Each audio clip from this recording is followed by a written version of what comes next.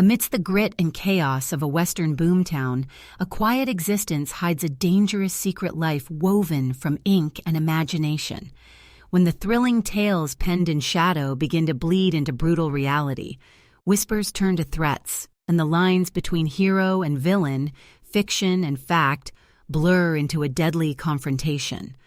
Unravel a suspenseful mystery where every story has a price, and the darkest secrets aren't just buried in the earth, but hidden on the page. Chapter 1, The Scent of Ink and Dust. The bell above the door gave a thin, hesitant chime, like a sigh settling in the quiet. Silas Blackwood didn't look up immediately. He knew the sound of Mrs. Albright's cautious entry, the shuffle of her worn boots on the smooth planks of the floor he swept meticulously every morning. He knew the faint scent of lavender water and lye soap that clung to her widow's weeds, a stark contrast to the bookstore's dominant perfume, the dry, comforting aroma of aging paper, the sharp tang of ink, the underlying minerality of dust carried in from the relentless streets of Paradise Gulch. He remained hunched over the counter, tracing the faded gilt lettering on the spine of a volume of Shakespearean sonnets with a long, ink-stained finger. Outside, the town churned. Paradise Gulch lived up to its name only in the fevered dreams of the men who tore at its hillsides, seeking the glint of fortune. In reality, it was a raw gash in the landscape, a cacophony of hammering from the smithy, the rumble of ore carts on precarious tracks, the distant tinny insistence of a saloon piano, and the constant grumble of male voices raised in hope, frustration, or drunken argument. Dust, fine as powdered rust, coated everything. The boardwalks, the horses, hitched loosely to rails, the hopes of half the population. Inside Silas's bookstore, however, was a different world. Blackwood's Books and Bindery, the sign proclaimed in neat, unassuming letters above the door. It was an oasis of quiet order amidst the boomtown chaos. Shelves lined the walls from floor to ceiling, crammed tight with leather and cloth spines, a testament to worlds far removed from the grit and gamble outside. Sunlight slanted through the tall front window, illuminating swirling dust motes like tiny, silent galaxies. The air was still, breathable, thick with the ghosts of stories told and waiting to be discovered. "Mr. Blackwood?" Mrs. Albright's voice was soft, hesitant, as if afraid to disturb the reverence of the place. Silas finally looked up, pushing his spectacles higher on the bridge of his nose. He offered a slight, reserved smile. He was not a large man, nor physically imposing. His frame was lean, almost spare, shaped more by sedentary hours than frontier hardship. His dark hair was neatly combed, though a stray lock often fell across his forehead. His eyes, behind the lenses, were a deep, thoughtful gray, observant and usually guarded. He favored plain, dark clothing, a waistcoat over a linen shirt, sturdy trousers, practical, blending into the shadows of his shelves. He looked every bit the quiet, scholarly proprietor he presented to the world. Few would guess at the fire that burned beneath the surface, the world of high adventure and daring deeds he spun into existence when the town slept. "Good afternoon, Mrs. Albright," he said, his voice low and even, fitting the hush of the store. "Looking for something specific today, or just browsing?" "Just browsing. Thank you kindly." She clutched her reticule, her gaze sweeping the shelves with a mixture of longing and intimidation. Books were a luxury here, a connection to a life left behind, a fragile shield against the harshness of the present. It's so peaceful in here. A body can catch their breath." Silas nodded, understanding perfectly. He felt it too, the sanctuary these walls provided. It was why he'd chosen this life, or perhaps why it had chosen him. After the chaos and noise of his younger years, years he rarely spoke of, years etched subtly in the lines around his eyes and the careful way he held himself, the quiet predictability of the bookstore was a balm. He watched Mrs. Albright drift towards the small section dedicated to poetry and sentimental novels, her shoulders relaxing slightly as she entered the aisles. He returned his attention to the sonnets, but his mind wasn't truly on them. It was already beginning to drift, tugged by the undercurrent of the other life he lived, the secret self that emerged only after the lamps were lit and the door bolted against the night. Silas Blackwood, the unassuming bookseller, was also Silas Stone, author of the wildly popular, if anonymously published, dime novels chronicling the adventures of Cordell the noble outlaw. Cordell was everything Silas was not: bold, decisive, skilled with a Colt, living by his own code on the edge of the law, righting wrongs the official channels couldn't or wouldn't touch. He rode magnificent horses across moonlit mesas, rescued damsels, though Silas tried to make his damsels less distressingly helpless than the standard fare, and outwitted corrupt sheriffs and greedy railroad barons. His tales were improbable, romantic, steeped in the mythology of the West, yet grounded in a certain emotional truth that resonated with readers hungry for escape and justice. The irony was thick enough to taste, like the ever-present dust. Here he was, Silas Blackwood, a man who actively avoided confrontation, whose pulse quickened uncomfortably at loud noises, who found more solace in the meticulous repair of a broken book spine than in any public gathering, creating a hero renowned for his daring and physical prowess. It was an outlet, a necessary valve for thoughts and feelings that had no place in his quiet, ordered existence. It was also, increasingly, a source of significant income, though no one in Paradise Gulch knew it. The royalty checks arrived discreetly, addressed to a post office box in a town miles away, fueling his modest life and allowing him to keep the bookstore afloat, even when sales were slow. Mrs. Albright eventually selected a slim volume of Tennyson, her purchase handled with the quiet efficiency that marked all of Silas's transactions. He wrapped it carefully in brown paper, tied it with twine, his long fingers nimble and precise. "Thank you, Mr. Blackwood," she murmured, clutching the package like a precious artifact. "It does my heart good, just knowing these things are still here. Mine too, Mrs. Albright, mine too." She left, the bells sighing again, and the silence settled back, deeper this time. The afternoon wore on. A couple of miners, smelling faintly of sweat, blasting powder and stale whiskey, browsed the adventure serials near the front, their rough hands surprisingly gentle as they turned the flimsy pages. A rancher's wife inquired about household almanacs. Silas answered questions, made recommendations, kept his inner world carefully shuttered behind his polite demeanor. He observed them all, filing away details, the way the older miner's eyes lingered on a depiction of a cavalry charge, the weary resignation in the rancher's wife's voice, the nervous energy of a young man asking for books on geology, his eyes bright with the gold fever that gripped the town. People were stories, walking, breathing narratives more complex than anything he could invent. His own story felt thin in comparison, a quiet preface to the novels he poured his soul into.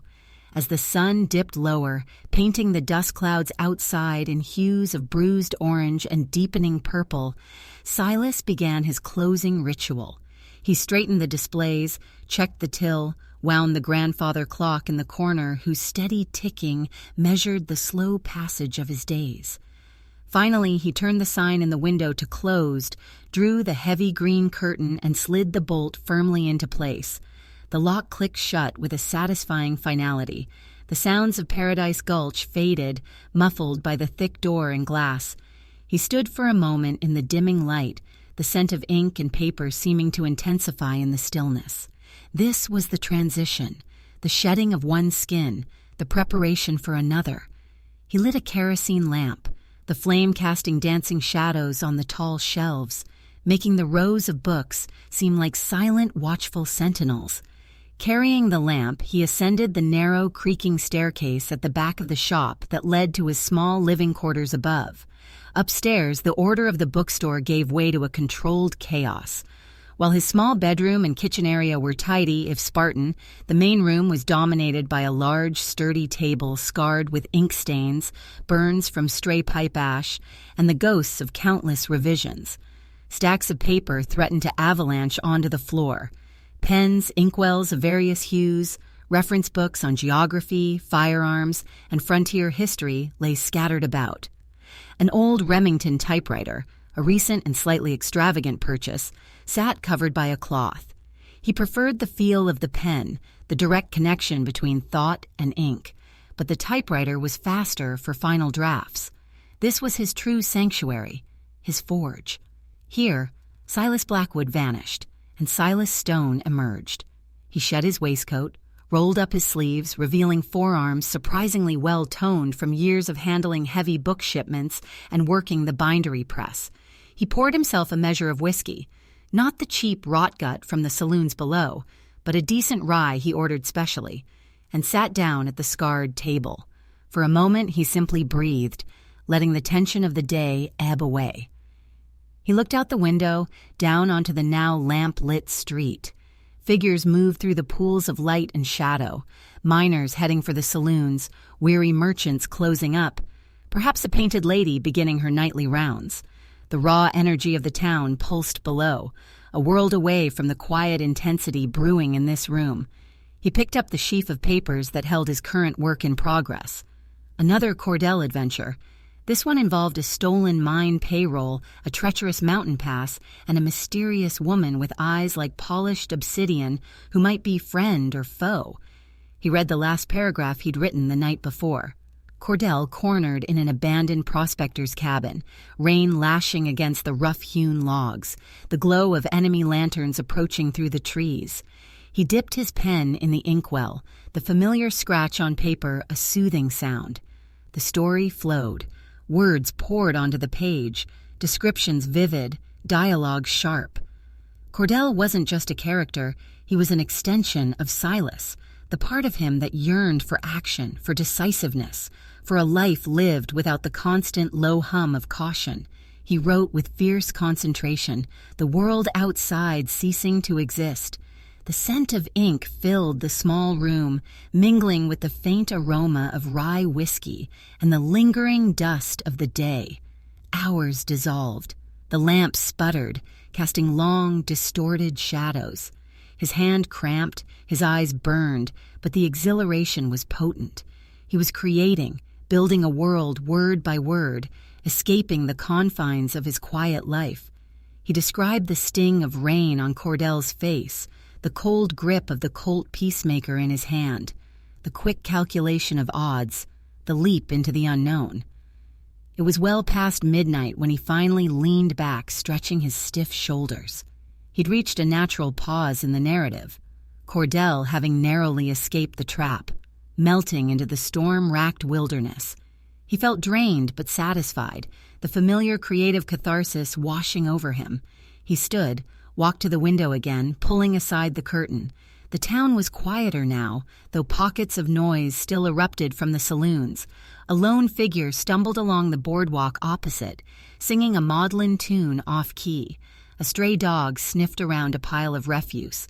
The air felt cooler, carrying the scent of distant pines and the damp earth from a brief evening shower that had passed through earlier, barely settling the dust.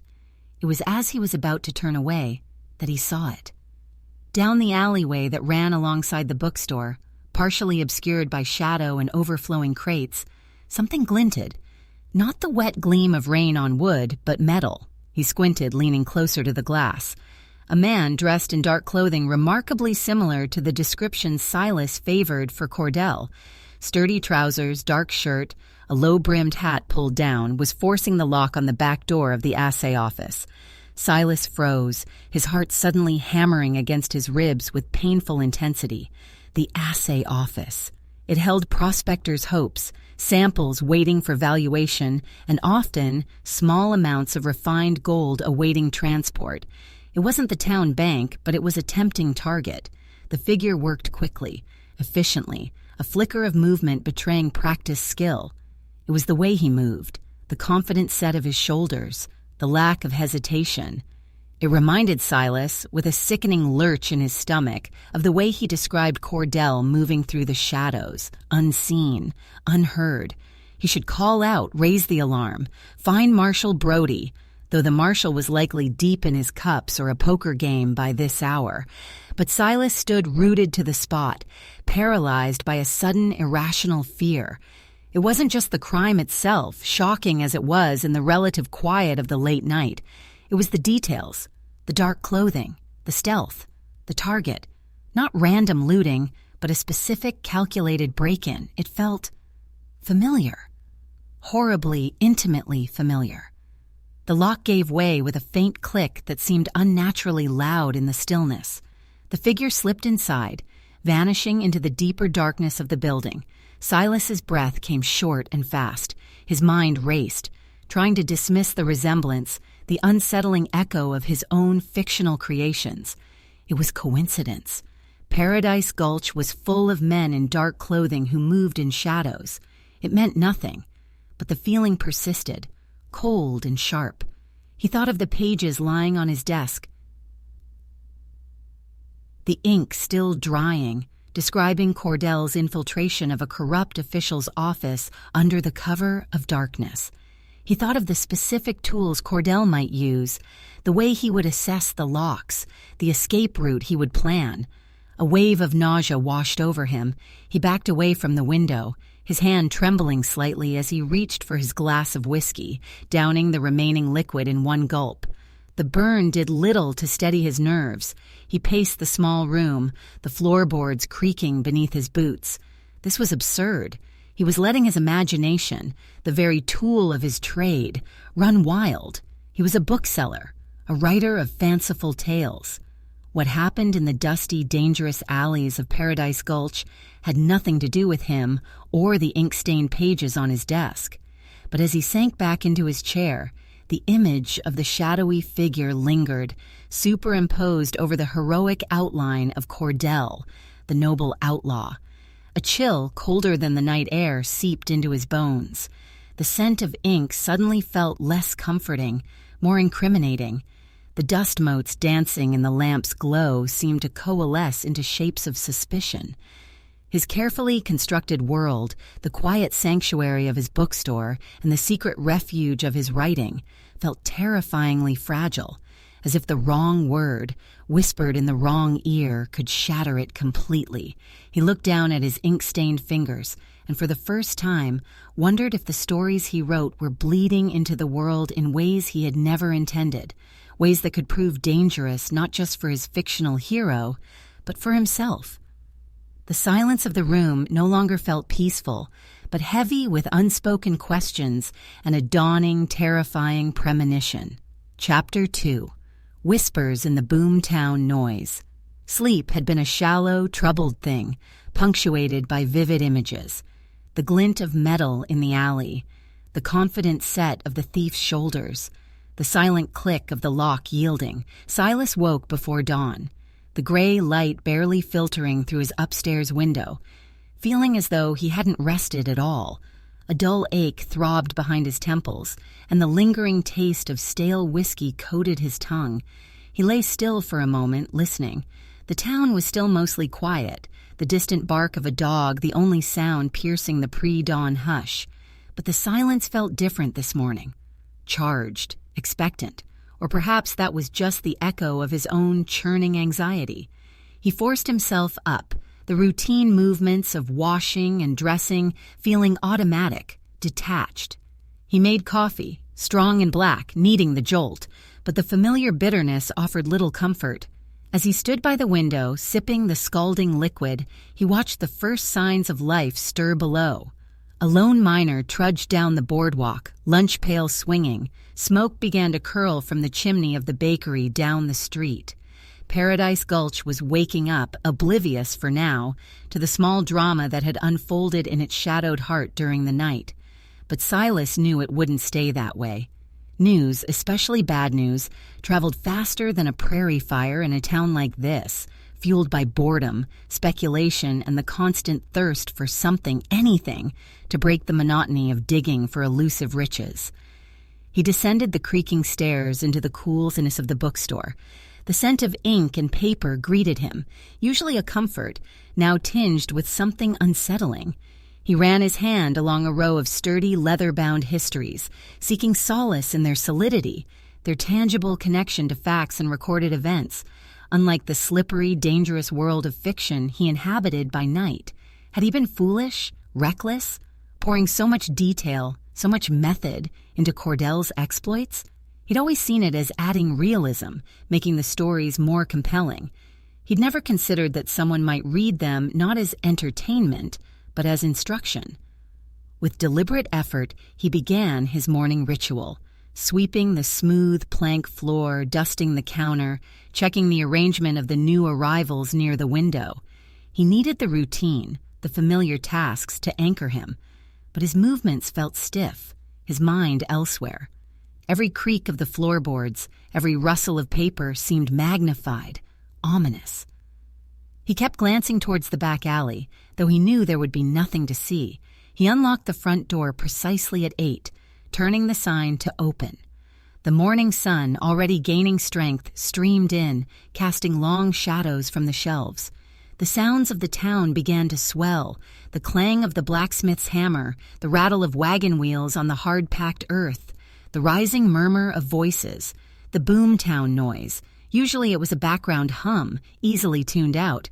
Today, it felt like a gathering storm. The first customer was Jedediah Smith, the town's barber, a man whose chair was as much a hub for gossip as his razor was for shaving. He came in for his weekly Police Gazette, his eyes bright with suppressed excitement. "Mornin', Silas," he chirped, laying a nickel on the counter. "Quiet night?" The question was casual, but Silas felt a jolt, as if Jedediah could somehow see the turmoil behind his calm facade. "As usual, Jedediah," Silas replied, keeping his voice steady. He slid the newspaper across the counter. "Anything stirring?" He tried to make it sound like polite inquiry, the customary exchange of pleasantries. Jedediah leaned in conspiratorially, lowering his voice, though there was no one else in the store. "Stirring? More like boiling over. Haven't you heard? Assay office got hit last night, cleaned out. Bold as brass. Whoever done it." Silas feigned surprise, a mask of mild concern settling over his features. He'd practiced this kind of impassivity for years. It was second nature. "The assay office? Good heavens. Anyone hurt?" "Nah, that's the strange part. Office was empty, Natch. Happened sometime after midnight, they reckon. Lock picked clean as a whistle. Whoever it was knew their business. Took a fair bit of dust and coin waitin' for transport, or so folks are sayin'." Jedediah tapped the side of his nose. "Marshal Brody's fit to be tied. Swearing blue murder down at the saloon already, looking for answers." Silas nodded slowly, absorbing the information. Clean as a whistle. Knew their business. The words echoed the movements he'd witnessed, the efficient confidence of the figure in the alley. "Strange," he murmured. "Not much call for skilled lockpickers in Paradise Gulch, usually. More brute force." "Exactly." Jedediah straightened up, satisfied at having delivered the news. "Got folks talking, I'll tell you that. Some reckon it was professionals passing through. Others, well, you know how folks get. Start looking sideways at their neighbors." He winked, then tucked the Gazette under his arm. "Best keep your door locked tight, Silas. Never know these days. Always do, Jedediah, always do." The barber left, the bell chiming brightly, and Silas was alone again with the confirmation of his fears. It hadn't been a dream or his imagination running wild. It had happened.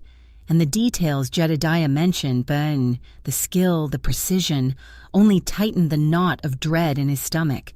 Throughout the morning, the whispers grew louder, carried in on the dusty boots of customers. Miners clumped together near the entrance, their voices low and rough, speculating about the thief. "Must have known the marshal's routine. Brody's usually playing cards over at the Lucky Nugget till the wee hours. Heard they left something behind. A mark like. Some kind of sign. Ain't natural. A break-in like that here. We get fights, claim jumping, maybe a drunken robbery, but this feels different."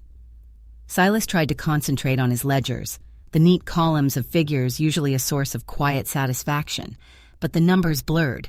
He kept hearing fragments of conversation, kept seeing the dark figure in his mind's eye.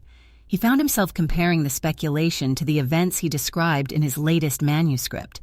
Had Cordell ever picked a lock on an assay office? Not specifically, but he'd certainly bypassed similar security measures on countless fictional banks and strongboxes. Had he ever left a mark? Sometimes. A calling card, a subtle sign to taunt his pursuers or signal his intentions. The thought sent a fresh wave of cold through him. Around mid-morning, Marshal Brody himself darkened the doorway. He filled the entrance, a large man gone slightly to seed, his face flushed, his badge pinned slightly askew on his dusty vest. He radiated frustration and the faint but distinct aroma of cheap whiskey, even at this hour. His eyes, shrewd despite the drink, swept the quiet interior of the bookstore. "Blackwood?" he grunted, his voice raspy. He didn't remove his hat. "Marshal," Silas acknowledged calmly, meeting his gaze. "Trouble, I hear." Brody snorted, stepping inside. The bell gave a protesting clang. "Trouble? You could say that. Damn assay office picked cleaner than a Thanksgiving turkey carcass. You hear or see anything unusual last night? Your place backs onto that alley, don't it?" Silas felt his pulse quicken, but kept his expression neutral. This was the moment he dreaded. He chose his words carefully. "My rooms are above the shop, Marshal. I retired fairly early. Heard the usual town noise. Perhaps a brief shower passed through later, but nothing out of the ordinary caught my attention." It was a lie of omission, carefully constructed. He hadn't heard anything specific related to the break-in itself, only seen it. And admitting he'd been awake, writing, at his window well past midnight felt unwise, suspicious even. Why would the quiet bookseller be burning the midnight oil? Brody eyed him for a long moment, chewing on the inside of his cheek. Silas knew the marshal considered him something of an oddity, educated, quiet, keeping mostly to himself in a town built on noise and rough camaraderie. A man who dealt in books instead of ore carts or card games was inherently suspect in Brody's worldview. "Right," Brody said finally, unconvinced but apparently lacking any reason to press further. "Well, keep your ears open. This wasn't some drunk fool looking for pocket change. This was planned. Slick." He spat the word out like something foul. "Too damn slick for Paradise Gulch." He turned, his boots heavy on the floorboards. At the door, he paused. "And tell them the marshal's office is offering a reward for information, a substantial reward." He gave Silas another hard look, then pushed through the door, letting it slam shut behind him. Silas released a breath he hadn't realized he was holding. His hands felt clammy. Brody's suspicion, however mild, felt like a physical weight, and the mention of a reward that would loosen tongues, sharpen eyes. People would start looking harder, searching for anything unusual, anyone who didn't quite fit. People like him. He walked to the window, watching the marshal cross the street, his broad back radiating impotent fury. The town seemed busier now, energized by the crime. Groups huddled on street corners, heads together. Even the horses hitched to the rails seemed restless, flicking their tails, stamping their hooves. The air vibrated with speculation. A young woman, Mrs. Gable, wife of one of the more prosperous merchants, came in later, ostensibly looking for sheet music. But her eyes kept darting towards the window, her questions laced with nervous curiosity about the robbery. "It's just dreadful, Mr. Blackwood," she whispered, fiddling with the ribbons on her bonnet. "Makes one feel unsafe. They say the thief moved like a ghost. Some are even saying—" She hesitated, blushing slightly. "Some are saying it was like something out of one of those dime novels.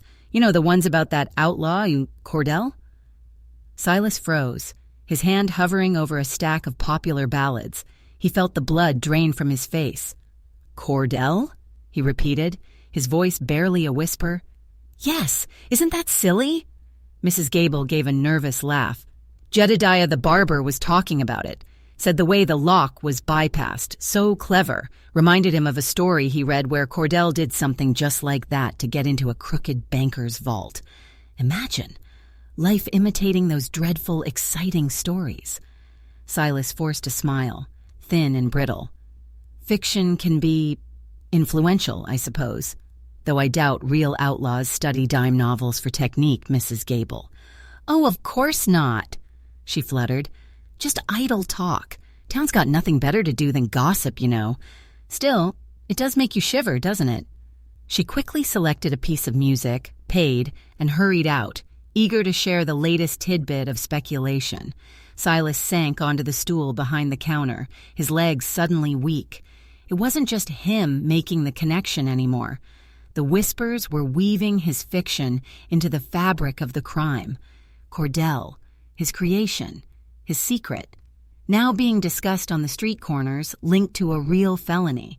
The carefully constructed wall between Silas Blackwood, bookseller, and Silas Stone, author, felt dangerously thin, threatening to crumble. He thought back to the specific story Jedediah might have mentioned. Had he described a lock-picking technique in detail? He often researched such things for authenticity, poring over manuals, talking discreetly to locksmiths in larger towns during his infrequent buying trips. He prided himself on the plausible details that grounded Cordell's fantastical adventures. Had his dedication to craft now become a weapon against him? The afternoon dragged on, each chime of the bell above the door making him jump. He sold a few books, answered inquiries about binding repairs, maintained his facade of quiet professionalism, but beneath the surface, panic gnawed at him. He felt exposed, vulnerable. Every customer's glance seemed knowing, every casual question loaded with hidden meaning. The comforting scent of old paper now smelled like drying ink on an accusation. He noticed subtle changes outside. More men seemed to be carrying sidearms openly. There was a tension in the air, a heightened awareness. The crime had unsettled the rough balance of the town. Fear, once awakened, was not easily put back to sleep. As closing time approached, casting long shadows across the floor, a delivery wagon rattled to a halt outside. It wasn't the usual freight delivery, but the stagecoach company's local cart. The driver, a lanky youth named Billy, hopped down and entered, carrying a small, string-tied parcel. "Package for you, Mr. Blackwood," Billy announced, dropping it onto the counter with a thump. Silas frowned. He wasn't expecting anything. "From?" "Don't know. Came in on the afternoon stage from Denver. Just got the instruction to bring it straight here." Billy shifted his weight, clearly curious. Mail was a public event in Paradise Gulch. Silas picked up the parcel. It was addressed simply, S. Blackwood, bookseller, Paradise Gulch. No return address. His fingers fumbled slightly with the knot. Inside, nestled in brown paper, was a copy of his own latest published novel, Cordell and the Ghost Mine Gold. He stared at it, confused. He already had copies. Why would someone send him one? Then he saw it. Tucked inside the front cover was a folded sheet of cheap foolscap. He pulled it out, his heart beginning to pound again, a heavy, sickening rhythm against his ribs. He unfolded it slowly. Written in crude, blocky letters mimicking printed text was a single sentence. "He makes it look so easy, more soon." There was no signature, just the words, stark and menacing against the cheap paper. Silas's blood ran cold. He stared at the message, then at the cover of his own book, Cordell's heroic figure poised dramatically against a backdrop of moonlit mountains. "He makes it look so easy." It wasn't a question. It was a statement, a confirmation, a terrifying acknowledgement. Someone knew. Someone had not only read his books, but had recognized the parallels between Cordell's fictional exploits and the very real crime committed just hours before. And they had sent him a message, a chilling promise hidden within the pages of his own creation. More soon. The implication hung in the air, thick and suffocating. The break-in wasn't the end. It was just the beginning. Billy, the delivery boy, shuffled his feet, impatient. "Everything all right, Mr. Blackwood?" Silas looked up, his face pale, his eyes wide behind his spectacles. He swallowed hard, forcing the words out. "Yes, Billy. Fine. Just unexpected." He watched Billy leave, the rattle of the wagon fading down the street.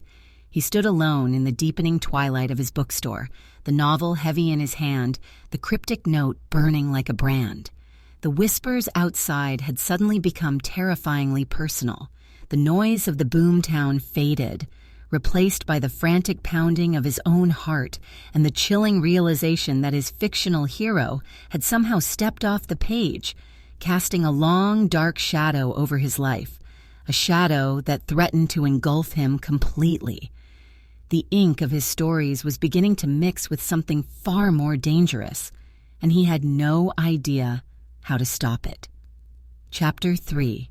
A Hero Cast in Shadow. The book felt unnaturally heavy in Silas's hand, a dead weight dragging him down.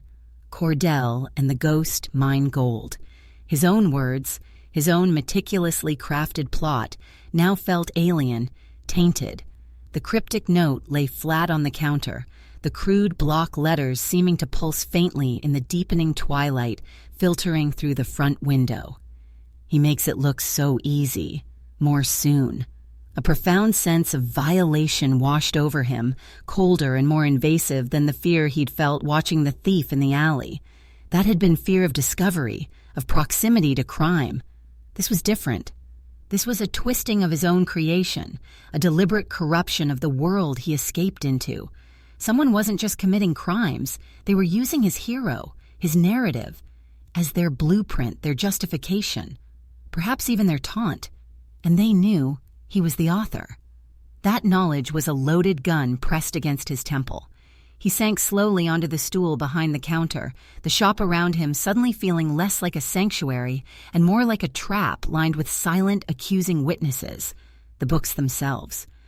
How many copies of the Cordell novels had he sold from this very spot, wrapped in plain brown paper, handed over with a polite, impersonal smile? How many people in Paradise Gulch or passing through had read of Cordell's exploits, marveling at his daring, his ingenuity? Had one of them seen not entertainment, but opportunity, inspiration for darkness, not escape?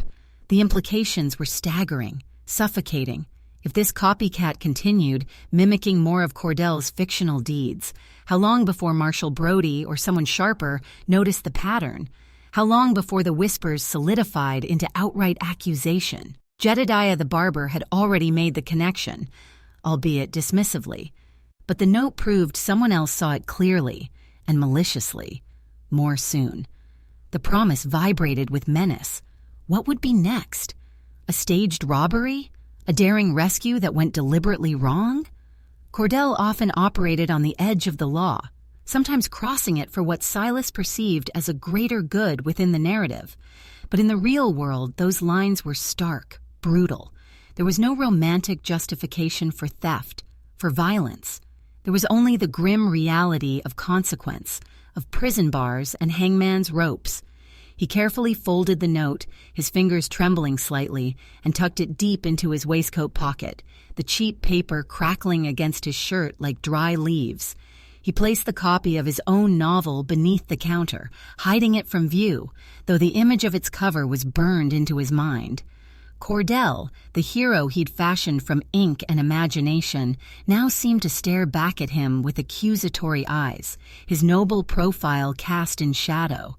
Silas forced himself to complete his closing routine, his movements stiff, mechanical. He locked the door, double-checking the bolt. He extinguished the main lamp, leaving only the small security lantern burning near the back, casting long, eerie shadows that transformed familiar shapes into lurking threats. Upstairs, in his cluttered writing room, the pages of his current manuscript lay accusingly on the table. He couldn't bring himself to look at them, let alone write. The creative wellspring felt poisoned, the act of invention suddenly fraught with peril. What if his next fictional flourish became the copycat's next real crime? He poured himself another whiskey, larger than usual, but the spirit offered no warmth, only a dulling of the sharp edges of his fear. He paced the small room, trapped between the chaotic reality of the town below and the dangerous fiction he had created above it. Sleep, when it finally came hours later, was fragmented, haunted by shadowy figures scaling walls, picking locks, leaving cryptic notes, signed with a C that bled like real blood on the page. The next morning dawned heavy and oppressive. A low, gray sky pressed down on Paradise Gulch, mirroring the weight in Silas's chest. The usual morning sounds seemed muted, filtered through his anxiety. He opened the shop on time, the routine a thin shield against the turmoil within. He expected more whispers, more speculation, perhaps even another visit from the marshal. Instead, shortly after 9, the bell above the door chimed with a clear, decisive ring that was different from the usual hesitant entries. Silas looked up from the ledger he was pretending to study. Standing just inside the doorway, shaking a few drops of threatening drizzle from a practical dark cloak, was a woman he didn't immediately recognize. That in itself was unusual in Paradise Gulch. Strangers arrived, certainly, seeking fortune or fleeing trouble, but they usually bore the unmistakable marks of the trail: dust, weariness, a certain guardedness. This woman was different. She was perhaps in her late 20s, maybe 30, with a directness in her gaze that was immediately arresting. Her eyes, a striking shade of clear, intelligent blue, swept the bookstore with quick, assessing glances, taking in the shelves, the counter, Silas himself. She wasn't classically beautiful in the delicate, ornamental way favored by the magazines he sometimes stalked, but there was a vitality, a sharpness to her features, a determined set to her jaw, a high forehead suggesting intellect, brown hair pulled back neatly but escaping in a few rebellious wisps around her face, that was undeniably compelling. She wore practical, sturdy clothing suitable for travel, but carried herself with an air of confidence and purpose that set her apart from the weary prospectors' wives or the fleeting saloon girls. There was a sense of alertness about her, like a hawk scanning the terrain. "Mr. Silas Blackwood?" Her voice was clear, pitched lower than he might have expected, with a crispness that suggested education and perhaps an origin further east than the raw frontier. Silas inclined his head, rising slowly from his stool. His instinct was to retreat, to deflect. After the note, any stranger felt like a potential threat, any question a potential accusation. "I am. How may I help you?" She stepped further into the store, letting the door swing shut behind her. She didn't seem intimidated by the walls of books. Rather, she looked appreciatively at the sheer volume, her gaze lingering on a section of maps and geographical surveys. "My name is Clara Edwards. I'm a writer, a journalist," she clarified, as if anticipating his potential confusion between novelists and reporters. "I work occasionally for the Denver Tribune, among other publications. A journalist." Silas's internal alarms clamored. Just what he didn't need. Someone trained to dig for facts, to uncover secrets, sniffing around the edges of the assay office robbery. He kept his expression carefully neutral, betraying none of the sudden tension coiling in his gut. "A journalist? We don't see many of your profession passing through Paradise Gulch, unless there's a major gold strike I haven't heard about." He tried for a light, welcoming tone, the polite bookseller persona firmly in place. A faint smile touched her lips, acknowledging his point. "Not a gold strike, Mr. Blackwood, though this town certainly seems obsessed with the possibility. No, I'm here following a different sort of story, the robbery at the assay office." "Ah, yes, the main topic of conversation for the past day," Silas said, gesturing vaguely toward the street. "A bold affair, by all accounts." "Bold, yes, and peculiar." Clara moved closer to the counter, her blue eyes fixed on him. They were unsettlingly perceptive, missing nothing. "That's what interests me. Boomtown robberies are usually crude smash-and-grab affairs. This one had finesse, skill, almost theatrical." The word hung in the air. Theatrical. Like something staged. Like something from a story. Silas felt a prickle of sweat on his palms. He gripped the edge of the counter. "So I've heard," he managed, keeping his voice even. "Marshal Brody seems quite vexed by it." Marshal Brody seems quite vexed by most things that require him to move faster than a shuffle before noon, Clara observed dryly, a glint of wry humor in her eyes. "Which is partly why I'm here. Sometimes an outside perspective helps. I was hoping, as a long-term resident and proprietor of a business right next to the scene, you might have noticed something the marshal missed, or perhaps heard something enlightening." She wasn't asking casually. Her gaze was intent, probing. She wasn't just collecting gossip, she was actively investigating, looking for inconsistencies, for details others overlooked. He remembered the lie of omission he'd told Brody, that he'd retired early, heard nothing unusual. He couldn't change that now without raising immediate suspicion. "I'm afraid I can't offer much help, Miss Edwards," Silas said, shaking his head slowly. "As I told the marshal, my rooms are upstairs. I keep to myself mostly. The town's nocturnal activities largely pass me by." He gestured around the quiet store. "My world tends to be rather contained." Clara didn't look away. She seemed to be studying him, not just listening to his words, but observing his posture, the slight tension in his shoulders, the way his fingers rested on the counter. "Contained," she repeated softly, thoughtfully. "And yet this bookstore seems like the very heart of containment, doesn't it? Holding stories from all over the world, knowledge, adventures, escapes." Her gaze flickered towards the shelves laden with fiction, lingering for a moment on the section where the dime novels, including his own anonymously published Cordell series, were displayed. Silas's breath caught. Was she guessing? Or was it just an innocent observation from someone who appreciated books? He couldn't tell. Her expression was open, intelligent, but revealed little of her specific thoughts. "Books offer perspective," Silas replied carefully. "And yes, escape for those who need it. Paradise Gulch can be a harsh reality." "Indeed." Clara leaned slightly against the counter, her earlier formality easing, though her sharp intelligence remained palpable. "And sometimes reality starts imitating escape, wouldn't you say? I heard some colorful speculation down at the Mercantile. Talk of the thief moving like a shadow, bypassing locks like magic. Someone even mentioned those popular Cordell the Outlaw stories." She watched him closely as she said the name. Silas forced himself to meet her gaze, praying his carefully constructed composure wouldn't crack. He manufactured a faint, dismissive smile. "Ah, yes. Mrs. Gable mentioned that yesterday. Highly fanciful, of course. Life rarely follows the neat narratives of fiction, Miss Edwards, especially not dime novels." He tried to inject a touch of scholarly condescension into his tone, positioning himself as someone above such cheap thrills. "Perhaps," Clara conceded, though her eyes held a spark that suggested she wasn't entirely convinced. "But fiction often draws on reality, doesn't it? And sometimes it influences it in unexpected ways. The methods described in those stories, are they plausible, Mr. Blackwood?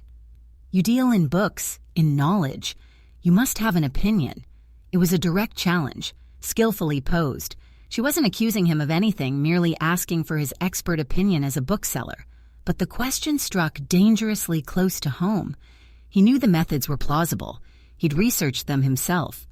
Plausible? Silas considered, stalling for time, turning the word over. He walked slowly towards the fiction section, pulling out a random, luridly covered example, not one of his own. He flipped through the cheap pages. "These tales are designed for excitement, Miss Edwards. Exaggeration is their stock in trade. Lock-picking described in breathless prose likely bears little resemblance to the patient, methodical work of a real burglar. And phantom-like movement is easier to write than to achieve on a creaky boardwalk." He replaced the book, turning back to face her. "I suspect the reality of the assay office robbery involved less fictional flair and more brute nerve and opportunity." Clara listened intently, her head tilted slightly. "A reasonable assessment, Mr. Blackwood, and yet—" She paused, her gaze thoughtful. "Marshal Brody mentioned something was left behind, not intentionally, perhaps, but found. A small, oddly shaped piece of metal near the forced lock, almost like a specialized tool, broken off in the attempt." Silas felt a chill despite the stuffy air in the store. A specialized tool? Cordell sometimes used unique, improvised implements for tricky situations, described in Silas's characteristic detail. Had the copycat tried to replicate one, and failed? Leaving behind evidence that could, potentially, be traced back to the fictional source. "The marshal didn't mention that to me," Silas said, keeping his voice level, though his mind raced. "He probably wouldn't," Clara replied. "He's keeping details close. But information travels in a town like this, especially when lubricated with whiskey at the saloon bar where Brody does his loudest thinking." She smiled faintly again. "I just find it interesting. The skill, the theatricality some whisper about, the possibility of specialized tools. It paints a picture of a thief who is perhaps more thoughtful, more literate than the usual Paradise Gulch miscreant." Literate. The word hung there, heavy with implication. A literate thief, a reader, perhaps even a reader of Silas Stone's novels. "An interesting theory, Miss Edwards," Silas said, forcing himself to sound detached. "But speculation nonetheless, based mostly on gossip and perhaps an overactive imagination fueled by dime novels." "Perhaps," she echoed his earlier word, her blue eyes holding his gaze for a beat longer than necessary. There was something in her look, not accusation, but a kind of searching curiosity, a sense that she perceived layers beneath his quiet bookseller facade. It was unsettling, yet, strangely, not entirely unwelcome. In a town where he felt increasingly isolated by his secret, her sharp intelligence felt like a spark in the dark, even if that spark threatened to ignite the powder keg he was sitting on. "Well," she said, straightening up and pulling her cloak tighter around her shoulders, "thank you for your time, Mr. Blackwood. You've given me food for thought." She extended a hand, her grip surprisingly firm, her skin cool. "If you do happen to recall anything or hear anything further, I'm staying at the Grand Hotel, such as it is." "I'll keep that in mind, Miss Edwards," Silas replied, withdrawing his hand, acutely aware of the ink stains on his own fingers. "Though I doubt I'll have much to contribute. My business keeps me rather insulated." "Insulated," she repeated, a flicker of something unreadable in her eyes. "Yes. Well, perhaps insulation isn't always the safest course. Sometimes walls draw attention." She gave him a final, enigmatic smile, then turned and left, the bell giving another clear, decisive chime as the door closed behind her. Silas stood motionless, watching through the window as her figure moved purposefully down the boardwalk, disappearing into the flow of townsfolk. Clara Edwards, journalist, intelligent, perceptive, asking dangerously relevant questions. She hadn't accused him of anything, hadn't even hinted that she suspected his connection to the Cordell novels. But she saw patterns. She listened to whispers. She dug for details the Marshal overlooked. And she had, however inadvertently, touched upon the literate nature of the crime, the fictional parallels, the very heart of Silas's terror. He felt a new kind of fear now, mingled with a strange, unexpected current of something else. Intrigue? Connection? He wasn't sure. Clara Edwards was a threat, undoubtedly. Her investigation could easily unearth his secret, linking Silas Stone, author, to the crimes inspired by his work. Yet she was also the first person he'd spoken to since the robbery who seemed capable of seeing beyond the surface, of understanding nuance and complexity. She saw the theatricality, the skill, the possibility of a mind behind the crime, qualities he himself had poured into his fictional outlaw. He walked back to the counter, the silence of the shop pressing in on him. He ran a hand over his face, feeling the weariness, the strain. The note in his pocket felt heavier now. More soon. The copycat was still out there. Marshal Brody was blustering, and now Clara Edwards was asking questions, her sharp eyes missing little. His hero, Cordell, created as an escape, a symbol of daring and unconventional justice, was being twisted into a tool for real-world crime. And Silas, the quiet man who pulled the strings from the shadows of his writing room, was caught in the glare. Cordell, the noble outlaw, had cast a long, dark shadow, and Silas Blackwood was trapped within it, with the terrifying certainty that the darkness was deepening and the next act was about to begin. The scent of ink and dust in his quiet bookstore now carried the unmistakable aroma of impending danger. Chapter 4. The Weight of Written Words. The oppressive gray sky clung to Paradise Gulch like a damp shroud, mirroring the suffocating weight that had settled in Silas Blackwood's chest. Each breath felt heavy, tasting of dust and foreboding. The familiar, comforting scent of his bookstore, old paper, ink, leather bindings, now seemed cloying, thick with unspoken accusations.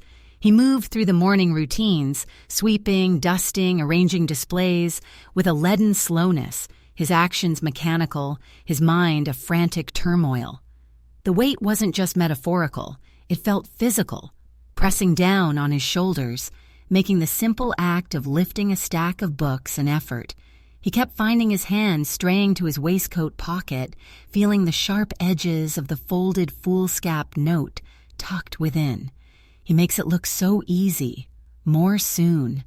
The crude letters were seared into his memory, a constant, terrifying reminder that his secret was compromised, his creation corrupted.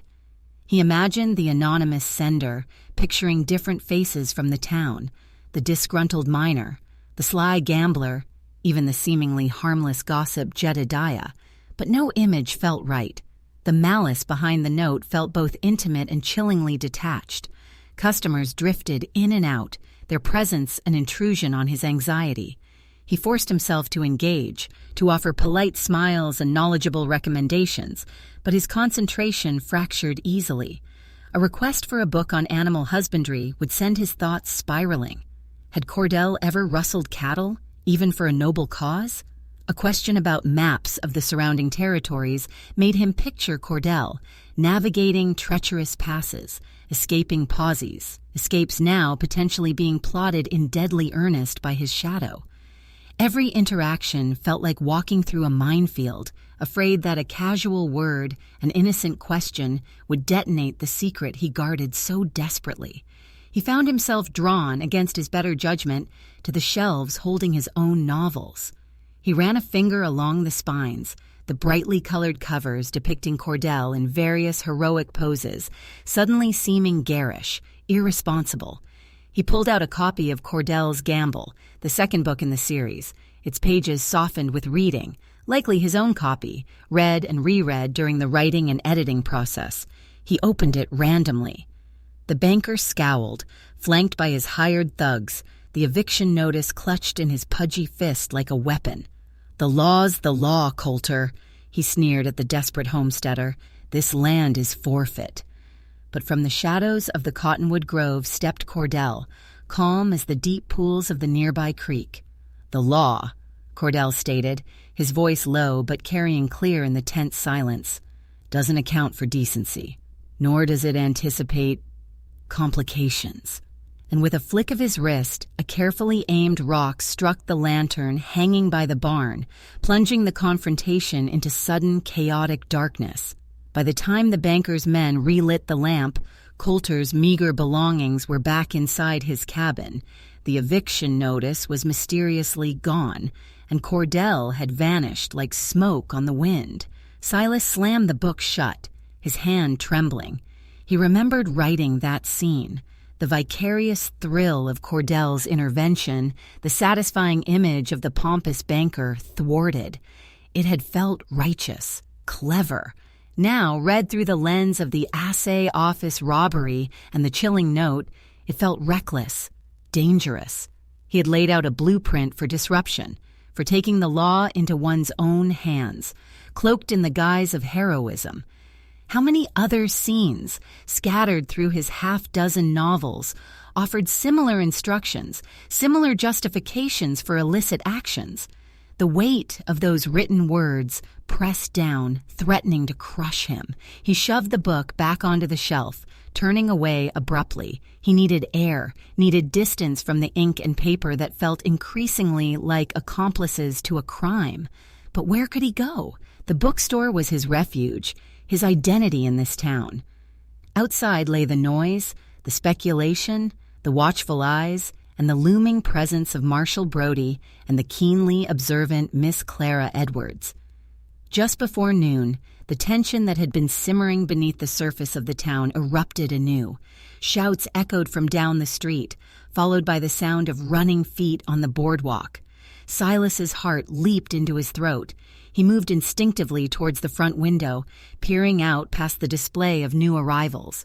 A crowd was gathering near the far end of the main street, close to the small cluster of cabins where some of the poorer families and newer arrivals lived.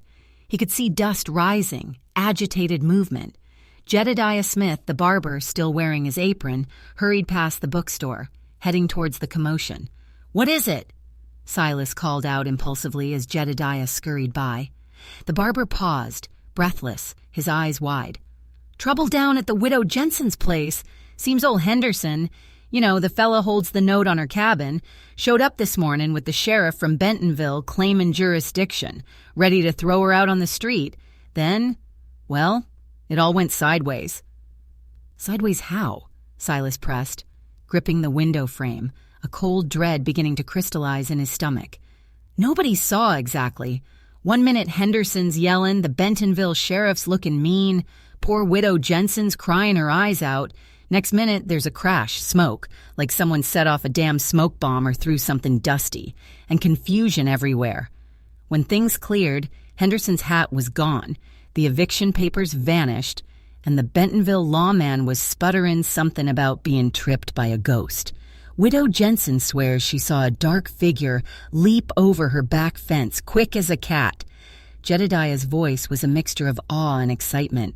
"Folks are saying. They're saying it again, Silas, just like in Cordell's Gamble." The name struck Silas like a physical blow. Cordell's Gamble. The very book he had just slammed shut. The very scene he had just reread with sickening clarity.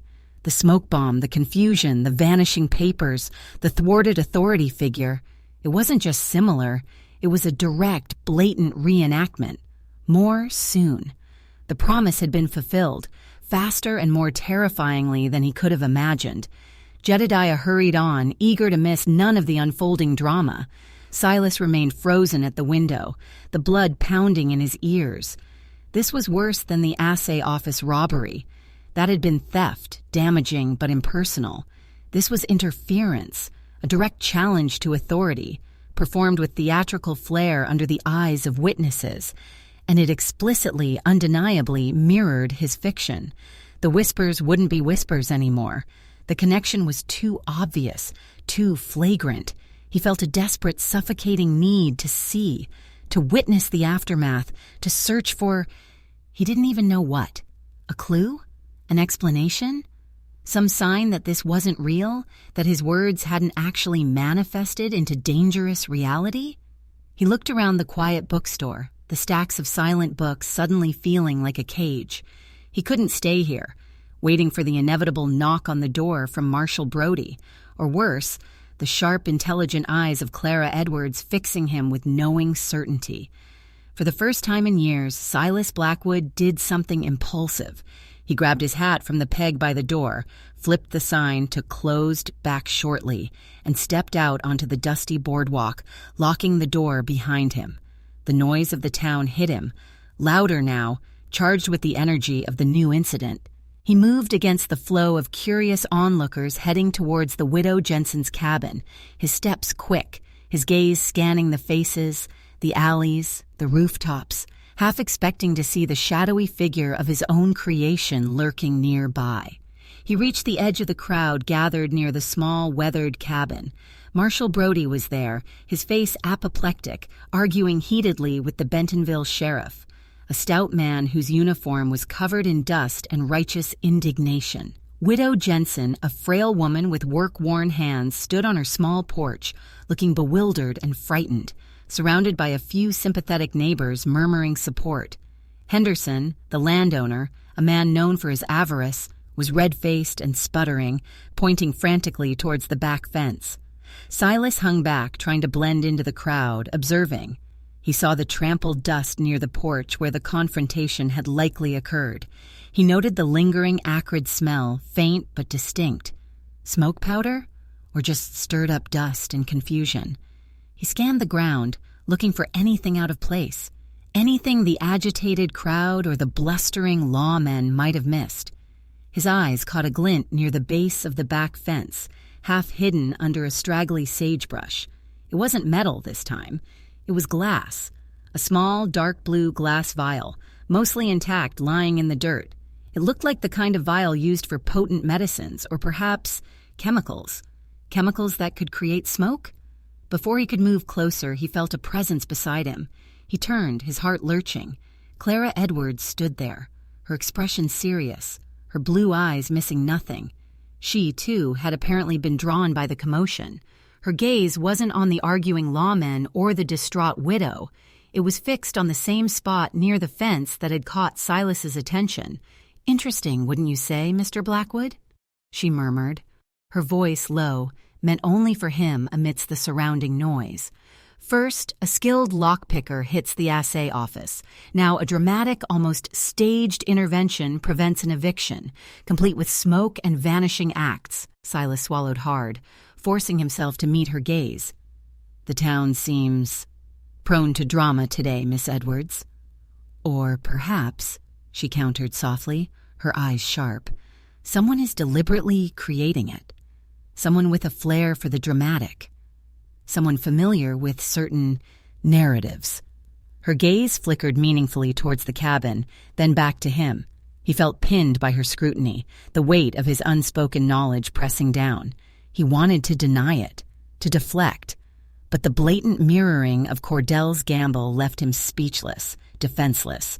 Clara took a step closer, lowering her voice further. "In Cordell's gamble," she said, her tone quiet but insistent, "your hero uses a diversion, a sudden cloud of thick dust thrown from a pouch, to cover his actions during a similar confrontation. Not smoke, precisely, but the effect. Remarkably similar, don't you think?" Silas stared at her, shocked. She knew. She had not only read his book, but she remembered the specific details, the plot points. She had made the connection, unequivocally. The scholarly detachment he'd tried to project earlier dissolved, leaving him feeling utterly exposed. I wouldn't know," he stammered, feeling foolish and transparent. "I merely sell the books, Miss Edwards." A flicker of something, impatience, disappointment, crossed her face. "Mr. Blackwood," she said, her voice losing its earlier softness, gaining an edge of journalistic steel. "This is escalating. The assay office robbery could be dismissed as skilled theft. This is performance. It's a direct echo of a very specific fictional event, an event chronicled in a novel published under the name Silas Stone, a name I took the liberty of investigating after our last conversation. The checks from your publisher, they find their way here eventually, don't they?" He felt the ground shift beneath his feet. She knew his pseudonym. She knew about the money. The careful compartmentalization of his life had been breached, the walls utterly demolished. The weight of his words, his secrets, his carefully constructed lies became unbearable. "Why?" he whispered, the question torn from him, raw with desperation. "Why would someone do this?" Clara's expression softened slightly, perhaps recognizing the genuine anguish in his voice. "That's the question, isn't it? Are they an admirer, taking things too far, or is it something more sinister? Are they trying to emulate Cordell or frame his creator?" The possibility hit him with the force of a physical blow. Frame him. Was this elaborate charade designed not just to mimic Cordell, but to point the finger directly at Silas Blackwood, the quiet bookseller with the secret identity? The man who knew exactly how Cordell operated because he invented him? He looked back towards the cabin, towards the arguing officials, the bewildered widow, the small blue vial glinting in the dirt. Evidence, connections, narrative threads pulling tighter and tighter around him. The weight of his written words was no longer just a burden, it was a potential death sentence. He had armed his own accuser, provided the script for his own downfall, and standing beside him, her intelligent eyes watching his every reaction, was a journalist who had already uncovered his deepest secret, a woman whose pursuit of the story could either save him or seal his fate. The ink on his pages felt irrevocably mixed with the dust and danger of Paradise Gulch, and the shadow of his hero loomed darker than ever. Chapter 5. A pen, mightier than doubt. The revelation hung between them, thick and heavy as the humid air that promised a later storm. Clara Edwards knew. She knew about Silas Stone, knew about the novels, had drawn the undeniable line connecting his fictional hero to the escalating chaos in Paradise Gulch. Silas felt stripped bare, the carefully constructed facade of the unassuming bookseller dissolving under her direct, intelligent gaze. The weight of his secret, now shared, paradoxically felt both lighter and infinitely more dangerous. "Frame his creator?" he repeated, the words tasting like ash. The possibility hadn't fully occurred to him amidst the panic and confusion, but hearing Clara voice it sent a fresh wave of ice through his veins. It shifted the narrative entirely. The copycat wasn't just a misguided admirer or a random opportunist using his plots. They were potentially an enemy, someone with a specific, malicious intent directed squarely at him. But why? He lived a quiet life. He kept to himself. Who in Paradise Gulch or beyond would harbor such a complex, calculated vendetta? Clara watched him, her expression unreadable but intense. She seemed to be gauging his reaction, searching for truth in the turmoil of his eyes. "It's a possibility," she said evenly. "Consider the evidence. A robbery mimicking details only a dedicated reader or the author would likely recall. An intervention straight out of a specific scene performed with theatricality. The note delivered directly to you, acknowledging the connection. It feels personal, Mr. Blackwood, targeted." Silas leaned back against the rough-hewn wall of the adjacent building, feeling suddenly unsteady. The crowd around Widow Jensen's cabin was beginning to disperse, the initial excitement fading into disgruntled murmurs, as Marshal Brody and the Bentonville sheriff continued their jurisdictional squabble, achieving little beyond raising their own blood pressure. Henderson, the landowner, stalked away, muttering threats of lawyers and retribution. The small blue vial near the fence remained unnoticed by the officials, a tiny, potent piece of the puzzle lying in plain sight. But why? Silas asked again, the question echoing the helplessness churning inside him. I avoid conflict. I have no enemies I'm aware of." "Secrets often breed enemies unknowingly," Clara observed quietly. "Disagreements forgotten, rivals underestimated. Perhaps even professional jealousy from someone who knows of Silas Stone's success." She paused, letting the suggestion hang in the air. Or maybe it's simpler. Maybe someone resents the very idea of Cordell, the noble outlaw, and wants to tarnish his image by linking him to real crimes, dragging his creator down with him. He thought of the letters he sometimes received via his publisher, mostly admiring notes from readers, but occasionally a critique, a dismissal of his work as unrealistic or morally ambiguous. Could one of those dissenting voices belong to someone local, someone nursing a grievance? It seemed unlikely, yet the copycat's actions felt deeply personal, rooted in an intimate knowledge of his work. What do we do? The question slipped out before he could stop it, the "we" hanging awkwardly between them. He barely knew this woman, this sharp-eyed journalist who had just dismantled his carefully guarded secret life.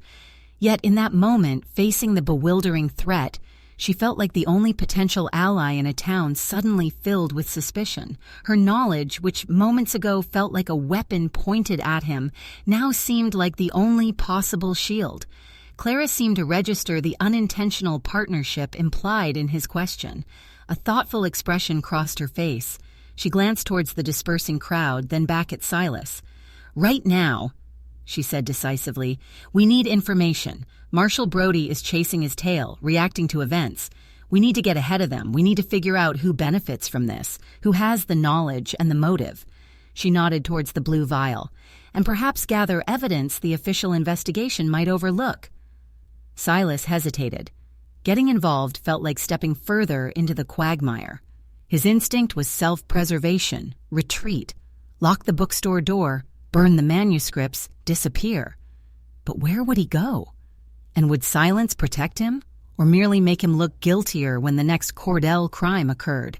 The note promised more. He couldn't simply wait for the axe to fall.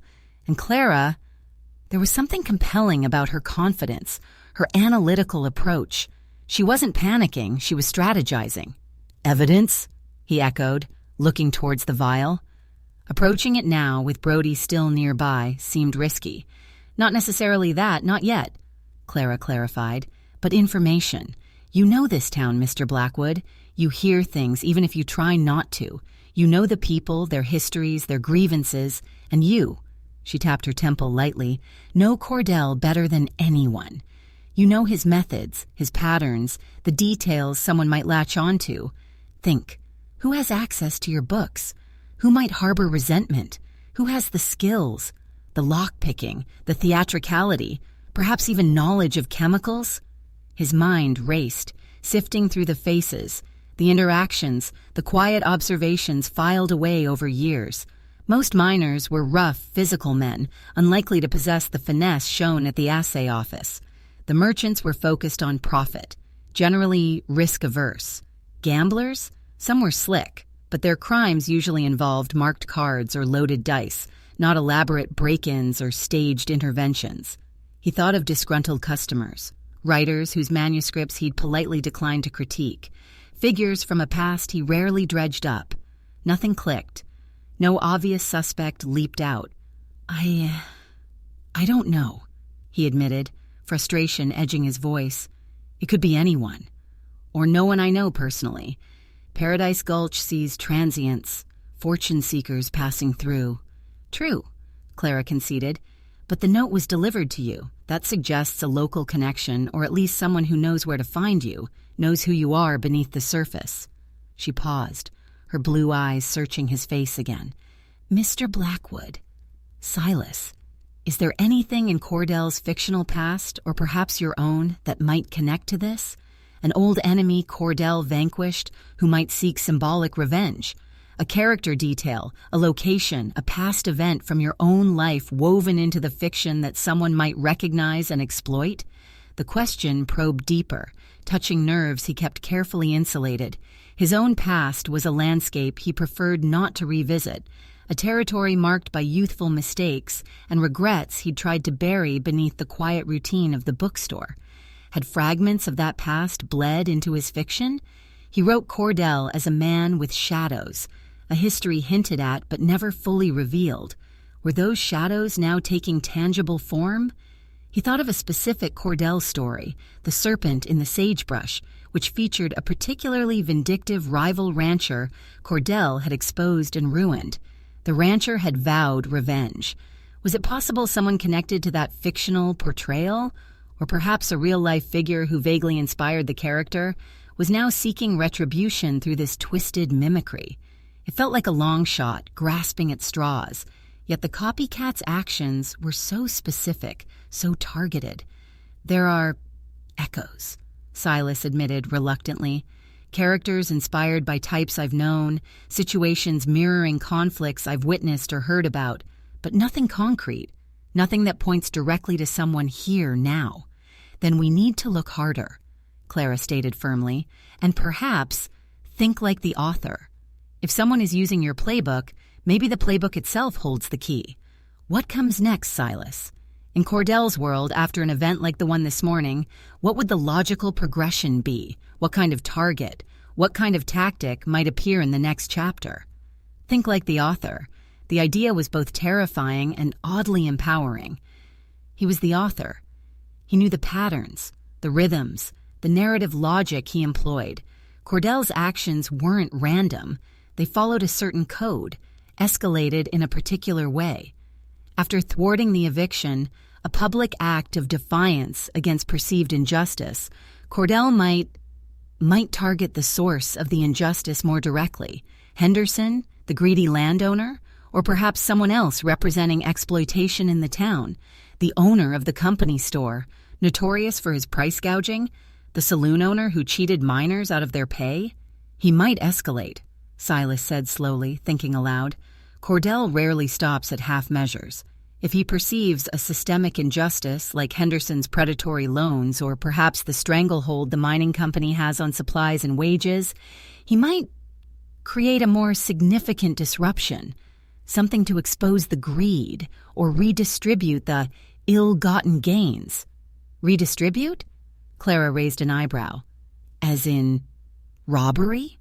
Taking from the rich, so to speak? Silas nodded grimly. It's a recurring theme, not simple theft, but corrective action, in his view, targeting those who exploit others, often using their own methods against them.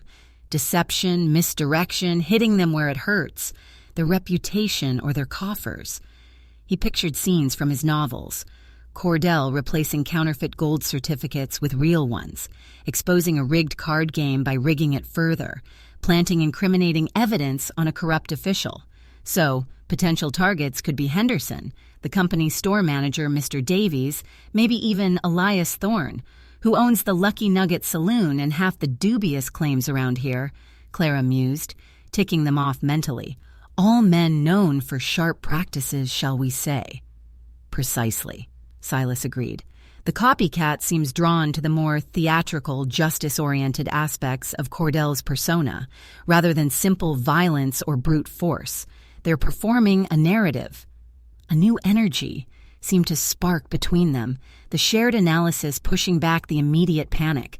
They were no longer just victim and observer, but reluctant collaborators, united by the bizarre circumstances. All right, Clara said, her tone businesslike again. We need to be vigilant. Watch Henderson, Davies, Thorne. See if anyone is paying them undue attention, asking unusual questions, scouting their businesses. She looked at Silas pointedly. And you need to think. Rack your brain. Who knows you're Silas Stone? Besides your publisher, who else might have deduced it? An old acquaintance? Someone you confided in? Perhaps unwisely? He flinched internally. Confided in? Never. The secret of Silas Stone was buried deep. But deduced? Paradise Gulch wasn't large. Perhaps someone had seen mail forwarded, overheard a stray comment he thought insignificant. The possibilities felt unnervingly vast. I will, he promised. But Miss Edwards... Clara, what about you? Digging into this could be dangerous. Whoever is doing this is clearly capable and ruthless. A determined glint shone in her eyes. Danger is often part of the story, Mr. Blackwood. I didn't come to Paradise Gulch expecting tea parties. Besides, she added, a touch of dry humor returning, if someone is trying to frame the author of the Cordell novels, exposing the truth seems like the most effective counter-narrative. Counter-narrative. She thought like a writer, too. Perhaps that's why he felt this strange, tentative trust forming between them. She understood the power of stories, the way they could shape perception, incite action, or, in this case, potentially destroy a life. We should separate for now, Clara suggested, glancing around as the last of the onlookers dispersed. Attract less attention, but keep your eyes open, and perhaps consider arming yourself with more than just ink. She nodded towards the marshal, who was finally lumbering away from the scene, still arguing with his Bentonville counterpart. The official law seems rather outmatched at the moment. The thought of carrying a gun made Silas feel slightly ill. His weapons were words, meticulously chosen, aimed on paper. Cold steel felt alien, brutal. Yet Clara's pragmatism was undeniable. Cordell always carried his peacemaker. Perhaps it was time Silas Blackwood considered something more tangible than metaphors for protection. I'll consider it, he murmured. Good. Clara gave him a brief, decisive nod. Meet me back here, she indicated his bookstore. After you close this evening, we can compare notes, see if anything develops. Without waiting for his agreement, she turned and walked briskly down the street towards the Grand Hotel, her figure erect, purposeful, disappearing into the mundane flow of the town like a stone dropped into murky water, leaving ripples of consequence behind her. Silas remained by the wall for another moment, the weight on his shoulders shifting. Fear was still present, cold and sharp, but now it mingled with a fragile seedling of resolve. Clara's arrival, her discovery of his secret, had initially felt catastrophic. But perhaps it was the catalyst needed to fight back. She offered perspective, strategy, and a shared burden that made the isolation less crushing. He took a deep breath. the air still thick with dust and impending rain. He looked towards the widow Jensen's cabin, then deliberately turned his gaze away from the glinting vial near the fence. Retrieving it himself was too risky, too incriminating if seen, but he noted its position, its description, filing it away. He walked slowly back towards his bookstore, his mind no longer just spinning with panic, but actively working, analyzing, writing the next scene in his head. Not for Cordell, but for himself. He needed to think like his creation, anticipate the enemy's moves, perhaps even use his own weapon, the power of narrative, the weight of written words, against them. Doubt still lingered, a heavy shadow, but Clara's arrival had ignited something else within him, a flicker of defiance. His pen had created this mess, indirectly, unwittingly.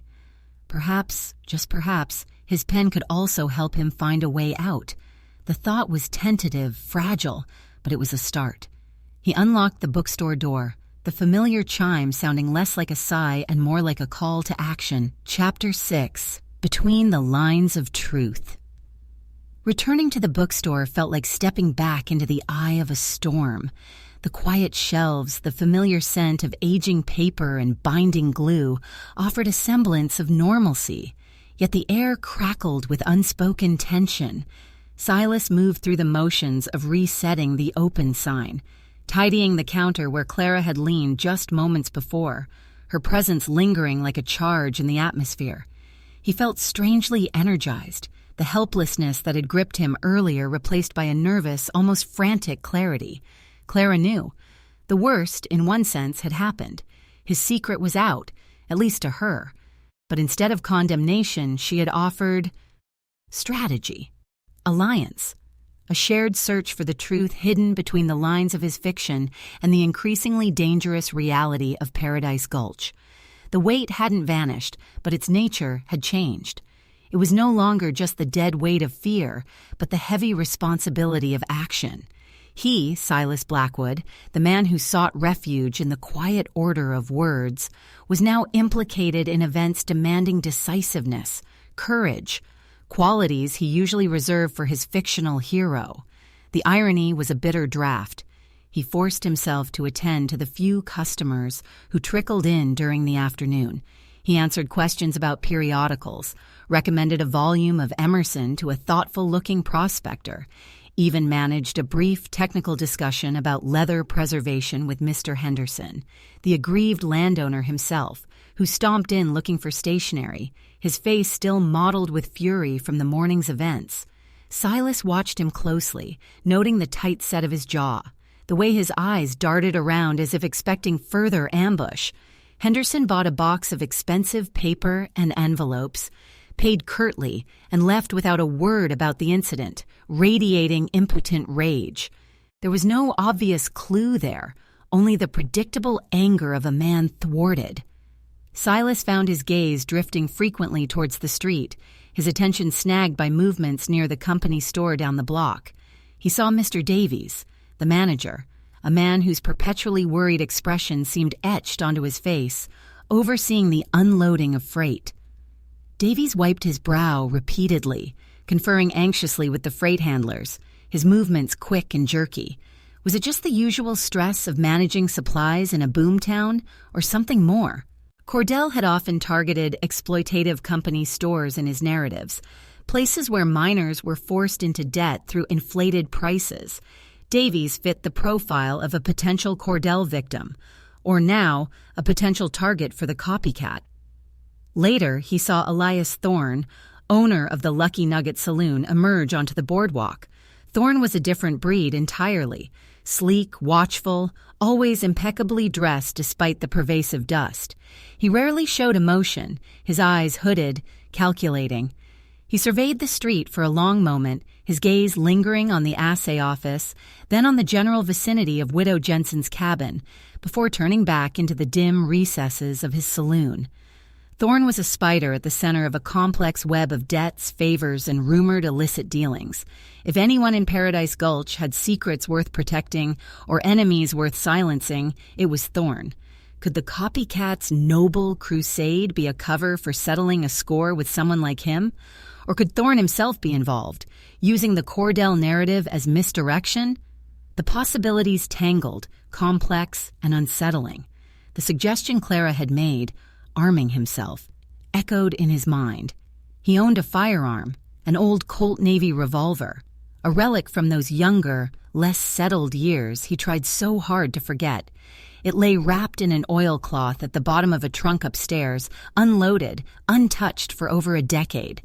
He'd bought it in a fit of youthful bravado, imagining himself facing down dangers on the trail, only to find the reality of its weight, its potential for irreversible violence, deeply unsettling. He preferred the controllable dangers of the page, but Clara was right. The official law was floundering. Marshal Brody was more concerned with jurisdiction and saloon gossip than methodical investigation. If the copycat intended to frame him, or if their actions simply drew unwanted attention, the sanctuary of his bookstore might not be enough. The thought of retrieving the gun, cleaning it, loading it, felt like crossing a threshold he wasn't sure he could step back from. As the afternoon waned, the sky outside darkened further, the gray clouds bruising to purple. The air grew still and heavy, pregnant with the coming storm. Silas finished serving his last customer, a young mother searching for a children's primer, her weary face softening as she found a suitable reader. He locked the door behind her, the click of the bolt echoing in the sudden quiet. He turned the sign to closed, drew the curtain, and lit the main lamp, pushing back the encroaching gloom. He was alone, waiting. The bookstore felt vast and silent, the rows upon rows of books like watchful spectators.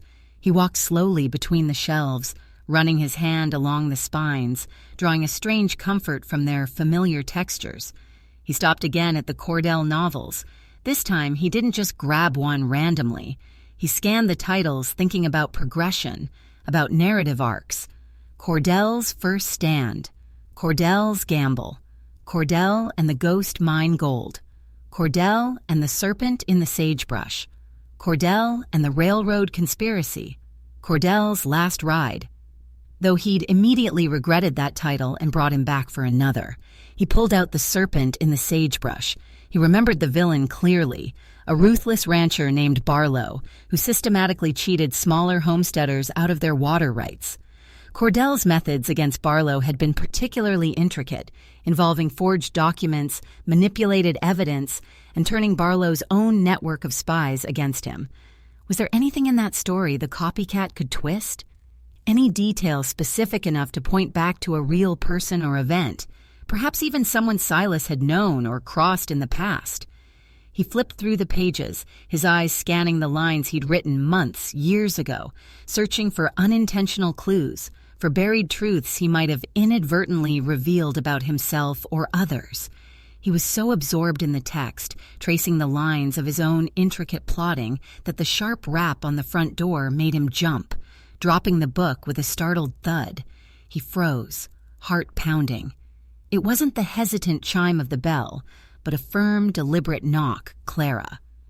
He took a breath, composed himself, and went to the door, peering through the small peephole he'd installed years ago, a concession to the town's rough edges. It was her, cloak drawn tighter against the rising wind, her face shadowed by the brim of her hat. He slid the bolt back and opened the door. "Come in, Anne," he said, stepping aside. The wind gusted past her, carrying the scent of rain and ozone, ruffling papers on a nearby table. Clara stepped inside quickly, pulling the door shut against the elements. She removed her hat, shaking off a few drops of moisture. Her blue eyes immediately scanned the shop, then settled on him. "Any developments?" she asked, her voice low and direct. "Quiet, mostly," Silas replied, leading her towards the back, near the counter where the lamp cast a warm pool of light. Henderson came in for stationery, looking predictably furious. Davies at the company store seemed agitated, but that could be his normal state. Thorne is always watchful. He hesitated, then added, "I saw the vial near the fence this morning. Small, dark blue glass." Clara nodded, her expression thoughtful. "I saw it too. Looked like cobalt glass, often used for light-sensitive chemicals. Laudanum, perhaps, but maybe something else. Something that might react." Energetically, when thrown? Like smoke powder ingredients? Silas ventured. Possibly, or something similar, difficult to tell without examining it closely, which neither of us could do under Brody's nose. She moved closer to the counter, resting her hands on its worn surface. The lamplight caught the determined line of her jaw, the intelligence in her eyes. I spent the afternoon asking questions, discreetly, of course. At the hotel, the mercantile, listening to the gossip. And, Silas prompted, leaning forward slightly, and the prevailing theory remains focused on the theatricality, she said. People are spooked, but also strangely intrigued. The Cordell connection is stronger than ever, especially after the Widow Jensen incident. Jedediah Smith is practically writing the next dime novel himself in his barber shop. She paused, her gaze sharpening. But I did hear something else. Less dramatic, perhaps more significant. There were rumors a few months back about discrepancies at the assay office. Small amounts of dust going missing, records not quite adding up. It was hushed up quickly. Apparently, old Mr. Abernathy, who runs the place, didn't want to cause a panic or invite scrutiny from the mining company auditors. Silas frowned. Missing dust? Before this robbery? So the whispers say, Clara confirmed. Never proven.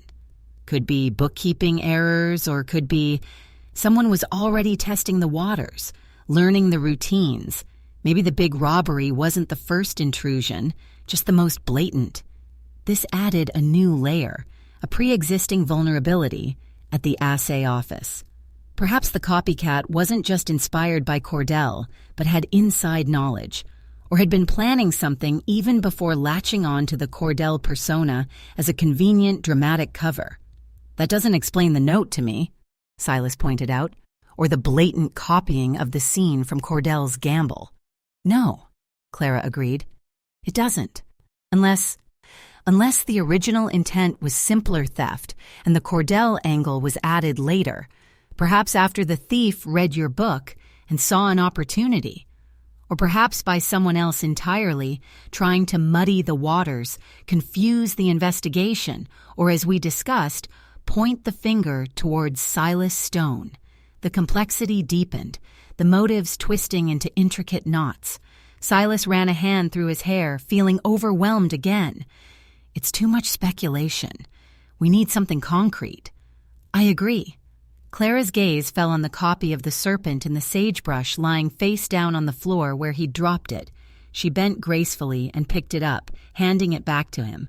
Her fingers brushed his as he took it, a fleeting contact that sent an unexpected jolt through him. Perhaps the answers aren't just in the town's whispers, Silas, but hidden right here. She tapped the cover of the book. Between the lines of truth you inadvertently scattered through your fiction. He looked down at the book, then back at her. Her proximity in the quiet, lamplit store felt strangely intimate, a stark contrast to the danger lurking outside. He was acutely aware of her intelligence, her focus, the way she seemed to see right through his defenses. It was both unnerving and oddly grounding. I've been trying, he admitted, his voice low, rereading, searching for, I don't know what, a character, a place, a detail that connects to someone real, someone here. Tell me about Silas Stone's past, she said suddenly, her voice soft but insistent. Not Cordell's. Yours. Before the bookstore. Before Paradise Gulch. You said you avoid conflict now, implying perhaps you didn't always. Secrets breed enemies. You said it yourself. What secrets are you keeping, besides the authorship? The question was direct, personal, cutting straight to the heart of the defenses he'd maintained for years. He stiffened, instinctively wanting to deflect, to retreat behind the counter, behind the persona of the quiet bookseller. He opened his mouth to offer a polite evasion, but something in her steady, unwavering gaze stopped him. She wasn't prying out of idle curiosity. She was searching for the key, the connection that could explain the inexplicable attacks. And she had already shown him her hand by revealing she knew about Silas Stone. Perhaps a measure of honesty was required. Not the whole story, not yet, but a piece. My youth was less ordered, he began hesitantly, choosing his words with care. I wasn't always suited for quiet contemplation. I traveled, worked odd jobs, fell in with restless company sometimes, saw things, made mistakes. He paused, the memories stirring like silt in murky water. There was a disagreement in a town further south years ago, over cards, or maybe it was a woman. I barely recall the spark, but it ended badly. Tempers flared, accusations were made, not by me directly, but I was there, involved. Someone ended up hurt, and I chose to leave, quickly, put it behind me. He didn't elaborate on the names, the specific place, the exact nature of the trouble, but he saw the understanding dawn in Clara's eyes, a past involving conflict, flight, perhaps unresolved animosity. And could anyone, from that time, that place, have found their way here? She pressed gently. Could they recognize you? Hold a grudge? It seems unlikely, Silas said, though a sliver of doubt entered his voice. It was a long time ago. People drift. Paradise Gulch attracts drifters, it's true, but he trailed off, the possibility suddenly feeling less remote. Someone nursing a years-old grudge, discovering by chance that the quiet bookseller Silas Blackwood was the same man from their past, and perhaps also the celebrated author Silas Stone. It fit the targeted personal nature of the attacks. Something to consider, Clara murmured, a ghost from the past using the ghost of Cordell as their weapon. The wind howled outside, rattling the window panes. Rain began to lash against the glass, the storm finally breaking. The rhythmic drumming filled the silence between them. So, Silas said, breaking the spell, needing to return to the practical, the immediate. We watch Henderson, Davies, Thorne. We consider the possibility of an older grudge resurfacing, and we wait for the next move. And we read, Clara added, nodding towards the book still in his hand. We read between the lines. Your words started this, Silas, inadvertently or not. Perhaps your words can also help end it. Is there a pattern to Cordell's targets? A specific vulnerability he exploits? A telltale sign he leaves behind, beyond the theatricality? He thought again of the methods, the psychology he'd imbued in his hero. Cordell often preyed on arrogance, on secrets. He used his opponent's weaknesses against them. He sometimes left subtle clues, not for the law, but for those astute enough to understand, a kind of intellectual challenge. He often leaves inconsistencies, Silas mused aloud, small details that don't quite add up, designed to make the observant question the official story, a planted rumor, a misplaced object, something to subtly undermine his target's credibility or point towards a hidden truth. Inconsistencies, Clara repeated, her eyes bright with thought, like the whispers of prior trouble at the assay office that Abernathy tried to hush up, like the seemingly random blue vial left at the scene of the eviction intervention. Silas nodded slowly.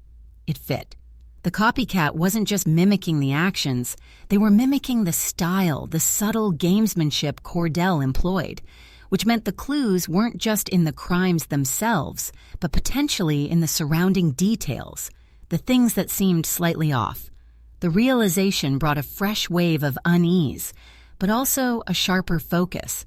They weren't just looking for a culprit, they were deciphering a message, reading a subtext written in deeds, not ink. The grandfather clock in the corner began to chime the hour, its deep resonance cutting through the sound of the rain. It was late. Clara pulled her cloak tighter around her shoulders. I should go, she said, before the storm gets worse. But Silas... She met his gaze, her expression serious. Be careful. Whoever is doing this is playing a dangerous game, and they seem to believe they know all the rules because they've read your book. Don't let them underestimate the author. He nodded, understanding her meaning. Don't just react. Anticipate. Think. Write the next chapter yourself. He walked her to the door, the wind and rain swirling momentarily inside as he opened it. Thank you, Clara, he said. the words feeling inadequate but necessary, for believing me, or at least reserving judgment. A faint smile touched her lips.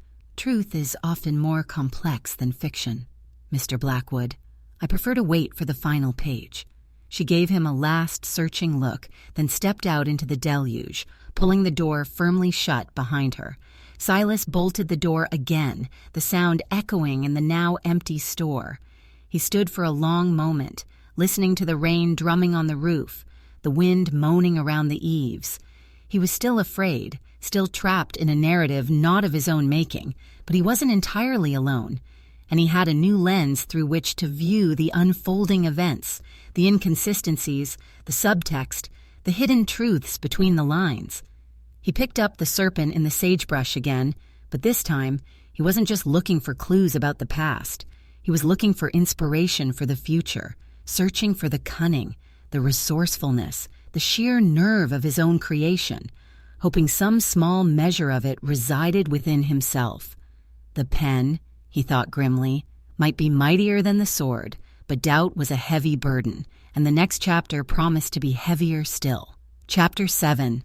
Echoes on Saloon Floorboards. The rain stopped sometime before dawn, leaving Paradise Gulch washed clean in places, muddied in others. A cool, damp freshness hung in the air, carrying the scent of wet pine from the surrounding hills and the mineral tang of soaked earth. But the clarity was deceptive. As the sun climbed, burning off the last tendrils of mist clinging to the higher slopes, the familiar dust began to rise again, coating the damp patches, returning the town to its usual palette of ochre and brown. The tension, however, remained, thicker than the morning fog, palpable in the way people moved, the hushed tones of conversation, the quick, suspicious glances exchanged on the boardwalks. Silas felt it the moment he opened the bookstore. The air wasn't just damp. It was heavy with unspoken questions, with fear and morbid curiosity swirling around the assay office robbery and the bizarre intervention at Widow Jensen's. His shop, usually a quiet haven, felt like a glass house, exposing him to the speculative gazes of passers-by. He tried to lose himself in the familiar routine, dusting shelves, organizing new arrivals, but his hands felt clumsy, his thoughts scattered. Clara's words echoed in his mind. Don't let them underestimate the author. It was a call to action, a challenge to shed the passive role he'd cultivated for so long. He found himself thinking about the old Colt Navy revolver upstairs, the weight of it, the coldness of the steel, the finality it represented. He hadn't retrieved it yet. The act itself felt too much like accepting a future he still desperately hoped to avoid. But the thought lingered, a persistent counterpoint to the comforting rustle of book pages. Marshall Brody paid another visit mid-morning. He looked worse than before, eyes bloodshot, temper frayed thin as cheap paper. He didn't bother with pleasantries, just leaned his bulk against the door frame, blocking the light. "Blackwood," he growled, his voice thick with frustration and stale whiskey. "Anything? Anybody talking?" Silas kept his expression neutral, though his heart hammered against his ribs. "Just the same talk as yesterday, Marshall. Speculation, mostly. People seem unsettled." "Unsettled?" Brody snorted. "Damn town's jumpier than a flea on a hot griddle. This Cordell nonsense ain't helpin'. Got folks seeing phantom heroes behind every bush." He squinted at Silas, his gaze sharp despite the haze of drink. "You sell them damn books, don't you? The Cordell ones?" "I sell many kinds of books, Marshall," Silas replied evenly. "Adventure stories are popular." "Popular?" Brody muttered, chewing on the word. "Maybe too damn popular. You read 'em?" "I've familiarized myself with my stock, yes." Silas chose his words carefully. "Anything in 'em? Anything strike you as useful? About how this copycat that might think? Where he might hit next?" Brody leaned in slightly, lowering his voice. "Off the record, Blackwood. Just thinking aloud." It was a test, Silas realized. Brody might be bluffing, might be genuinely seeking insight, or might be trying to gauge Silas's reaction, see if he knew more than he let on. The marshal wasn't stupid. just overburdened and perhaps overly fond of the bottle. "Marshall," Silas said slowly, meeting his gaze directly, "they're just stories. Fantasies woven for entertainment. Trying to predict real crime based on fiction seems unreliable. The thief could be anyone. A local, a transient, someone settling an old score that has nothing to do with noble outlaws." He deliberately broadened the scope, trying to deflect the focus from Cordell and, by extension, from himself. Brody grunted, seeming momentarily placated, or perhaps just resigned. Yeah, stories. Still." He straightened up, shaking his head. "Keep your ears open, Blackwood, and lock your door tight. This ain't over." He turned and lumbered away, leaving Silas with a racing pulse and the distinct feeling that the marshal's suspicion, while unfocused, hadn't entirely dissipated. The encounter solidified something in Silas's mind. Waiting passively in the bookstore, hoping the storm would pass, was no longer an option. Brody was sniffing around the Cordell connection. Clara was actively investigating. The copycat was planning their next move. He had to get out, gather information, try to anticipate, to understand. He needed to visit the heart of the town's rumor mill, the place where secrets loosened by liquor might float to the surface, the Lucky Nugget Saloon. The prospect filled him with a familiar dread. He disliked saloons, the noise, the smell, the undercurrent of potential violence, the forced camaraderie he found so difficult to navigate. It was everything his bookstore was not. But Elias Thorne, one of their prime potential targets, held court there. And if anyone knew the hidden currents of Paradise Gulch, it was Thorne. More importantly, if the copycat was planning a move against Thorne, observing the saloon might offer clues. As evening approached, Silas made his decision. He closed the shop slightly earlier than usual, securing the locks with extra care. Upstairs, he changed out of his usual bookseller attire, opting for slightly sturdier trousers, a darker shirt, and leaving off his customary waistcoat. He looked less like a scholar, perhaps marginally less conspicuous. He hesitated, his hand hovering over the trunk containing the old Colt Navy. With a deep breath, he knelt, opened the trunk, and unwrapped the heavy revolver from its oilcloth shroud. The metal felt cold, alien in his hand. He checked the cylinder, empty, as he'd left it years ago. He didn't retrieve any ammunition. Just holding it felt like a significant, unsettling step. He wrapped it back up and placed it not at the bottom, but near the top of the trunk, a small symbolic preparation. He descended the stairs and stepped out onto the boardwalk. The setting sun cast long, dramatic shadows down the street. The air was cooler after the rain, carrying the mingled scents of wood smoke from supper fires, dust, and the faint, pervasive smell of the mine tailings. The sounds of the town were shifting from the daytime clang and bustle to the evening's lower thrum, laughter from saloons, the distant, mournful cry of a train whistle, and somewhere, the inevitable tinny piano. He walked the few blocks towards the Lucky Nugget, his steps feeling unnaturally loud on the wooden planks. He kept his gaze straight ahead, avoiding eye contact, feeling like an imposter in his own town.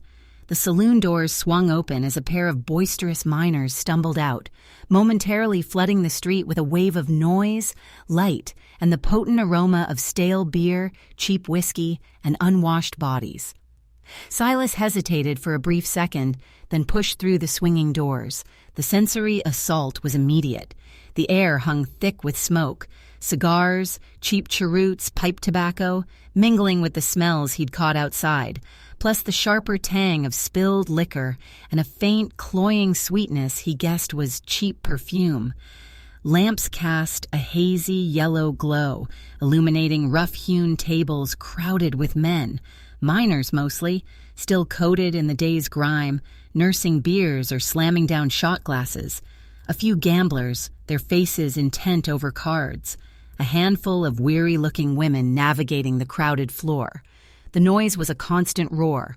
Loud talk, booming laughter, the rhythmic clink of glasses, punctuated by the relentlessly cheerful, slightly out-of-tune piano pounding out a popular reel from a corner platform. Silas felt instantly out of place, his quiet nature shrinking from the overwhelming tide of noise and coarse energy.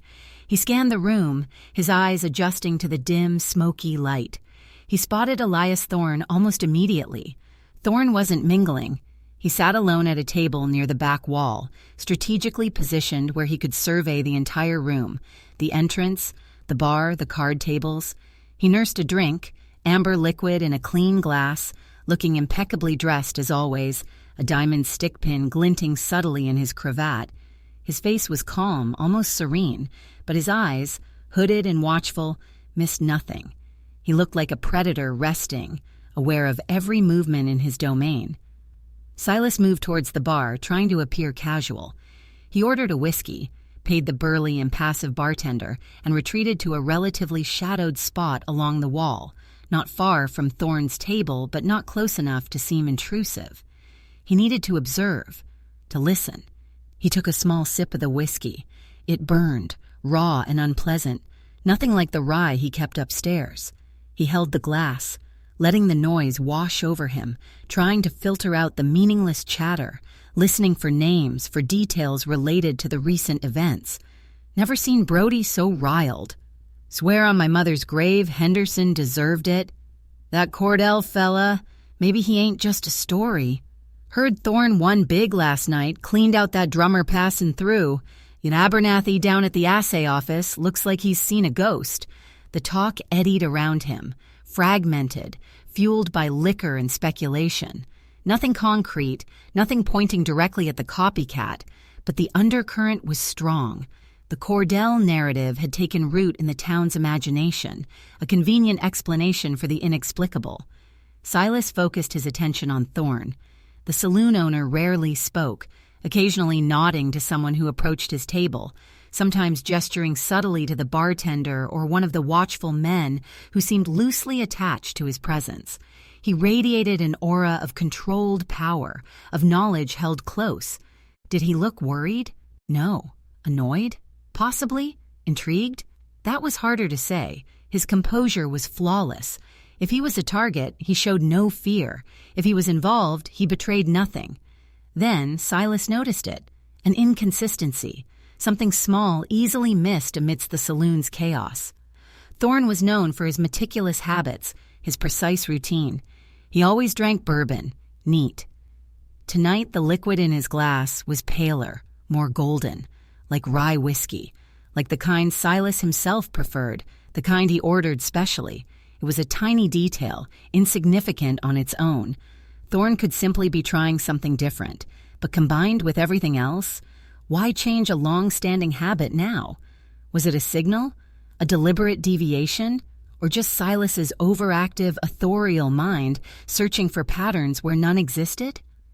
He watched as one of Thorne's men, a burly individual with scar tissue around one eye, approached the table and leaned down to whisper something. Thorne listened impassively, then gave a slight, almost imperceptible nod. The man straightened up and melted back toward the bar. A transaction? Instructions? Impossible to tell. The piano player segued into a slower, more melancholic tune, a familiar ballad about lost love and dusty trails. The noise level in the saloon dropped slightly, a few voices joining in the maudlin chorus. In this relative lull, Silas became aware of someone standing near him, leaning against the same wall. He glanced sideways. It was a miner, older than most, his face deeply lined, his eyes roomy but sharp. He wasn't looking at Silas, but staring towards Thorne's table with an expression of quiet, simmering resentment. "Thorne," the old miner muttered, almost to himself, his voice raspy, "sits there like a king on his throne, king of dust and debt." Silas stayed silent, not wanting to engage but listening intently. "Took my claim," the miner continued, his voice low and bitter. "Not outright, mind. Just squeezed. Raised the price of supplies at Davy's store. Thorne owns half of that too, you know. Extended credit at the Nugget here till I was drowning. Then snap. Claim's gone. Legal as you please." He spat onto the sawdust-covered floor. "Legal robbery. Ain't no Cordell gonna step in for the likes of me." The raw bitterness in the old man's voice was chilling. It was a story Silas had heard variants of before. The predatory practices that kept men like Thorne rich, and men like this miner perpetually struggling. It reinforced Thorne as a plausible Cordell target, but the miner's resignation, his cynical dismissal of any Cordell-like intervention, felt significant too. Not everyone saw the copycat's actions as heroic. Suddenly, Silas felt eyes on him, not the old miner's, but Thorne's. The saloon owner's gaze slid over Silas, cool, assessing, lingering for just a fraction of a second too long before moving on. Had Thorne noticed his attention, or the old miner's proximity? Thorne's expression didn't change, but Silas felt a prickle of warning. He had stayed too long, observed too intently. He was a quiet man in a loud place, and that alone made him conspicuous. He downed the rest of his whiskey in one unpleasant gulp, the burn momentarily distracting him from his unease. He set the glass down on a nearby empty table and turned towards the door, trying to move smoothly, naturally, just another patron leaving. As he reached the swinging doors, he nearly collided with someone entering. He looked up, startled, into the clear blue eyes of Clara Edwards. She, too, looked slightly out of place, though she carried herself with far more confidence than he felt. Her gaze flickered past him, taking in the room, perhaps noting Thorne, before meeting Silas's eyes. There was a quick spark of recognition, a shared understanding, but no words were exchanged. It was too public, too risky. She gave a barely perceptible nod, a silent acknowledgement of their shared purpose. Before moving purposefully towards the bar, Silas pushed through the doors out into the relative cool of the night air. He took a deep breath, the cleaner air a relief after the saloon's fug. The street was quieter now, lamps casting isolated pools of light on the dark, empty boardwalk. The echoes from the saloon, the jarring piano music, the roar of voices, the old miner's bitter words, Thorne's assessing gaze, seemed to follow him. He hadn't found a definitive answer, no smoking gun pointing to the copycat, but he had confirmed the tension, the speculation. He had observed Thorne, noting the man's unnerving composure and the subtle inconsistency of his drink. He had felt the weight of resentment simmering beneath the surface of the town's rough energy. And he had seen Clara, a silent confirmation that he wasn't entirely alone in this treacherous game. Walking back towards the dark, silent bookstore, Silas felt a grim certainty solidify. Observation wasn't enough. Waiting for the copycat's next move, reacting to events, was a losing strategy. He needed to force the issue, create his own inconsistency, perhaps even set a trap using the narrative the copycat seemed so intent on following. The thought was daunting, fraught with risk. It meant stepping further out of the shadows, potentially exposing himself even more. But the image of Thorne's cool, calculating eyes, the memory of the cryptic note, and the sound of Clara's quiet determination spurred him onward. The echoes on the saloon floorboards weren't just sounds, they were warnings, and Silas knew, with chilling certainty, that he had to write the next scene himself before someone else wrote a final, fatal chapter for him. Chapter 8. Ghosts in the bookstore lamplight. The lock clicked shut behind him, the sound unnaturally loud in the profound silence of the bookstore. Outside, the low thrum of Paradise Gulch's nightlife continued, muffled piano music from the Lucky Nugget, a distant shout, the clink of unseen glasses. But inside Blackwood's books and bindery, the world seemed to hold its breath. Silas stood for a moment in the absolute darkness, allowing his eyes to adjust, the lingering sensory overload from the saloon slowly receding, the familiar scent of paper and ink wrapped around him, a comforting cloak that felt thinner, less protective than usual. He lit the lamp on the counter, the flame catching with a soft whoosh, casting a warm, circular glow that pushed back the shadows but didn't entirely banish them.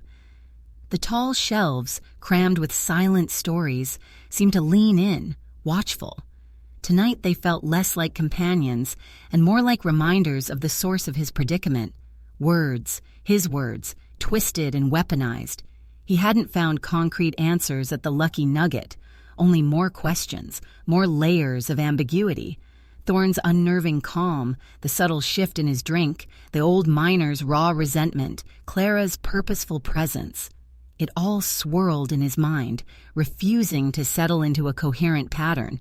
The copycat remained a phantom, dancing just outside the lamplight's reach, manipulating events with chilling precision, using Cordell's persona as both shield and sword. Don't let them underestimate the author. Clara's words echoed again. He couldn't just react. He had to anticipate, to control the narrative. The idea that had begun to form on the walk back from the saloon solidified.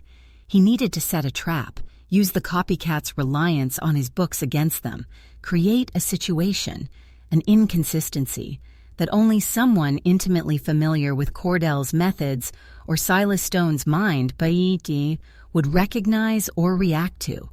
It was a dangerous gamble. It meant deliberately drawing attention, potentially flushing the copycat out, but also risking exposure, miscalculation, or worse, provoking an escalation he couldn't handle. Yet the alternative, waiting passively for the next incident, the next cryptic note, the inevitable tightening of Marshall Brody's unfocused suspicions, felt even more perilous.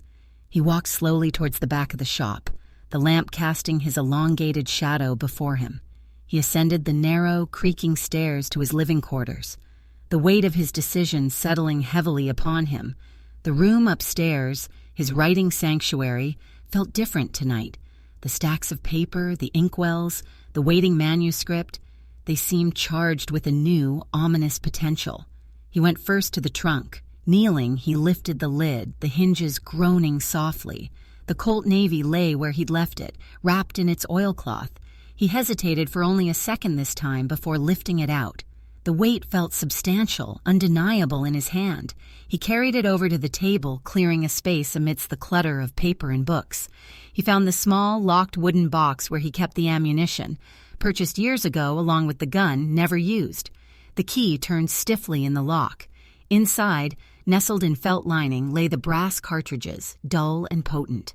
With deliberate, slightly trembling fingers, he began to load the revolver. The cylinder clicked with satisfying precision as each cartridge slid into place. 1, 2, 3, 4, 5, 6, fully loaded. He closed the loading gate, the metallic snap echoing in the quiet room. He held the gun, feeling its deadly potential, the responsibility it represented. This wasn't Cordell's peacemaker appearing magically in a moment of need. This was real, a tool capable of ending a life. His stomach churned. He placed the gun carefully on the table, within reach but not brandished. It was a concession to the danger, a tangible symbol of the threshold he had crossed. Now, the plan. How to set a trap using Cordell's methods. He needed something subtle, something that wouldn't immediately alert the marshal but would resonate with the copycat, something that played on Cordell's known tactics.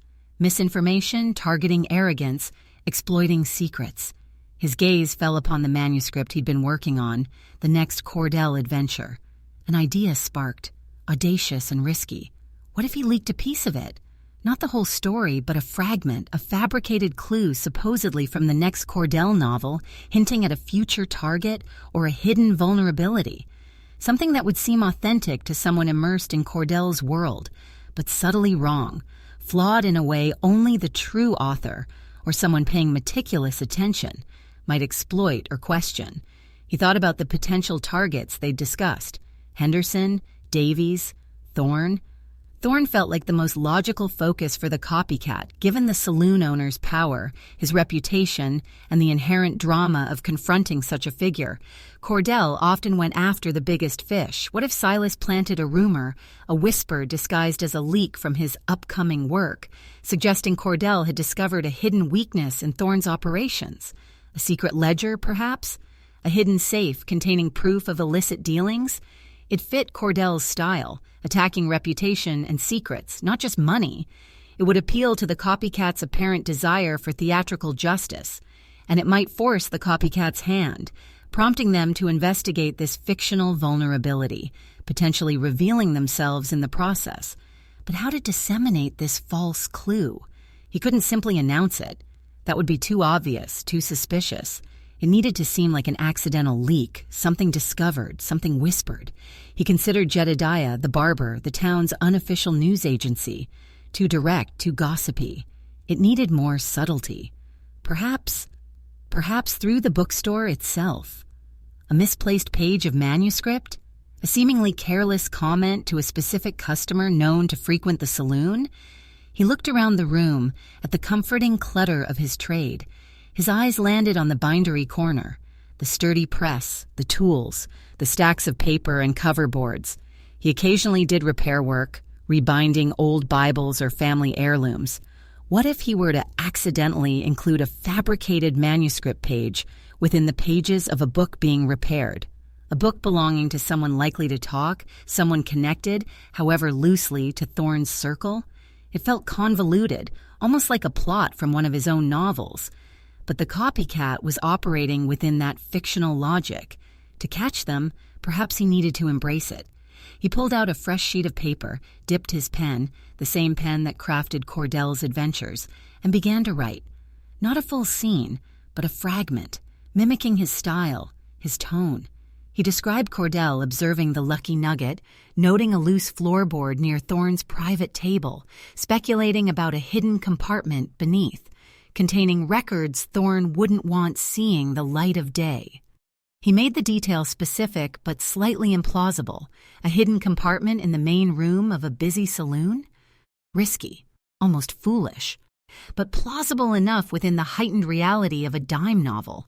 He aged the paper slightly, smudged the ink here and there, making it look like a discarded draft page. Now, the delivery mechanism. Who was having a book repaired? He checked his small logbook of bindery jobs. Mrs. Albright, unlikely to frequent the saloon or gossip about hidden compartments. Mr. Davies, the company store manager, having his account ledger rebound.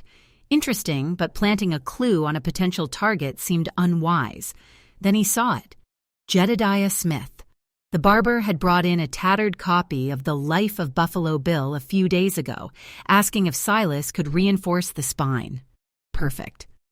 Jedediah heard everything, talked about everything, and certainly spent time at the Lucky Nugget, both for custom and for information. Silas retrieved the worn volume.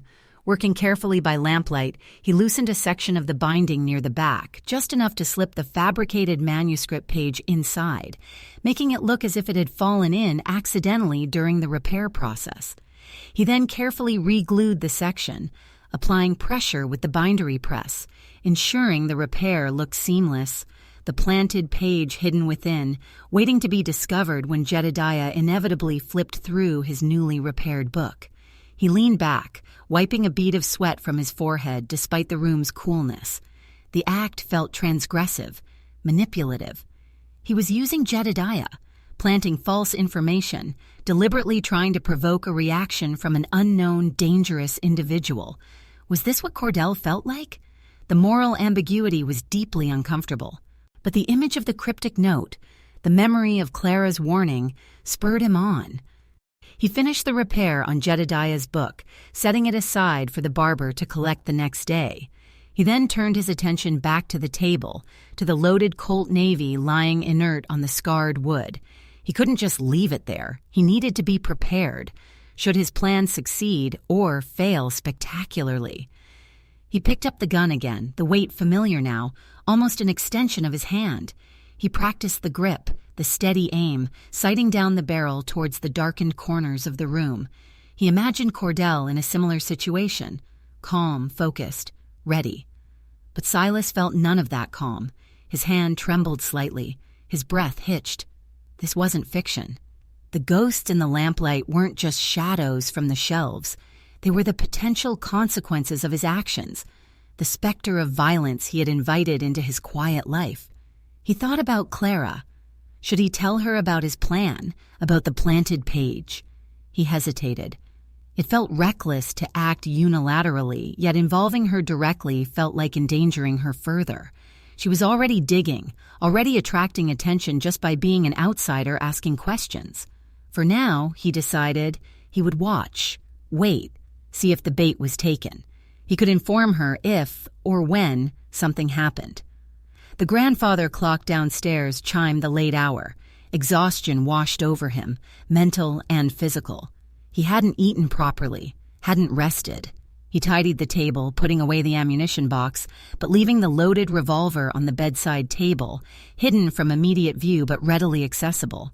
A chilling compromise. He tried to sleep, but his mind wouldn't quiet. It replayed the scenes in the saloon, Thorne's watchful eyes, the old miner's bitterness. It rehearsed the discovery of the planted page, imagining Jedediah's excited gossip spreading through the town, reaching the ears of the copycat. What would their reaction be? Would they dismiss it as fiction, or would the lure of striking at Thorne, using knowledge seemingly gleaned from Silas Stone's own work, prove irresistible? Would they investigate the loose floorboard? And if they did, what would they find? Nothing, of course, but their actions, their presence near Thorne's table, might be enough to expose them. He drifted into a restless doze, populated by fragmented dreams, Cordell riding through swirling dust clouds that coalesced into Elias Thorne's impassive face, pages turning in a book, revealing not words but accusations, the click of a revolver hammer echoing in the silent bookstore. He woke with a start, the room still dark, the only sound the steady ticking of the clock below and the frantic pounding of his own heart. Getting up, he walked to the window and looked down onto the sleeping street. A single lamp burned near the deserted assay office, casting long shadows. The town looked peaceful, deceptively so. But Silas knew the currents running beneath the surface, the secrets hidden behind drawn curtains, the plot he himself had just set in motion. He felt like one of his own characters, caught in a web of intrigue, unsure of the next turn, guided only by a desperate hope that his gamble would pay off. The ghosts in the bookstore lamplight weren't just figments of his imagination anymore. They were the embodiment of his fear, his responsibility, and the uncertain future bearing down on Paradise Gulch. He turned from the window, the loaded gun a cold weight on his conscience, and waited for the dawn, and for whatever reaction his carefully planted words might provoke. Chapter 9. The Grit Beneath the Story. Dawn arrived not with a gentle blush, but with a hard metallic glare that reflected off the dusty windows of Paradise Gulch. Silas watched it from his upstairs room, feeling gritty and unrested, the night's troubled thoughts clinging like cobwebs. The loaded Colt Navy on his bedside table was a cold, tangible reminder of the previous night's decisions, a silent testament to the dangerous game he had initiated. The bookstore below waited, quiet and orderly, soon to be filled with the mundane transactions of the day, a stark contrast to the hidden machinations swirling beneath the surface. He descended the stairs, the scent of old paper and ink doing little to soothe his frayed nerves. The fabricated manuscript page, tucked away inside Jedediah Smith's copy of The Life of Buffalo Bill, felt like a ticking bomb somewhere in the shop. He had set the bait. Now came the excruciating part, waiting to see if the quarry would bite and hoping the trap wouldn't snap shut on himself instead. He opened the shop precisely on time, the routine a fragile anchor in the churning uncertainty. The morning passed with agonizing slowness. A few regulars came in, Mrs. Albright seeking another volume of poetry, a couple of miners browsing the adventure serials, their rough fingers surprisingly careful on the thin pages. Silas forced himself to engage, to make small talk, his ears straining for any hint that the rumor mill had begun to grind on the new information he'd planted. But the conversations remained focused on the weather, the price of blasting powder, the lingering speculation about the assay office and Widow Jensen's mysterious benefactor. The Cordell connection was still discussed, but as accepted folklore now, not breaking news. Around 10 o'clock, the bell above the door chimed energetically, and Jedediah Smith bustled in, his face beaming.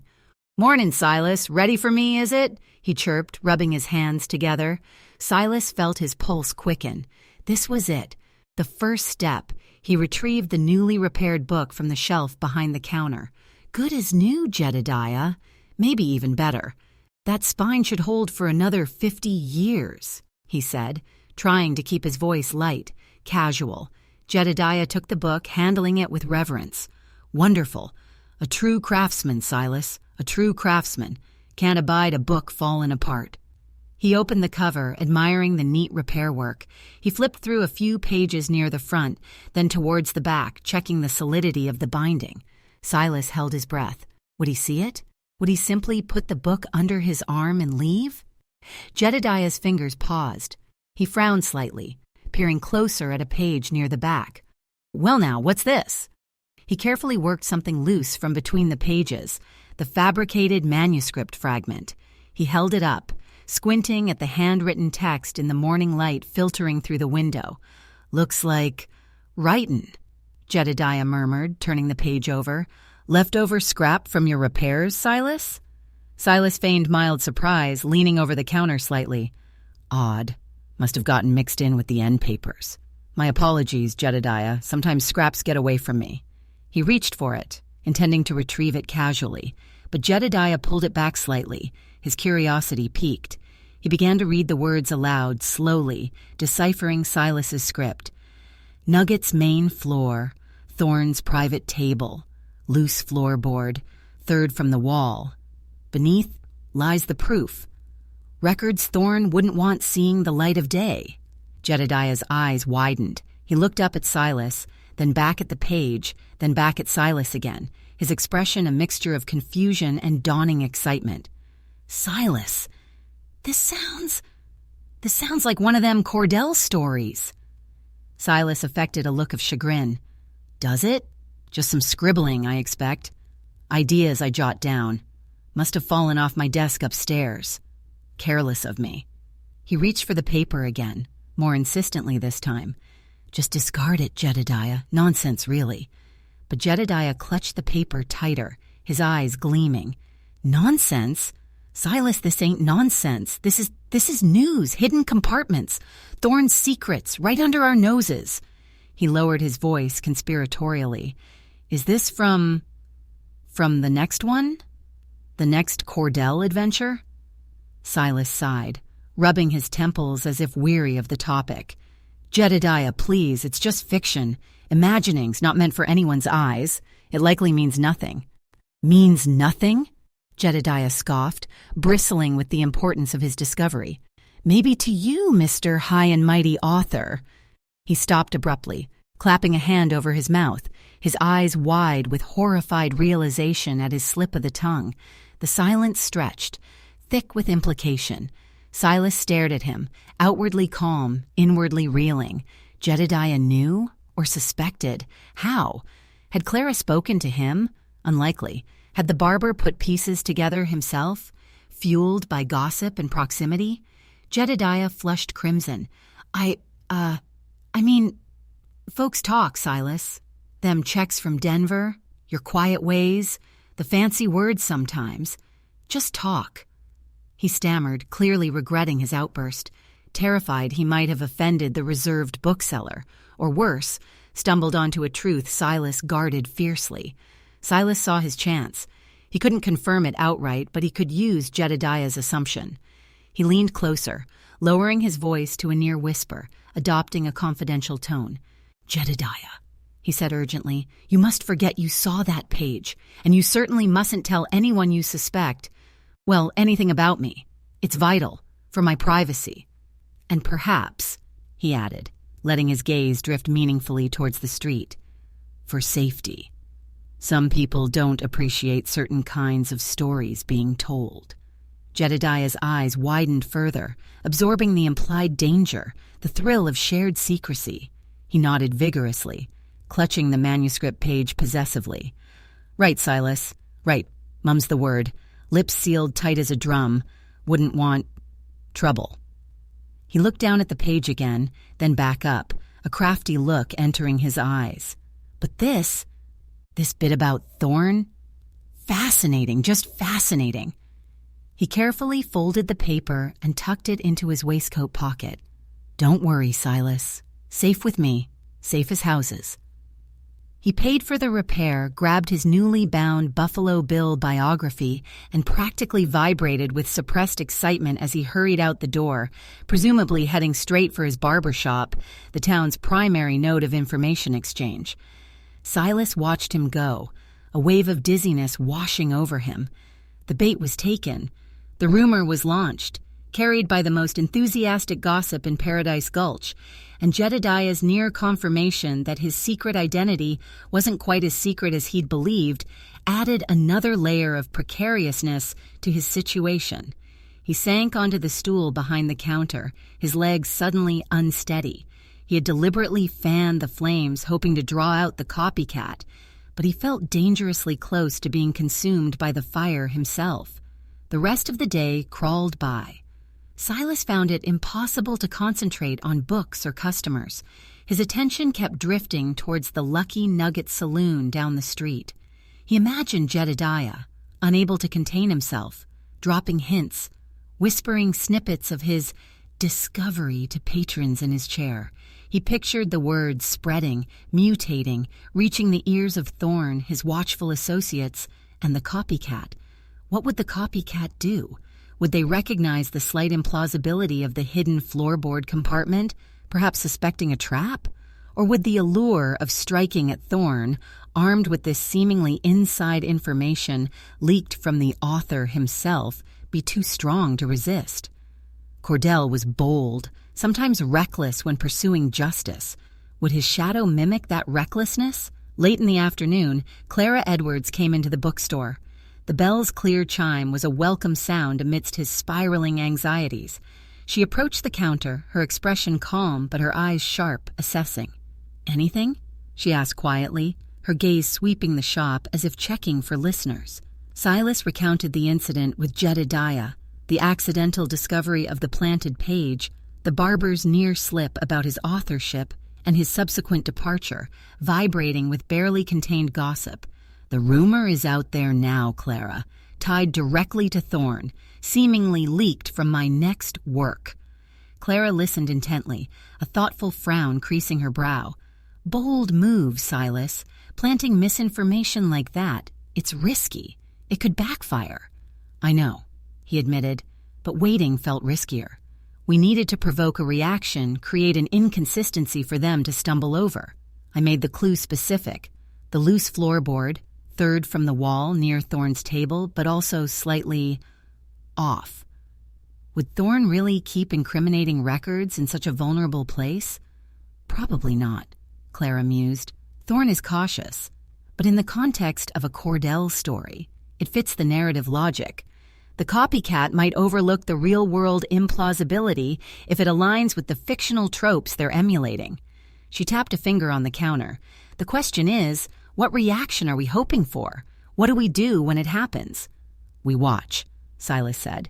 "Specifically, we watch the area around Thorne's table at the Lucky Nugget. If someone attempts to investigate that floorboard, maybe late at night when the saloon is quiet, or during a moment of distraction, they reveal themselves. Their interest exposes them." "Risky," Clara repeated, her gaze steady. "Thorne's men are always watching, and Thorne himself misses nothing. Anyone snooping around his personal space is asking for trouble, potentially lethal trouble, which might be enough to deter a casual opportunist," Silas argued, "but perhaps not someone truly committed to the Cordell persona, someone who believes they are acting out a form of justice. Or," he added grimly, "someone trying to frame me by getting caught enacting a scene I supposedly wrote." Clara considered this, nodding slowly. "All right, observation it is, but not you, Silas. You showing sudden interest in Thorne's floorboards would be far too suspicious, especially now Jedediah is buzzing about your next novel. You need to maintain your usual routine." She straightened up, determination settling in her features. "I, however, am a journalist. Asking questions, observing people, blending into the background, that's my trade. I can spend time at the Nugget, watch Thorne's table, see who comes and goes, who lingers, who looks too closely at the floor." He felt a surge of gratitude mixed with unease. "Clara, that could be dangerous for you. Thorne doesn't take kindly to scrutiny." "I can handle myself, Silas," she replied firmly, though a flicker in her eyes acknowledged the risk. "Besides, I have a legitimate reason to be there, gathering color for my articles on boomtown life." She offered a small, wry smile. "And perhaps sampling the local refreshments." He still felt hesitant, responsible. "Perhaps I should," "No," she cut him off gently but firmly. "You set the trap. Let me watch it spring. Stay here. Be the quiet bookseller. If anyone approaches you about the rumor, feign ignorance or annoyance. The less you appear involved, the better." She glanced towards the stairs leading to his apartment. "And Silas, that other matter we discussed? The means of protection? Keep it close. If this plan works, it might flush out someone desperate. If it fails, well, desperation can take many forms." He nodded, understanding her meaning all too well. The cold weight of the Colt Navy seemed to press against his conscience. Clara prepared to leave. "I'll be at the Nugget this evening," she said quietly. "Don't try to contact me there unless it's an absolute emergency. Just wait and hope our phantom reader takes the bait." She left, the bell chiming softly, leaving Silas alone once more in the quiet store, the silence now amplified by the weight of their plan, the potential for imminent confrontation. He looked around at the familiar shelves, the rows of silent stories. He had always found solace in the predictable narratives within their covers, the clear lines between hero and villain, the satisfying resolution on the final page. But now, the lines were blurred, the narrative unpredictable, the ending terrifyingly uncertain. He was no longer just reading the story. He was living it, feeling the grit beneath the fiction, the raw, dangerous reality that his own words had helped unleash. And as the shadows lengthened outside, he could only wait, hoping the ghosts he'd stirred in the lamplight wouldn't consume him before the truth finally came to light. Chapter 10.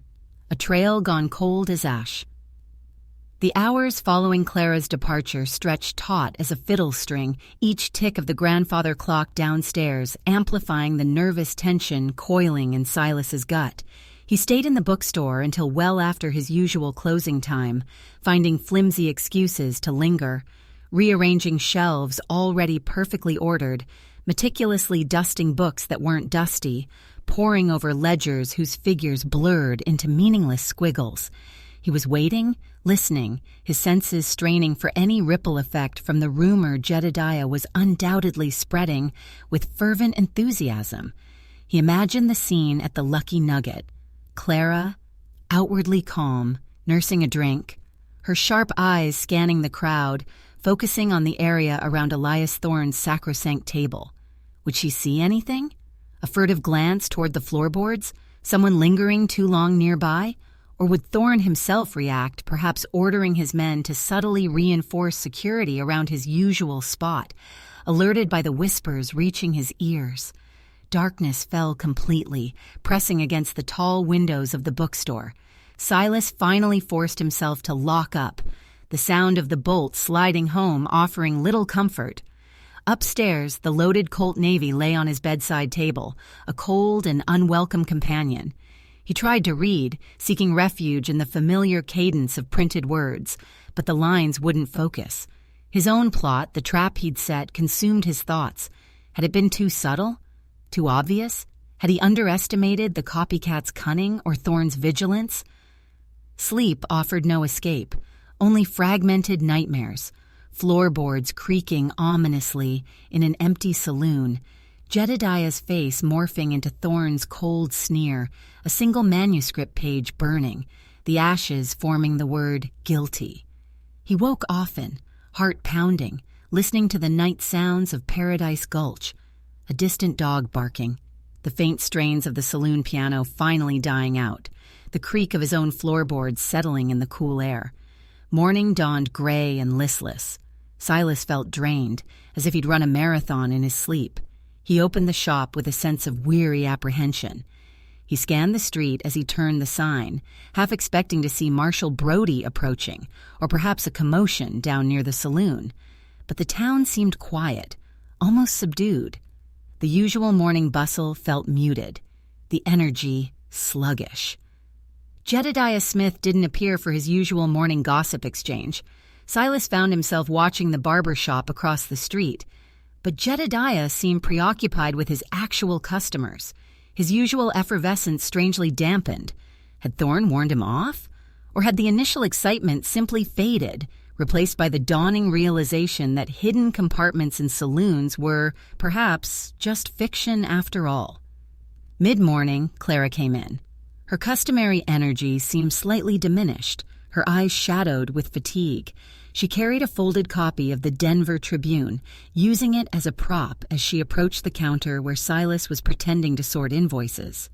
"Morning, Mr. Blackwood," she said, her voice neutral for the benefit of any potential listeners, though the shop was currently empty. "Looking for the latest edition." Silas slid a fresh copy across the counter. "Just arrived on the early freight, Miss Edwards." Their eyes met briefly, a silent question passing between them. Clara tucked the newspaper under her arm. "Anything noteworthy?" she asked quietly, her gaze flickering towards the door. Silas shook his head, leaning slightly closer. "Nothing. Quieter than usual, if anything. Jedediah seems subdued." "Did you?" Clara sighed softly, a breath of frustration. "I spent hours at the Nugget last night until closing." She lowered her voice further. "Thorne was there, watchful as ever, drinking his usual bourbon again, by the way." The inconsistency Silas had noted earlier had vanished. Had Thorne been deliberately toying with observers, or had it truly been nothing?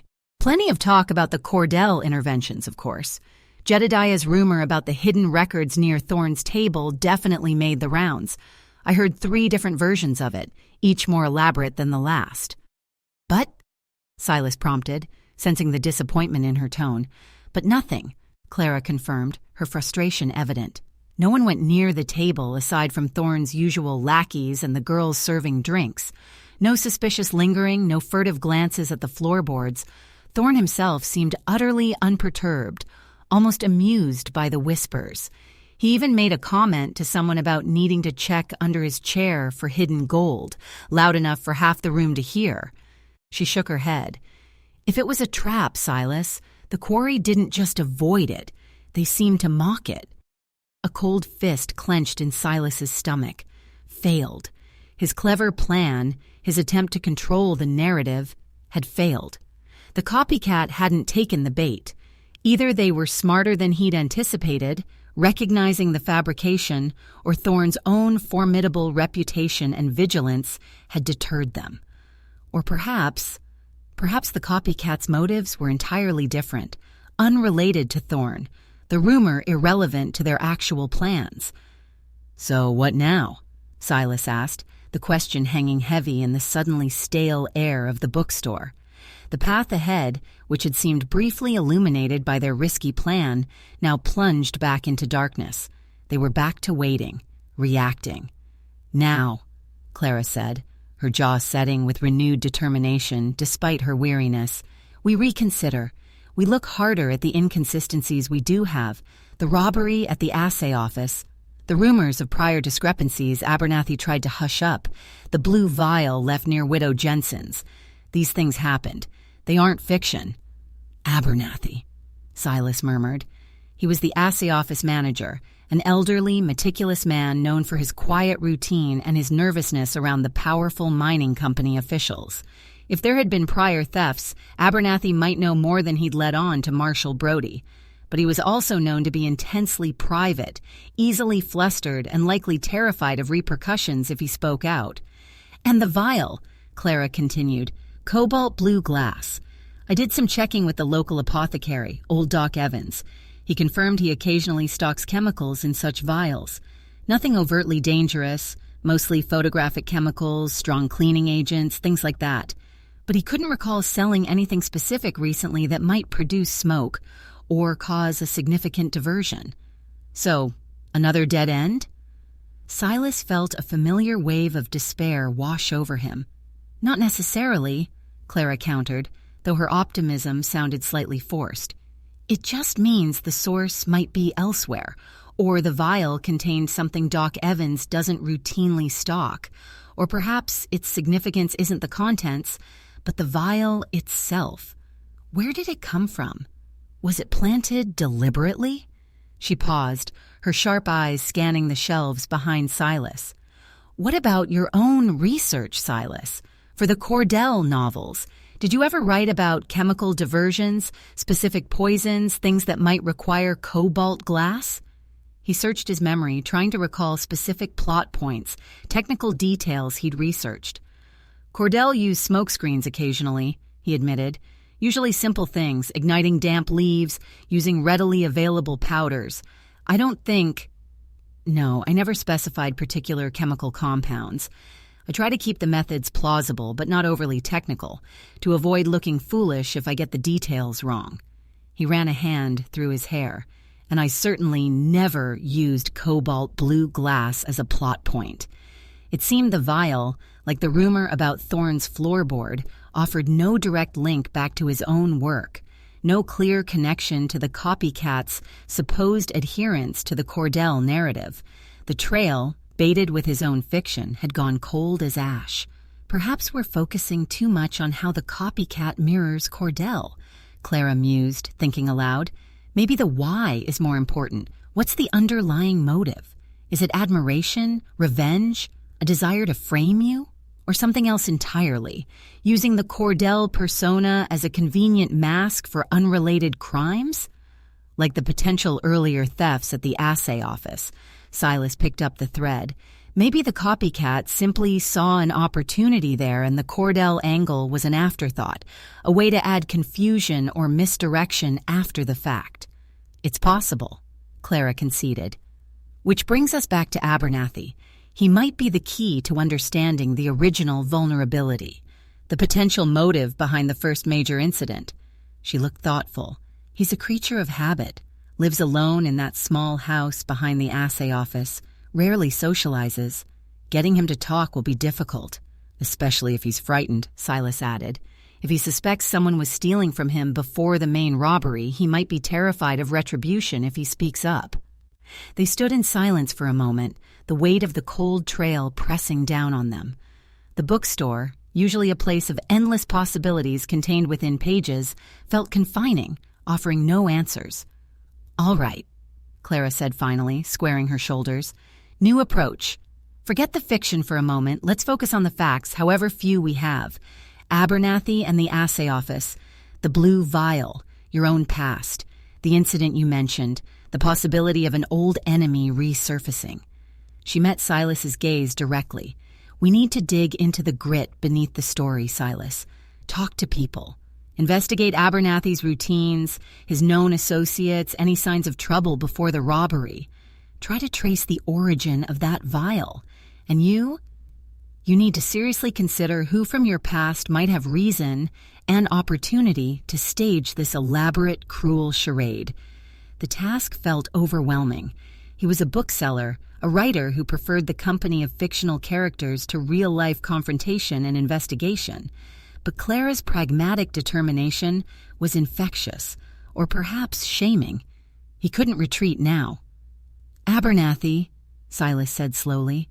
"He comes in here occasionally, buys stationery, sometimes a history book. He's always nervous, precise, pays in exact change." He tried to recall anything unusual. A few weeks before the robbery, maybe a month, he seemed more agitated than usual. Bought a new, sturdy ledger book, complained vaguely about sloppy bookkeeping and modern carelessness. "Interesting," Clara murmured. "Replacing a ledger? Why? Was the old one full, damaged, or tampered with?" "He didn't say," Silas admitted. "I assumed he was just being his usual fastidious self." "Maybe," Clara said. "Or maybe he suspected something was wrong with the old ledger and wanted a fresh start, hoping the problem would go away, which means the old ledger might contain clues. If it still exists," Silas countered.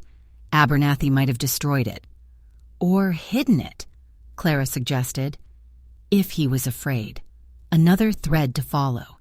She picked up the newspaper she'd ostensibly come in to buy. "I'll see what else I can learn around town. Talk to Doc Evans again. Perhaps visit the assay office area. Observe Abernathy's routine. You," she looked at him pointedly, "keep your ears open here. And think about that past of yours. Names, places, details, anything that might connect." She paid for the newspaper, her movements brisk, professional. "Don't lose heart, Silas," she said quietly as she turned to leave. "Cold trails sometimes lead to hidden embers. We just need to blow on them gently." She left, the bell chiming, leaving Silas alone with the scent of ink, the weight of unsold stories, and the chilling reality of a trail gone cold. His attempt to manipulate the narrative had failed. The copycat remained elusive, their motives obscure, their next move unknown. He felt exposed, vulnerable. The ghosts of his past mingling with the phantom of his creation in the quiet corners of the bookstore. The grit beneath the story felt abrasive, dangerous, and terrifyingly real. He looked towards the stairs, thinking of the gun lying cold and silent upstairs. He hadn't needed it yet, but the chilling thought lingered. The colder the trail became, the more desperate the phantom might get, and desperation often led to violence. Something Silas knew lurked just beyond the edges of the page, waiting for its cue. Chapter 11. Storm Clouds Over Paradise Gulch. The failure of the planted rumor left a residue in the air, a palpable sense of anticlimax mixed with simmering dread. Paradise Gulch settled back into its uneasy rhythm, the initial excitement over the Cordell incidents fading into a low-grade anxiety, a feeling that something was still fundamentally wrong, unresolved. The copycat, having seemingly ignored or mocked Silas's attempt at manipulation, had melted back into the town's fabric, leaving Silas and Clara with cold leads and a growing sense of frustration. Silas tried to heed Clara's advice, focusing on the grit beneath the story. He paid closer attention to the conversations drifting into the bookstore, listening for mentions of Abernathy, the assay office, or any unusual occurrences that might offer a fresh clue. He tried to dredge up memories of his own past, searching for faces, names, grievances connected to the hazy, regretted incidents he'd fled years ago. But the past remained stubbornly opaque, the faces blurred, the motives lost to time and distance. It felt like trying to grasp smoke. He found himself watching Mr. Abernathy, the assay office manager, whenever the elderly man ventured out. Abernathy seemed smaller, more stooped than usual, his movements jerky and fearful. He scurried between his small house and the office, rarely making eye contact, clutching his ledger book like a shield. He hadn't visited the bookstore since Silas and Clara had discussed him, avoiding even his usual stationery purchases. Was he simply hunkering down, frightened by the robbery? Or was he avoiding Silas specifically, perhaps sensing the unspoken questions swirling around him? Clara, true to her word, pursued the factual leads with tenacious energy. She reported back to Silas in brief, discreet encounters at the bookstore counter disguised as casual browsing. She had indeed spoken further with Doc Evans, confirming that while he stocked various chemicals, none seemed a perfect match for creating a dramatic smoke effect, and certainly nothing requiring a cobalt blue vial had been sold recently to anyone suspicious. She had subtly observed the assay office, noting Abernathy's reclusive habits and the lack of any obvious lingering damage or points of vulnerability beyond the repaired back door lock. She'd even tried, gently, to engage Abernathy in conversation on the street, asking about the town's history, but he had mumbled excuses and hurried away, clearly terrified of scrutiny. "He's hiding something, Silas," Clara insisted during one such quiet exchange, her voice low but certain. "Or at least he's deeply afraid of something, more than just the robbery itself. That agitation you saw before it happened, the new ledger, it points to prior knowledge, prior fear. But getting him to talk," Silas began, "will require patience," Clara finished, "or perhaps leverage. We need to find out what scares him more.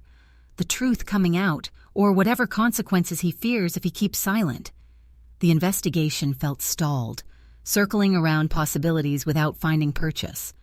The copycat remained silent, invisible. Had they given up? Moved on?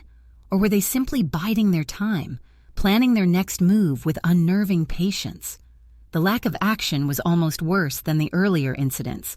It allowed doubt and fear to fester, breeding suspicion in the vacuum. Silas noticed a change in the town's atmosphere. The initial thrill-seeking gossip about Cordell had soured. Now the whispers held an edge of fear, frustration. Marshall Brody, unable to produce a culprit, became the target of grumbling dissatisfaction. Supplies at the company store ran inexplicably low on certain essentials, leading to price hikes and resentment directed at Mr. Davies. Elias Thorne's gamblers seemed more ruthless, the stakes higher, the losers leaving the lucky nugget with bleaker expressions. The underlying tensions of the boomtown, greed, desperation, the precarious balance between hope and ruin, felt amplified, scraping against raw nerves. Even the weather seemed to conspire, mirroring the town's mood. The brief clarity after the last rainstorm gave way to days of oppressive heat and stillness, the air thick with dust that choked the lungs and coated everything in a film of grime. Then, gradually, clouds began to gather again over the sharp peaks surrounding the gulch, not the promising white puffs of fair weather, but heavy, bruised-looking formations, piling up layer upon layer, pregnant with unspoken energy. The air grew heavy, humid, charged with static electricity that made the hairs on Silas's arms prickle. A storm was brewing, both literally and metaphorically. One particularly sweltering afternoon, as the clouds coalesced into a dark, menacing ceiling overhead, Silas stood near the front window of the bookstore, watching the uneasy street. People hurried about their business, casting anxious glances towards the darkening sky. The wind began to pick up, gusting erratically, whipping dust devils along the boardwalk and rattling the shop sign. The first fat drops of rain splattered against the glass, leaving dusty streaks.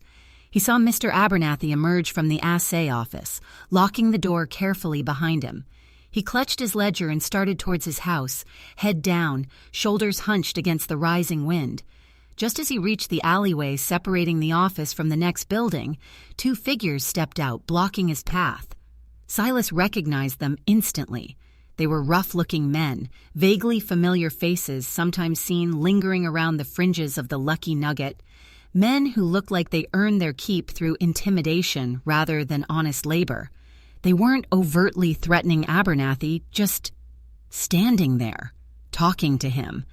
Their expressions weren't visible from Silas's vantage point, but Abernathy's posture screamed fear. He shrank back, shaking his head vehemently, clutching the ledger tighter. The interaction lasted only a minute. One of the men said something sharp, gesturing dismissively. Abernathy flinched. Then the two men turned and sauntered back towards the main street, melting into the sparse crowd seeking shelter from the imminent downpour. Abernathy stood frozen for a long moment, trembling visibly, before practically bolting into his small house, slamming the door behind him. Silas watched, his mind racing. Who were those men? Why confront Abernathy now so openly? Were they Thorne's men delivering a warning, or connected to someone else entirely? Whatever was said, it had clearly terrified the assay office manager. Was this the leverage Clara had spoken of?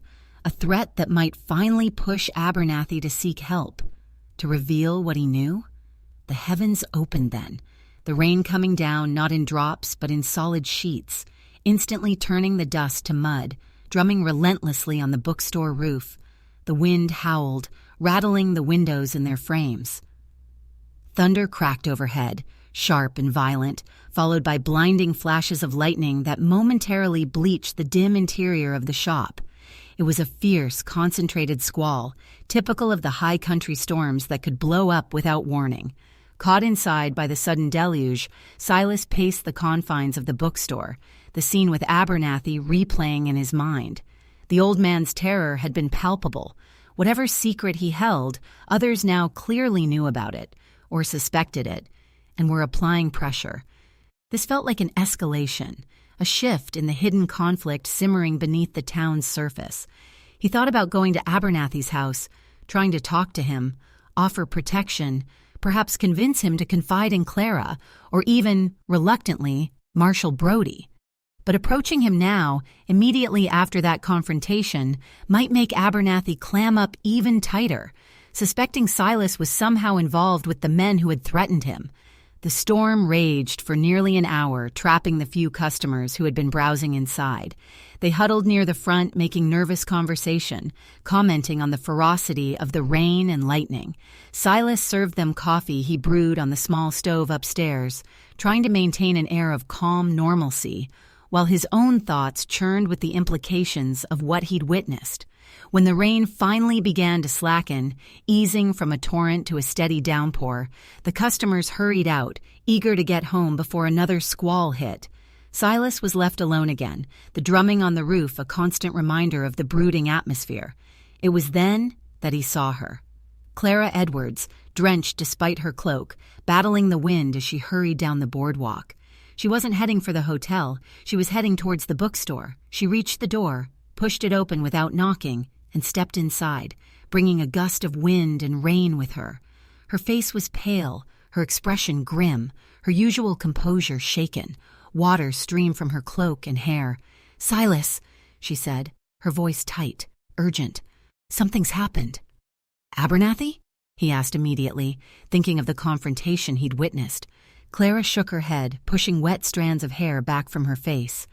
"No, worse. It's the company store. Davies." "What about Davies?" "Just before the storm broke," Clara explained, catching her breath. "I was near the mercantile. There was a commotion over by the company store loading dock. Raised voices. I saw Davies arguing with someone. Couldn't see who, clearly. They were back in the shadows of the overhang. Then—" She hesitated, swallowing hard. Then there was a muffled sound, like a heavy sack falling. The other figure darted away, disappearing down the alley as the rain started. People assumed it was just freight being handled badly.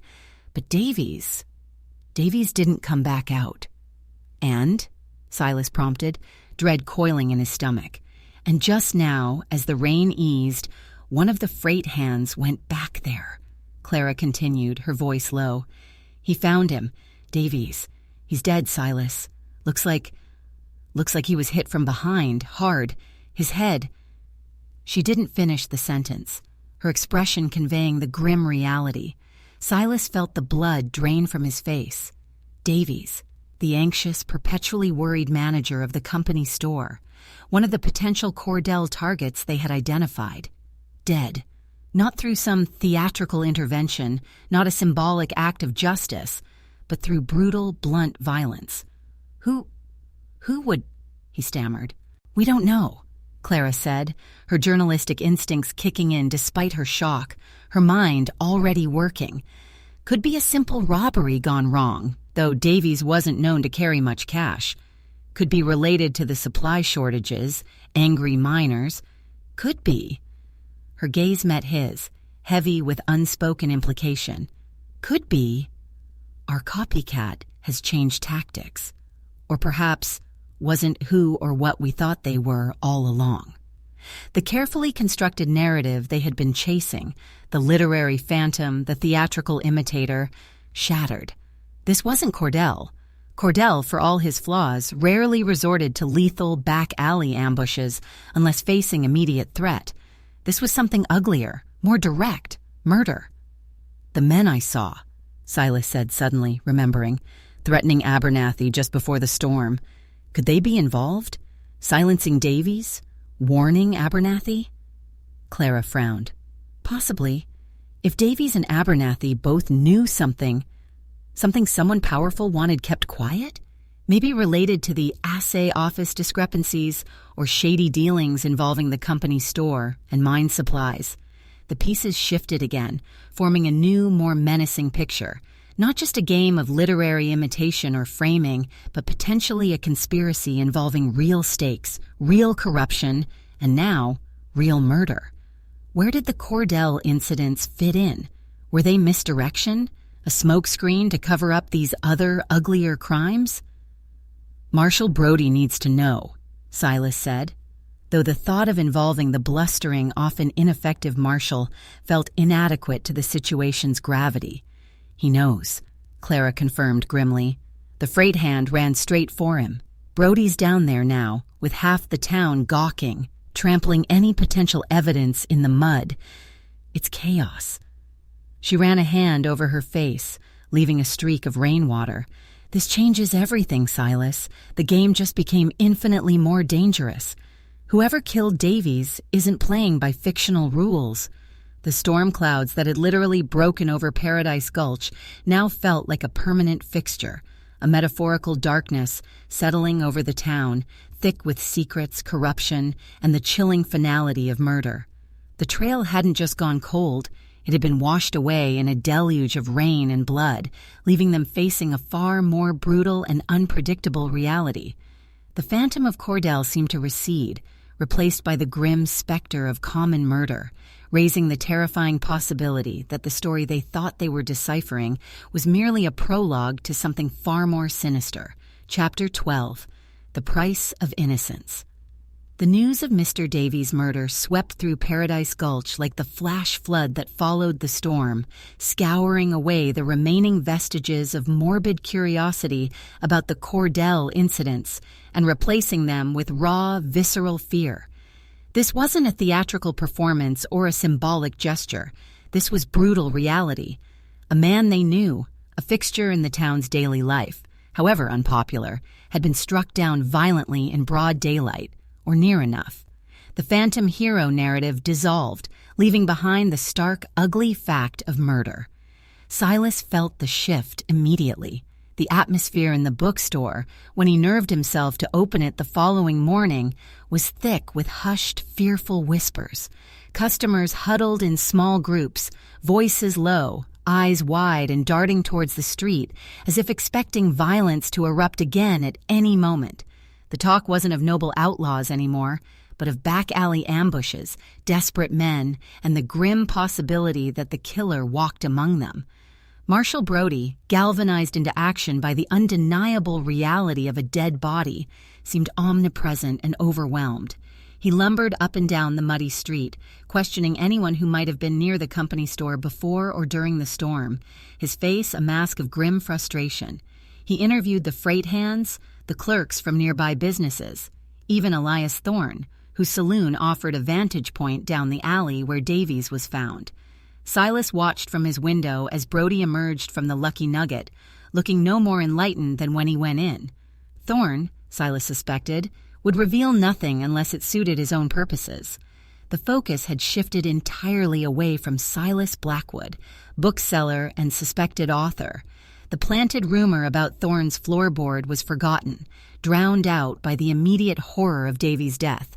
Silas felt a perverse sense of relief, quickly followed by guilt. His manufactured clue, his attempt to play the game, now seemed naive, almost frivolous, in the face of actual murder. While he was trying to manipulate a fictional narrative, real blood had been spilled. Clara arrived mid-morning, her face etched with weariness but her eyes sharp with focus. She carried herself with a quiet intensity, the shock of the previous day channeled into journalistic drive. "Brody's getting nowhere," she reported quietly, standing near a tall shelf of histories as if browsing, while Silas pretended to dust nearby. No witnesses saw the actual attack clearly. The storm provided perfect cover. The killer knew the routines, the layout of the alleys. It feels targeted, not random. "Did Davies have enemies?" Silas asked, keeping his voice low. "Aside from the general resentment over company store prices?" "Plenty, I imagine," Clara murmured. "Suppliers he haggled with, miners deep in debt to the store, perhaps rivals in town. But Brody seems focused on the robbery angle, thinking Davies interrupted something." She shook her head slightly. "I'm not convinced. The timing, right after those men pressured Abernathy, it feels connected." "The men threatening Abernathy," Silas recalled. "Did anyone get a good look at them? Did Abernathy tell Brody?" "Abernathy hasn't said a word to anyone, least of all Brody," Clara replied. "He's barricaded himself in his house, refusing to open the door. As for the men, descriptions are vague, rough types, seen hanging around the Nugget sometimes. Brody questioned Thorne's bartender, who predictably claimed ignorance. It felt like hitting a wall of deliberate obfuscation. Thorne's saloon, the assay office, the company store, they seemed linked by threads of shadow and silence. And now, murder. What about the Cordell angle? Silas asked hesitantly. Is it completely irrelevant now? Was it always just misdirection? Clara frowned, considering. I don't know. It's possible the earlier incidents were misdirection, a way to muddy the waters before this. Or perhaps, her gaze grew thoughtful, there are two separate things happening. A copycat playing games, inspired by your books, and a more dangerous underlying conspiracy involving corruption and murder. The copycat's actions might have inadvertently stirred the pot, bringing the other situation to a violent head.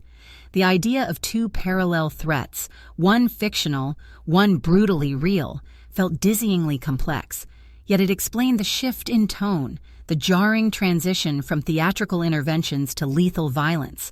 If Abernathy knows something that connects the assay office discrepancies to Davies, or to Thorne, Silas mused, then he's in terrible danger, Clara finished grimly. Those men weren't just making idle threats. Davies' death proves the stakes. A sudden, urgent fear seized Silas. Abernathy, alone, terrified, potentially holding the key to the entire conspiracy. He was a loose end, a liability to whoever killed Davies. We have to warn him, Clara. We have to get him out, get him to talk to Brody, offer him protection. Easier said than done, Clara countered, though her eyes reflected his urgency. He won't open his door, and Brody...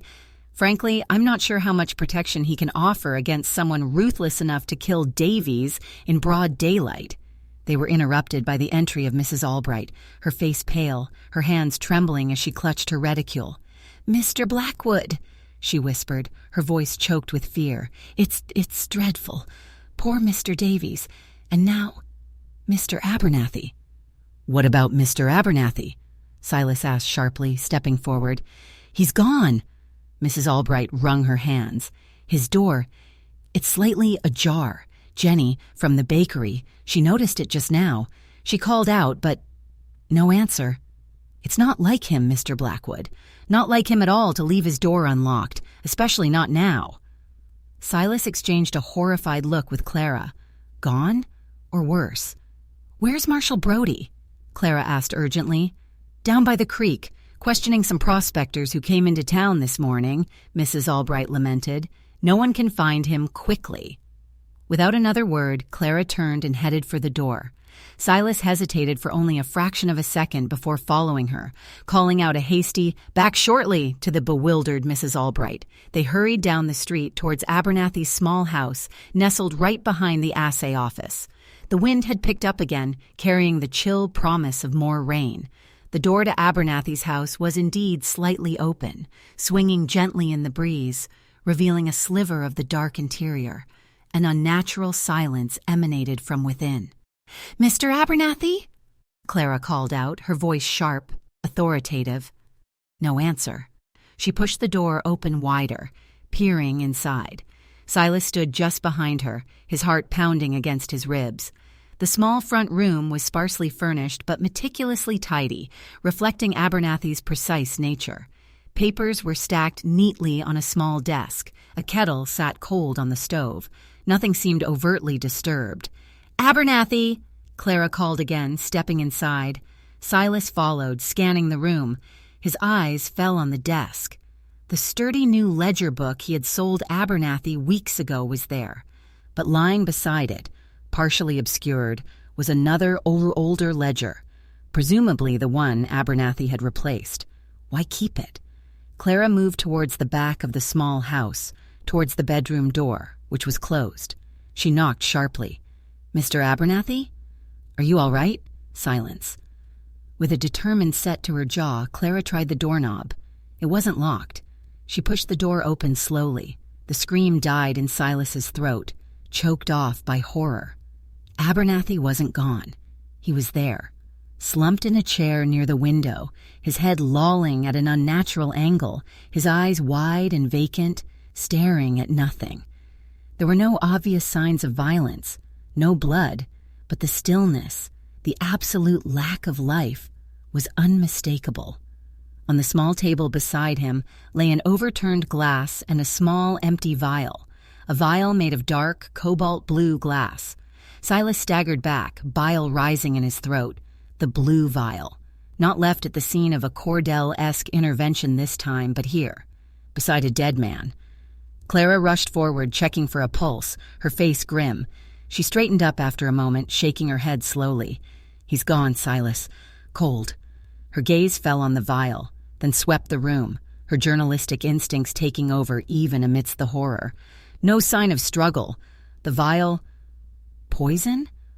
Or laudanum overdose? Made to look like suicide? "Suicide?" Silas whispered, looking at the sheer terror etched onto Abernathy's dead face. He didn't kill himself. Someone did this. The men who threatened him yesterday. Or someone wanting us to think those men did it, Clara countered, her mind working quickly. "Look." She pointed towards the desk in the main room, visible through the open bedroom door. "The old ledger. It's open. And look at this." Silas forced himself to look away from Abernathy's body, focusing on the desk. The old ledger was indeed open, and lying on top of an open page was a single pressed wildflower, a sprig of Indian paintbrush, its distinct fiery color stark against the aged paper. "A wildflower?" Silas frowned, confused. "What does that mean?" "I don't know," Clara admitted. "But it doesn't feel random. Abernathy wasn't the type for pressing flowers. Was it left here? Like a signature?" Her eyes suddenly widened. "Silas, your books. Does Cordell ever use flowers? As a sign? A message?" Silas searched his memory frantically. Cordell? Flowers? It seemed utterly out of character for the pragmatic outlaw. "No," he said definitively. "Never. Cordell deals in bullets and wits, not botany." "Then what?" Clara stepped closer to the desk, examining the open ledger page beneath the flower. It was filled with Abernathy's neat, spidery script, columns of figures, dates, names of prospectors, weights of dust. But in the margins, almost hidden, were small, cryptic notations, dates circled, question marks, initials. E.T., H.D. E.T., Elias Thorne? Silas breathed. H.D., Henderson, or Davies? "And look at the dates," Clara murmured, pointing. "Several notations correspond roughly to the period when those rumors of discrepancies were circulating months ago. He knew something was wrong. He was tracking it. This ledger, Silas realized, was the proof. The record of the initial thefts, the key to the conspiracy Abernathy had likely suspected, involved Thorne, Davies, maybe others, and someone had wanted it silenced permanently. They had killed Abernathy, staged it perhaps as suicide or overdose, using the blue vial, a deliberate echo of the earlier Cordell incident, as misdirection. But they had missed or ignored the incriminating notations in the old ledger, or perhaps the flower was meant to draw attention to it. "The flower," Silas said slowly, a horrible, dawning suspicion forming. "It feels feminine, out of place. Like..." He trailed off, not wanting to voice the thought. "Like something a woman might leave?" Clara finished quietly, her gaze sharp, questioning. They looked at each other, the unspoken thought hanging heavy between them. Could the copycat, the person playing Cordell, be a woman? It seemed improbable, contradicting the masculine assumptions surrounding the outlaw figure. Yet the flower, the theatricality, the focus on perceived injustice, rather than just profit. Before they could process this disorienting possibility, footsteps pounded on the boardwalk outside, followed by Marshal Brody's booming voice. "Abernathy, open up. Folks saw your door open." "We have to go, Silas," Clara said urgently, grabbing his arm. "We can't be found here, not like this. Brody will assume the worst. Assume the quiet bookseller and the inquisitive journalist had stumbled onto something, or worse, were involved." They slipped out the back door. Abernathy hadn't locked it, just as Brody began hammering on the front. They hurried down the muddy back alley, hearts pounding, the image of Abernathy's vacant stare and the single, defiant wildflower burned into their minds. They slowed to a walk as they reached a side street, trying to appear casual, melting back into the anxious pulse of the town. "Poison or overdose," Clara panted slightly, catching her breath. Made to look self-inflicted, perhaps, but the ledger, the flower, it's a message, Silas. Someone killed Abernathy to silence him, but someone else, maybe the same person, maybe not, wanted the truth found, wanted Thorne and Davies implicated. And the blue vial? Silas asked, his mind reeling. Why leave that? To confuse things? To point back towards the Cordell incidents away from the real motive? Or, Clara suggested grimly, to deliberately link the two. To tie the Cordell mimicry directly to the murders. Maybe framing the author wasn't the original plan, but it became an advantageous bonus. They stopped near the corner, hidden in the shadows of an overhang. The implications were terrifying. Abernathy, the frightened, meticulous man, had paid the ultimate price for the knowledge he possessed, for the notations he'd made in the margins of his ledger. His innocence, his quiet adherence to duty, had offered no protection. In Paradise Gulch, it seemed, innocence was a liability, easily crushed by the greed and violence churning beneath the surface. And Silas, who had inadvertently provided the theatrical mask for some of this darkness, felt implicated in a way that chilled him to the bone. The price of innocence was devastatingly high, and the cost of uncovering the truth seemed likely to be even higher. Chapter 13. A Fragile Trust Forged in Fear. The discovery of Abernathy's body, the chilling juxtaposition of the vacant stare and the defiant wildflower, cast a long, dark shadow over Silas and Clara. They retreated from the scene like ghosts themselves, slipping through the muddy alleyways, acutely aware of the shouts and commotion growing around Abernathy's small house as Marshal Brody and the gathering townsfolk realized the grim truth. The air felt thick, not just with impending rain, but with the suffocating weight of secrets, murder, and the terrifying uncertainty of who was pulling the strings. They didn't speak as they made their way back towards the main street, taking a circuitous route to avoid being seen coming directly from the direction of Abernathy's. Each was lost in their own horrified thoughts, processing the implications. Davies murdered, Abernathy dead, likely poisoned or forced into an overdose. The blue vial reappearing, linking the death, however tenuously, to the earlier Cordell incident. The old ledger with its damning notations, and the inexplicable, haunting detail of the Indian paintbrush. Silas felt a profound sense of dread mixed with a nauseating guilt. While he had been caught up in the intrigue of the copycat, trying to decipher literary clues and plant fictional traps, a real deadly conspiracy had been unfolding, culminating in 2 brutal deaths. His focus on the Cordell narrative felt dangerously naive now, a distraction from the lethal undercurrents gripping Paradise Gulch. Had his own actions, his planting of the rumor about Thorne, somehow contributed to this escalation? Had it panicked someone into silencing Abernathy prematurely? The thought was a cold stone in his stomach. They reached the relative anonymity of the main street, now buzzing with the fresh horror of Abernathy's death. People clustered in anxious groups, voices hushed, eyes wide. The earlier fear following Davies' murder had intensified, curdling into something close to panic. No one felt safe. Authority seemed helpless. Paradise Gulch, Gulch, the town built on the promise of fortune, felt perched on the edge of chaos. Silas instinctively headed towards the sanctuary of his bookstore. Clara followed, her face pale but resolute. He unlocked the door, ushering her inside, then quickly locked it behind them, flipping the sign to closed.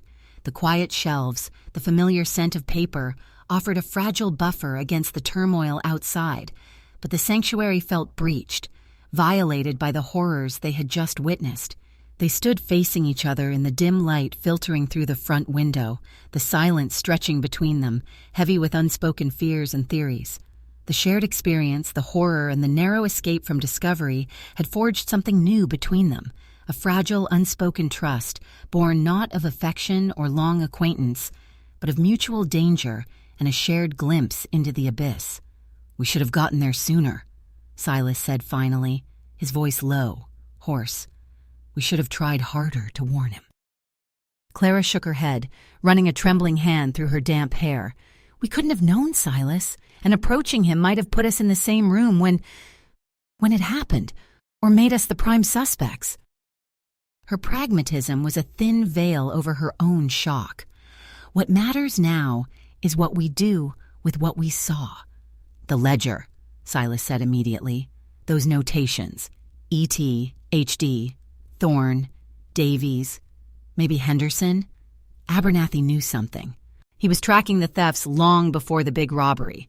And someone knew he knew, Clara added grimly. Someone powerful enough to have Davies killed and Abernathy silenced, likely by those same thugs you saw threatening him. She paced restlessly across the worn floorboards, her mind clearly working, piecing together the fragments. The blue vial. It's too deliberate, too theatrical. It feels like a plant, meant to confuse, to point back towards the Cordell mimicry, away from the real motive.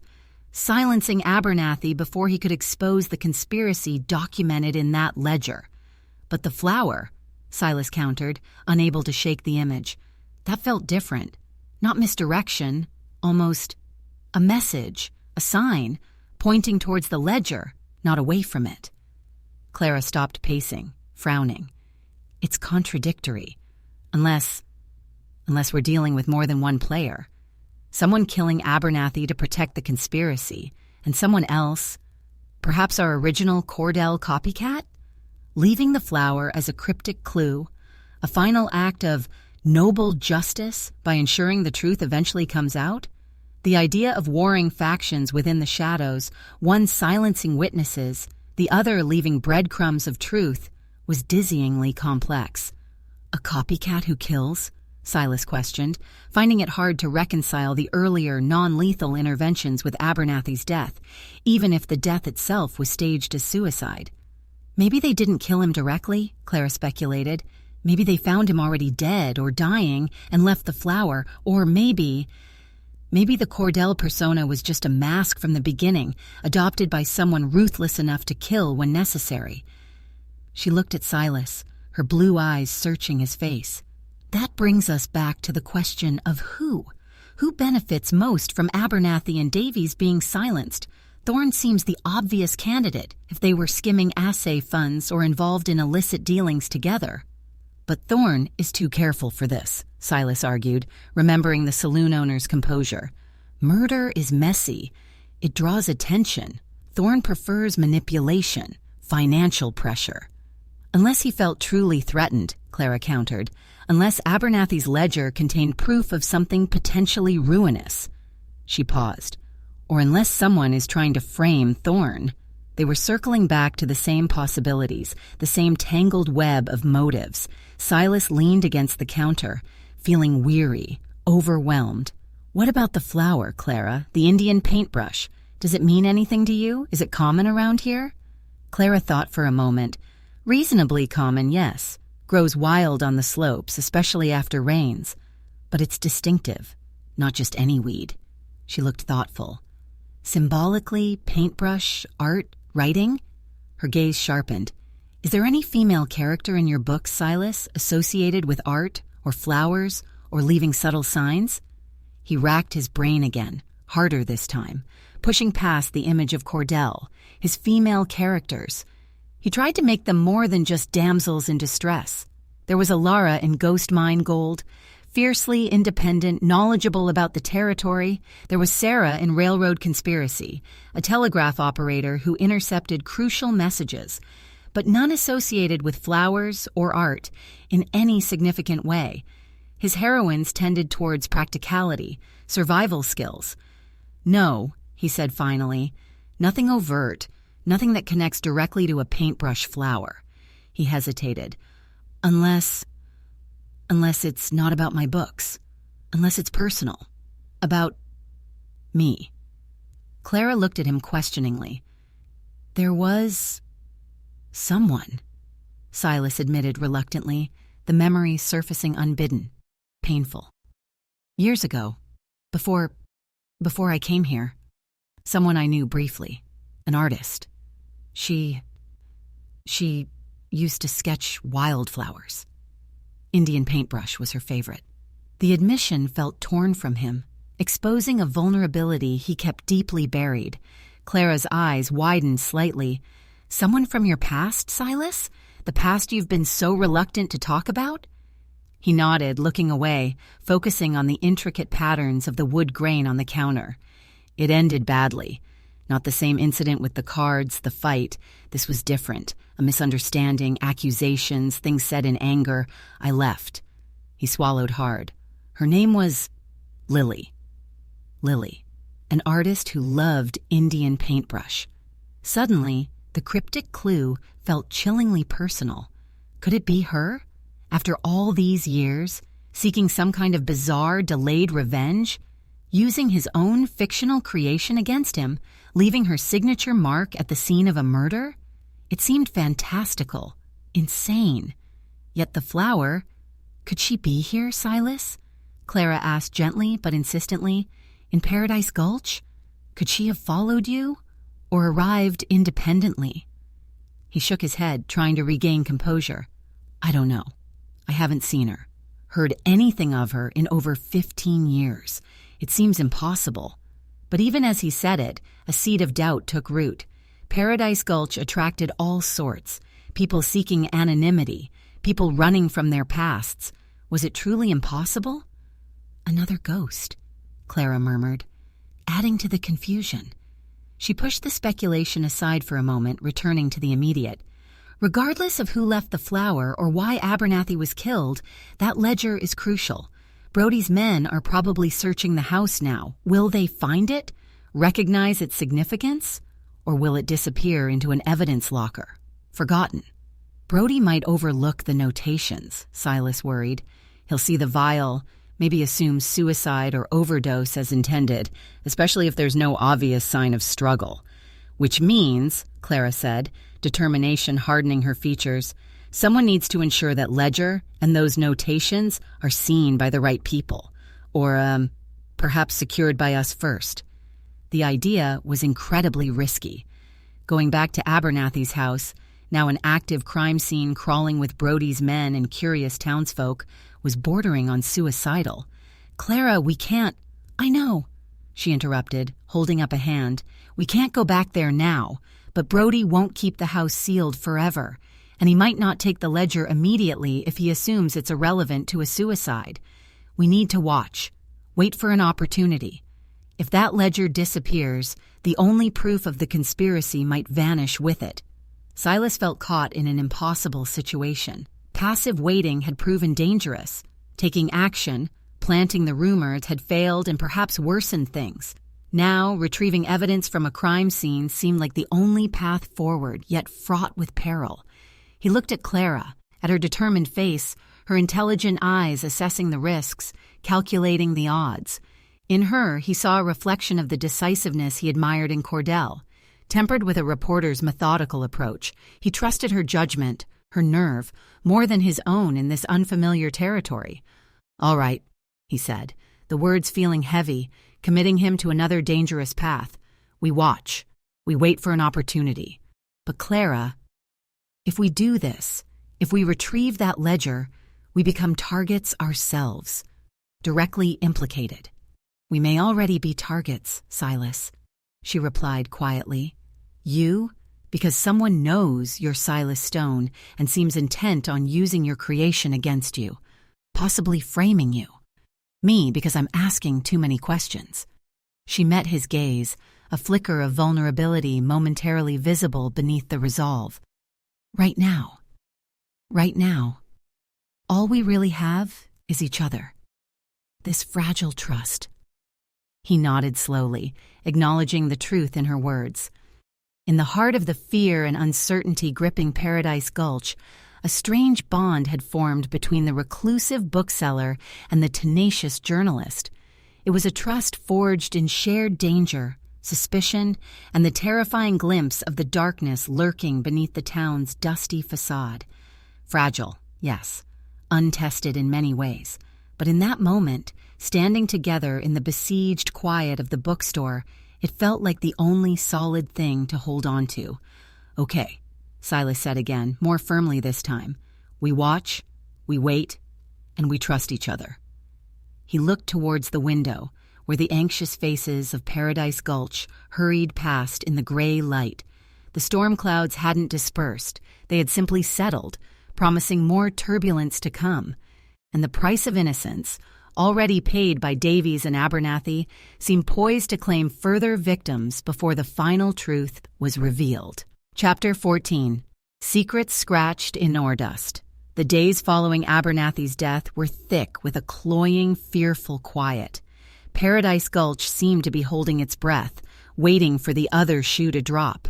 Marshal Brody's investigation yielded little beyond confirming the obvious. Abernathy was dead, and the empty cobalt blue vial lay beside him. Doc Evans, after a cursory examination hampered by Brody's impatience, cautiously suggested laudanum overdose as a possible cause, but couldn't rule out other toxins without proper analysis, which was impossible in Paradise Gulch. The official verdict, for lack of concrete evidence of foul play, leaned towards suicide spurred by distress over the earlier robbery, a conclusion that felt unsatisfyingly neat to Silas and Clara, and likely to many townsfolk. The Whisper Network, however, hummed with darker theories involving Thorn, retribution, and conspiracies far beyond Brody's grasp.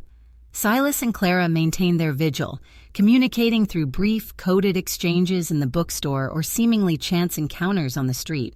Their shared secret, their fragile alliance, felt like a small, flickering candle in the oppressive darkness. They watched Abernathy's small house, now shuttered and ostensibly sealed by Brody, though the marshal's resources were stretched thin, his attention easily diverted by the next saloon brawl or drunken dispute. More importantly, they watched for any sign that the old ledger, the one with the damning marginalia, had been removed or its significance recognized. As far as they could tell, it remained inside, likely dismissed by Brody as irrelevant to a simple overdose.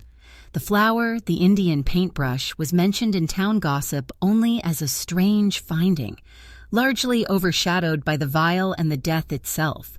Silas found himself haunted by the image, by the connection to Lily, the artist from his past. Could she truly be involved? He scanned faces in the street, searching for a flicker of recognition, a ghost from 15 years ago. He saw no one resembling her, yet the possibility lingered, a disturbing undercurrent to the already complex mystery. Was she the Cordell copycat, leaving her signature? Or was someone else using his past connection to her, planting the flower to deliberately torment or mislead him? The uncertainty gnawed at him.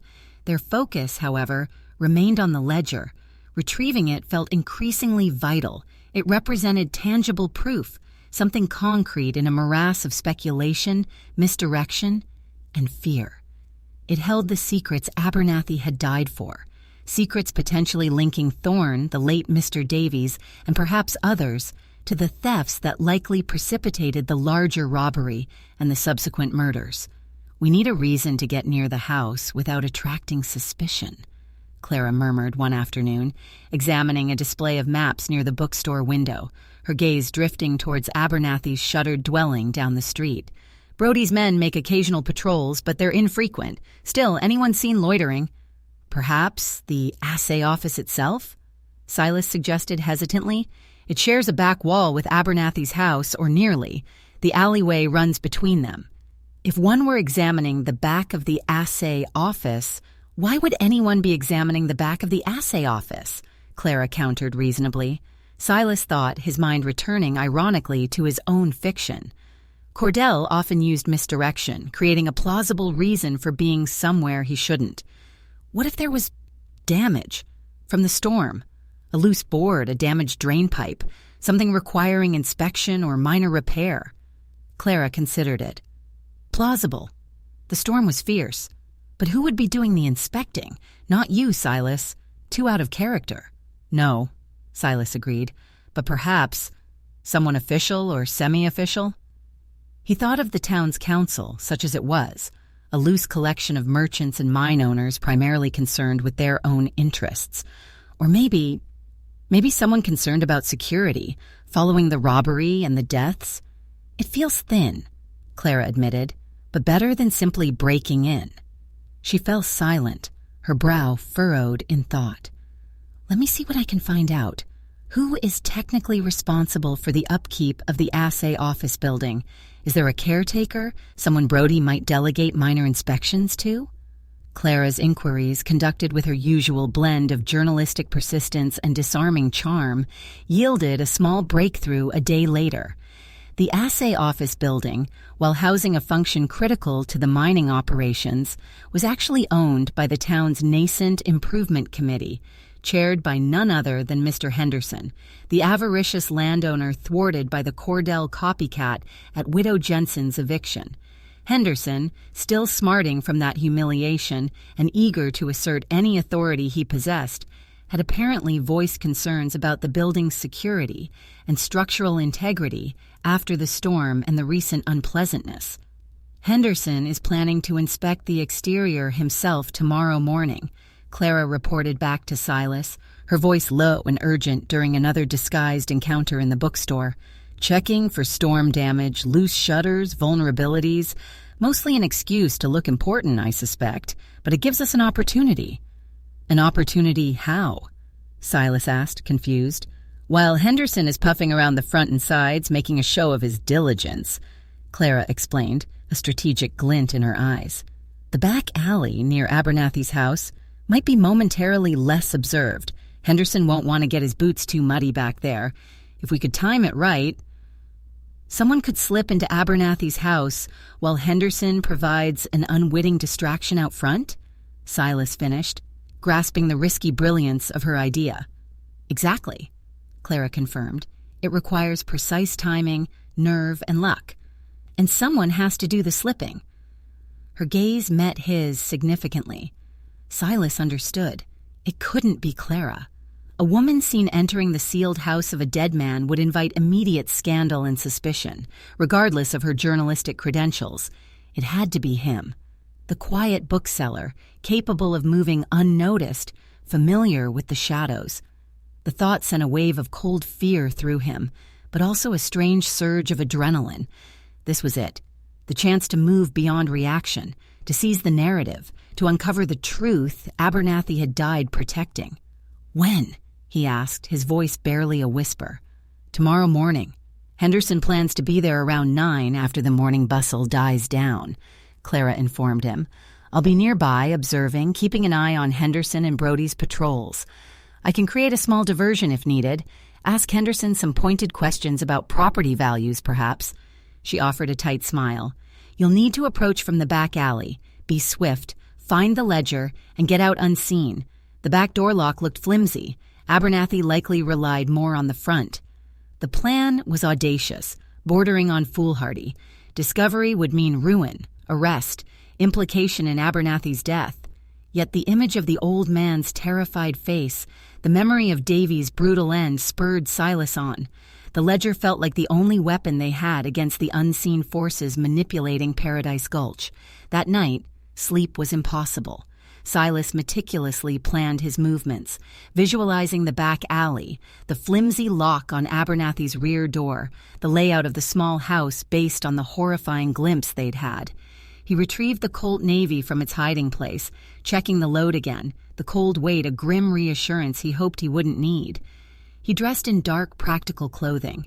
He was no Cordell, capable of scaling walls and vanishing like smoke, but he was observant, quiet, and possessed a desperate motivation. The morning dawned clear but cool. A deceptive calm lay over the town. Silas kept watch from his upstairs window. Shortly before 9, he saw Henderson, puffed up with self-importance, arrive near the assay office, accompanied by a reluctant-looking deputy Marshal Brody had likely assigned to humor him. As predicted, Henderson began a loud, officious inspection of the front facade. Silas saw Clara position herself across the street, notepad in hand, looking every bit the diligent reporter. This was his cue. Taking a deep breath, he slipped down the back stairs, out the rear door of his bookstore, and into the alleyway system that ran behind the main street buildings. He moved quickly, keeping to the shadows, his heart pounding a frantic rhythm against his ribs. The back alley behind the assay office and Abernathy's house was narrow, cluttered with refuse barrels and discarded crates, still damp and muddy in places from the recent rains. He could hear Henderson's booming voice faintly from the front. He reached Abernathy's back door. It looked undisturbed. Taking a thin piece of metal he'd fashioned from a broken bookbinding tool, a trick gleaned from researching Cordell, ironically, he worked at the simple lock. It yielded with surprising ease, clicking softly. He glanced around. The alley was deserted. He pushed the door inward and slipped inside, pulling it almost shut behind him. The house felt colder, more silent than before. Dust motes danced in the thin shafts of light penetrating the shuttered windows. The air was stale, carrying the faint, cloying scent of death and perhaps laudanum. He moved swiftly, silently, across the small kitchen area towards the main room, towards the desk. The old ledger was still there, lying open, exactly as they had left it. The Indian paintbrush lay pressed upon the page, its color unnervingly vibrant in the gloom. Had Brody's men missed it or dismissed it? He reached for the ledger, his fingers trembling slightly. It felt heavy, dense with secrets. As his fingers closed around the worn leather cover, he heard it, a faint scraping sound, not from outside, but from inside the house, from the bedroom. He froze, every nerve screaming. He wasn't alone. He instinctively backed away from the desk, melting into the shadows near a tall, dark wardrobe, his hand reaching for the Colt Navy tucked into his waistband. The bedroom door, which they had found closed before, now stood slightly ajar. He could see a sliver of the room beyond, the room where Abernathy's body had sat. Silence descended again, thick and suffocating, broken only by the frantic thudding of his own heart. Who was in there? One of Henderson's men, taking advantage of the inspection to search the place. One of Thorne's lackeys. The copycat, Lily. Then a floorboard creaked in the bedroom. A figure moved, briefly silhouetted against the light filtering through the bedroom window. Not large and burly like Thorne's thugs. Smaller. Quicker. The figure emerged slowly from the bedroom, stepping into the main room. Silas held his breath, pressing himself flat against the wardrobe. It was a young man, perhaps barely out of his teens, dressed in rough miner's clothing, his face smudged with dirt, or perhaps ore dust. He moved with a nervous, furtive energy, his eyes darting around the room as if expecting discovery at any moment. He clutched something small in his hand. He glanced towards the desk, saw the open ledger, and his eyes widened slightly. He took a hesitant step towards it. This wasn't Thorne's man. This wasn't the Cordell copycat, not as Silas had imagined them. This was someone else entirely, a wild card. Before Silas could decide whether to reveal himself, confront the intruder, or try to slip away, the young man seemed to make a decision. He ignored the ledger. Instead, he hurried towards the cold stove, knelt down, and pried loose a hearthstone. From the cavity beneath, he pulled out a small, heavy leather pouch that clinked faintly. Gold dust? He quickly tucked the pouch inside his shirt, replaced the hearthstone, and stood up, casting another nervous glance towards the front door. He started towards the back door, the same way Silas had entered. Silas realized he had only seconds. He couldn't let the boy leave, couldn't let him take whatever he'd hidden without understanding its significance. Was this the stolen assay dust? Was this boy the original thief Abernathy had suspected? Taking another deep breath, Silas stepped out from the shadows, leveling the Colt Navy, not directly at the boy, but pointed towards the floor, a clear warning. "Hold it right there," Silas said, his voice low but steady, surprising even himself with its firmness. The young man froze, spinning around, his eyes wide with terror as he saw Silas and the gun. The small object he'd been clutching fell from his hand, landing silently on the dusty floorboards. He stammered, backing away. Who are you? I ain't done nothing." "You were hiding something under the hearth," Silas stated calmly, keeping the gun steady. "And you were in here, in a dead man's house. Start talking." The boy looked frantically between Silas, the gun, and the back door, clearly weighing his chances of escape. Silas took a step closer. "The pouch," Silas demanded. "What's in it? Is it from the assay office?" The boy swallowed hard, trembling. It's mine. My stake. Abernathy. He was holding it for me, safekeeping." The lie was transparent, flimsy. "Safekeeping?" Hidden under a hearthstone? Silas pressed. Try again. Was Abernathy helping you hide it? Or was he blackmailing you? Is that why you were here? To get it back after he let the implication hang. The boy shook his head vehemently. No, I didn't kill him. I swear. I came back from my dust. I heard he was... I got scared someone else would find it. His eyes darted towards the object he'd dropped. Silas glanced down. It wasn't a weapon. It was small, metallic, oddly shaped. He recognized it instantly. It was a piece of specialized mining equipment, a tool used for finely sifting crushed ore, separating the dust. A tool perhaps easily repurposed for picking a complex lock? Suddenly, pieces clicked into place, forming a different, grittier picture. This boy. Maybe he wasn't the Cordell copycat, but he was the original assay office thief. Abernathy had likely discovered the theft, documented it in his ledger, perhaps even confronted the boy. Maybe Abernathy, in his nervous way, had tried to handle it himself, holding the stolen dust as leverage, instead of going to Brody. That would explain Abernathy's fear, the new ledger, keeping the old one hidden. The boy wasn't a master criminal, just a desperate young miner who saw an opportunity. But who killed Davies and Abernathy? Who left the vial? Who left the flower? This boy seemed too scared. Too small time for that level of ruthlessness and complexity. Who else knew you took the dust? Silas asked sharply. Who knew Abernathy had it? The boy's eyes widened further in terror. Nobody, I swear. Don't lie to me, Silas snapped, stepping closer, the reality of the danger pressing in. If this boy was involved, even tangentially, with the people who killed Davies and Abernathy, did someone force you to steal it? Are they making you keep quiet? He thought of Thorne, Davies himself, someone using this desperate kid. Before the boy could answer, the sound of heavy footsteps echoed from the front of the house, followed by Marshal Brody's unmistakable bellow. Anybody in here? Saw movement. Panic flared in the young miner's eyes. He bolted, not for the back door where Silas stood, but towards the still open tram, perhaps hoping to escape through the window. Silas reacted instinctively. He couldn't let him escape, couldn't let Brody find him holding a gun over a potential suspect next to a dead man's room. He also couldn't shoot the boy. He lunged, not with the gun, but tackling the young miner around the legs, bringing them both crashing down onto the dusty floorboards just as Brody burst through the front door, gun drawn. Silas found himself lying tangled with the terrified miner, his own gun skittering across the floor, the assay ledger lying open on the desk nearby, the incriminating pouch presumably still tucked in the boy's shirt, and Marshal Brody standing over them, his face a mask of thunderous disbelief.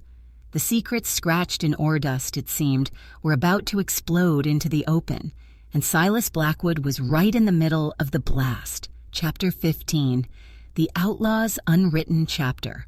Chaos erupted in the small, dusty house. Marshal Brody's roar of surprise and suspicion filled the space, echoing off the bare walls.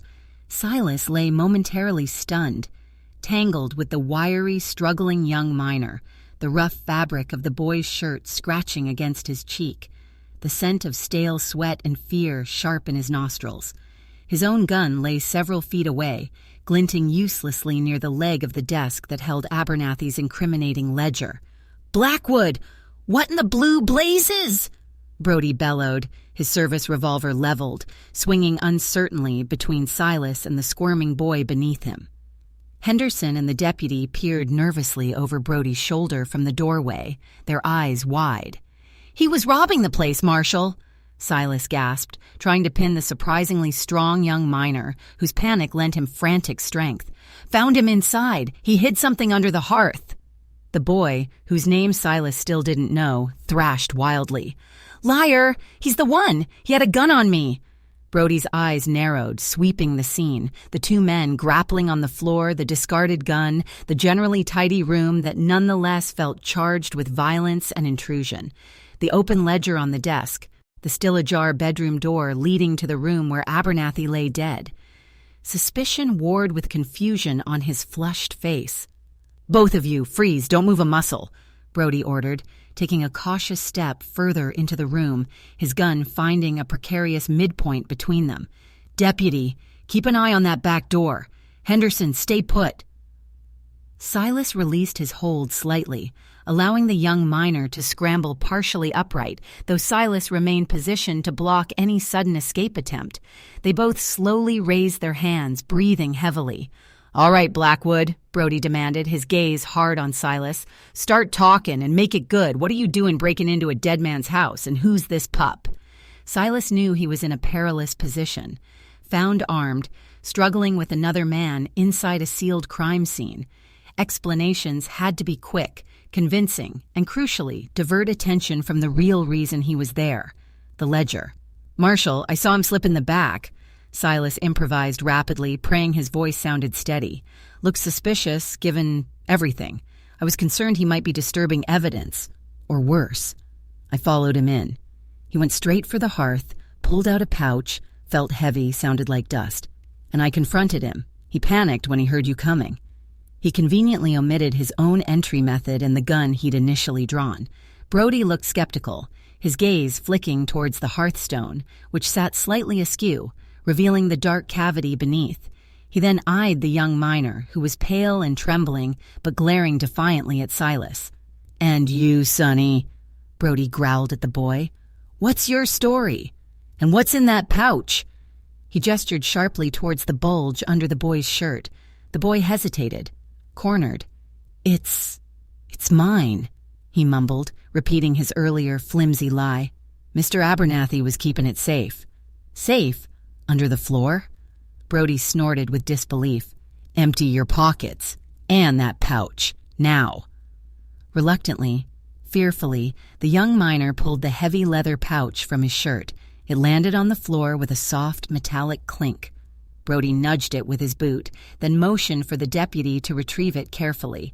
He also had the boy empty his pockets, which yielded only a few coins, a worn clasp knife, and the small, specialized sifting tool Silas had seen him drop. Brody picked up the tool, examining it curiously. "What's this gadget for?" "Siftin'," the boy mumbled, "for fine dust." Brody grunted, pocketing the tool. He looked back at Silas. "Still don't buy it, Blackwood. Why you? Why not fetch me?" "There wasn't time, Marshal," Silas insisted. "He was heading for the back door. I acted instinctively." He tried to project sincerity, the image of a concerned citizen, hoping his reputation as a quiet, law-abiding bookseller would lend him some credibility, despite the current circumstances. Just then, Clara appeared at the front door, pushing past Henderson. "Marshal, what's happening? I heard shouting." She surveyed the scene quickly, her eyes taking in Silas on the floor, the boy, Brody's gun, the pouch, the ledger on the desk. Her expression registered controlled alarm, subtly signaling her presence to Silas. Her arrival provided a potential witness, perhaps lending credence to Silas's story, or at least complicating Brody's assumptions.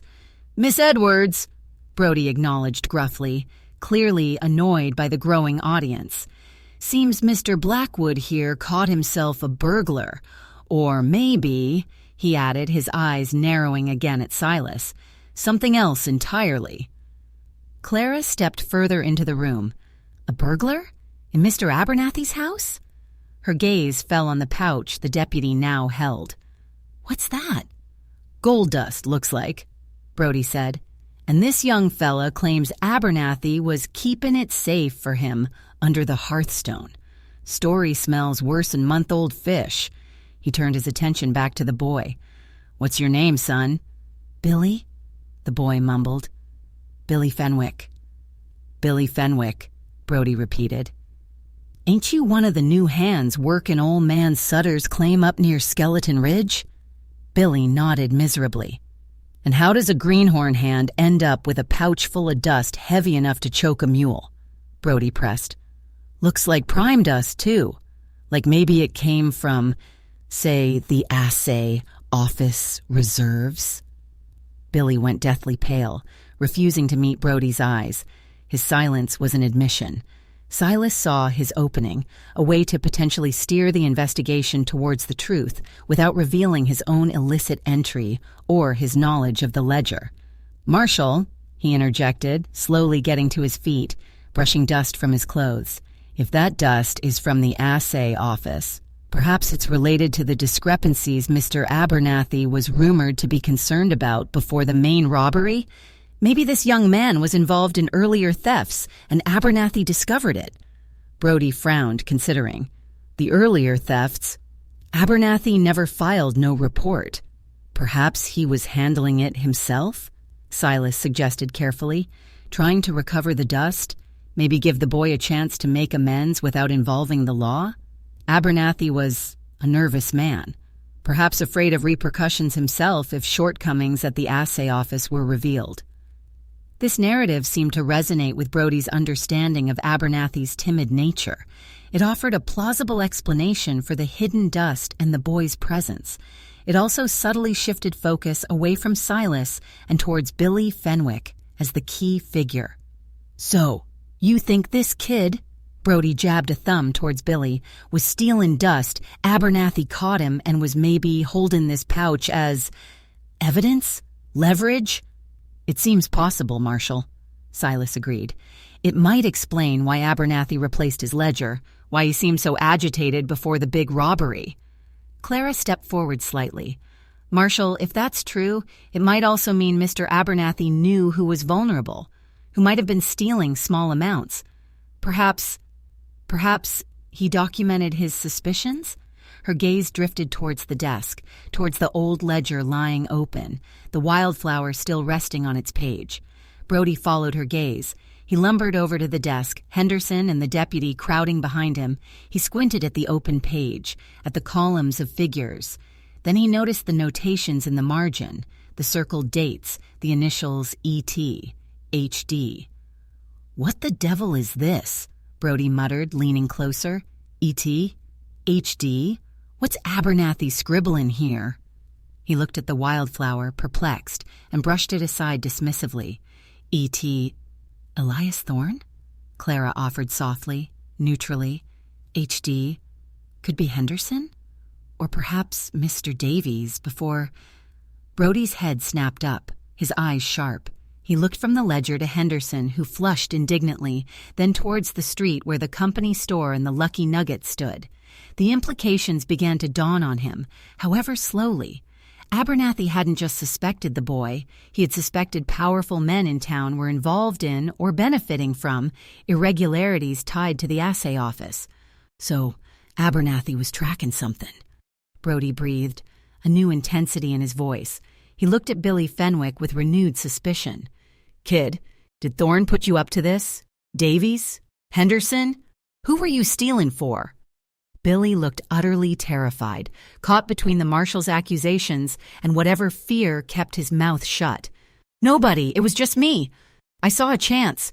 I needed the stake."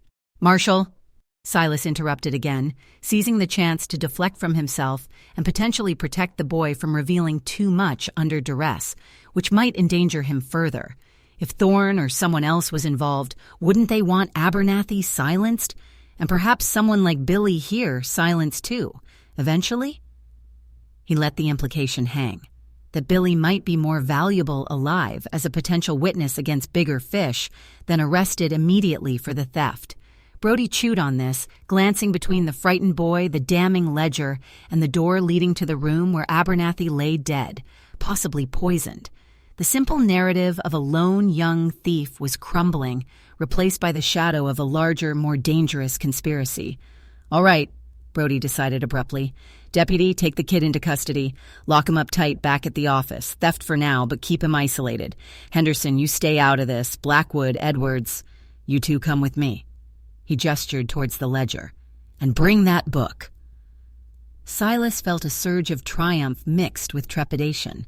The ledger was secured, its significance recognized, however vaguely, by Brody. But now he and Clara were officially entangled, drawn into the marshal's investigation. As the deputy hauled the still protesting Billy Fenwick away, Brody turned to Silas and Clara, his expression grim. This just got a whole lot uglier than some dime novel copycat.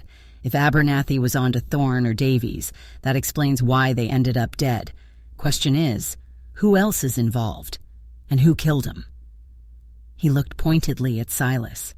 "And I still want to know exactly how you ended up in here, Blackwood."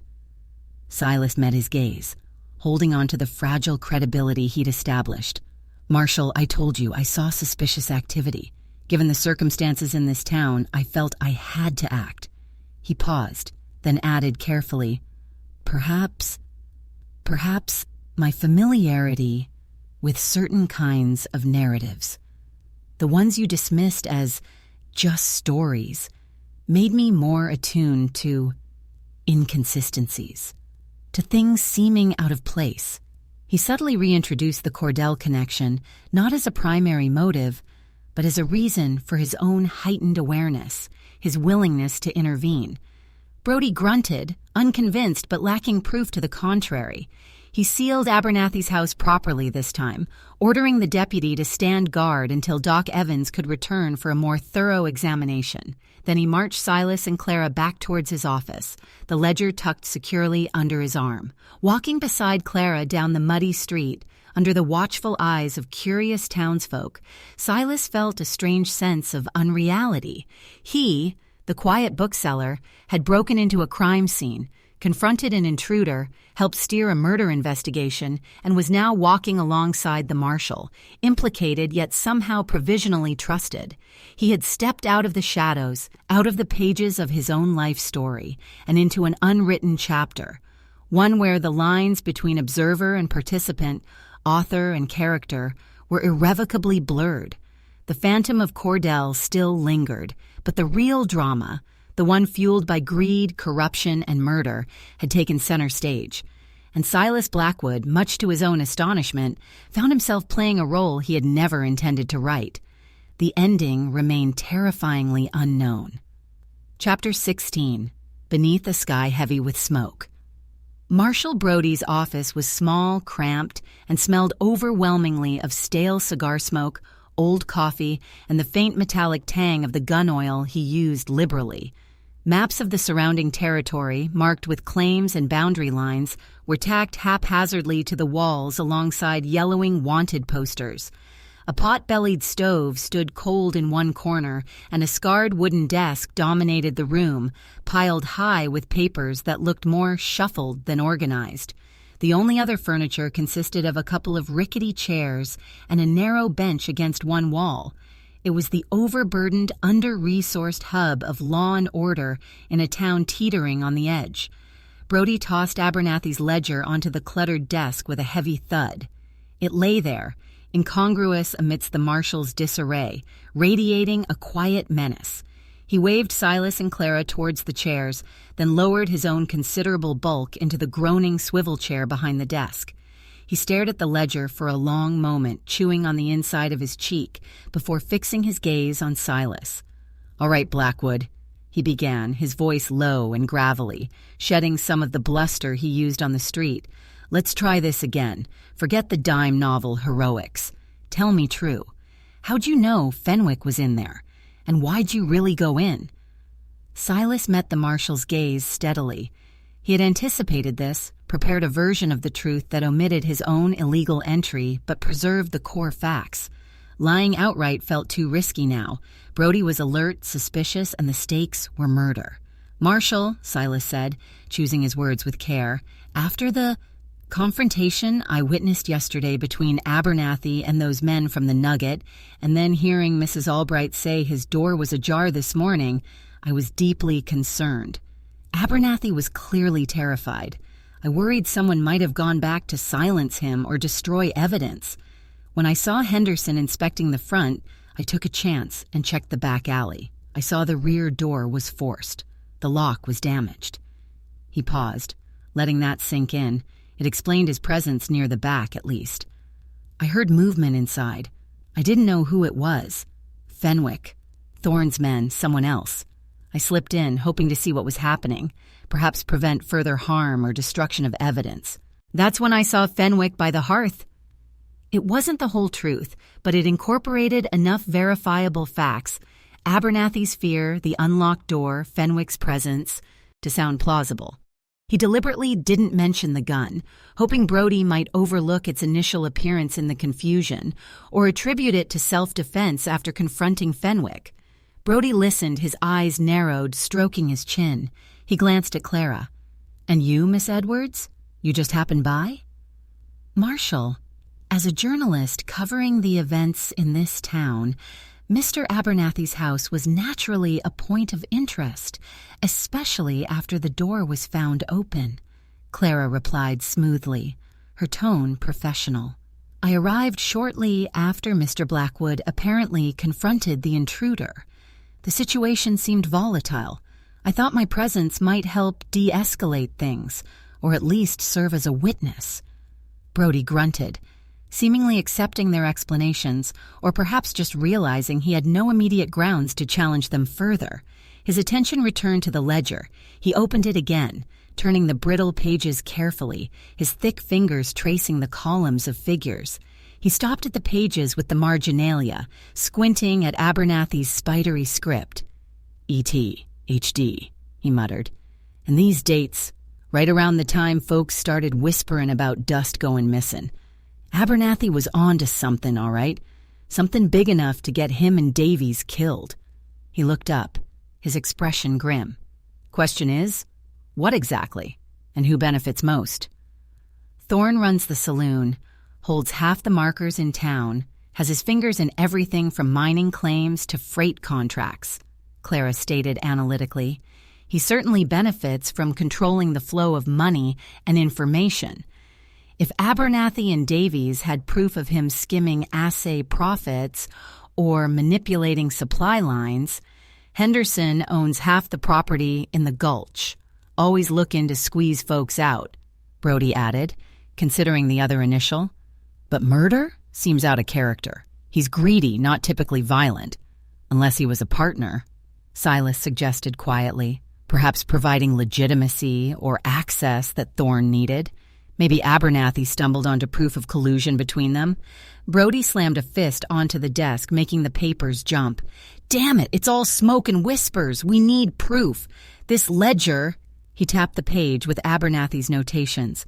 "This tells us Abernathy suspected Thorne, maybe Davies or Henderson. But it ain't proof of murder. Ain't proof of conspiracy." "What about the boy, Billy Fenwick?" Clara asked. "He was clearly stealing dust. Is he talking?" Brody scowled, clammed up tighter'n a coffin lid, scared half to death. "Swears he acted alone, saw his chance, took it. Swears he don't know nothing about Thorne or Davies or Abernathy's death. Just wanted his hidden dust back." "Does he have family here? Friends? Anyone who might know more, or anyone Thorne might use as leverage against him?" Silas inquired. "Nah, kid's mostly alone. Floated in a few months back looking for work. Sleeps in the bunkhouse up at Sutter's Claim," Brody replied. "Makes him vulnerable. Easy pawn if someone like Thorne wanted to use him." The pieces remained stubbornly disconnected. Fenwick, the petty thief; Abernathy, the terrified record-keeper; Davies, the murdered middleman; Thorne, the untouchable spider at the center of the web; and the lingering mystery of the Cordell copycat.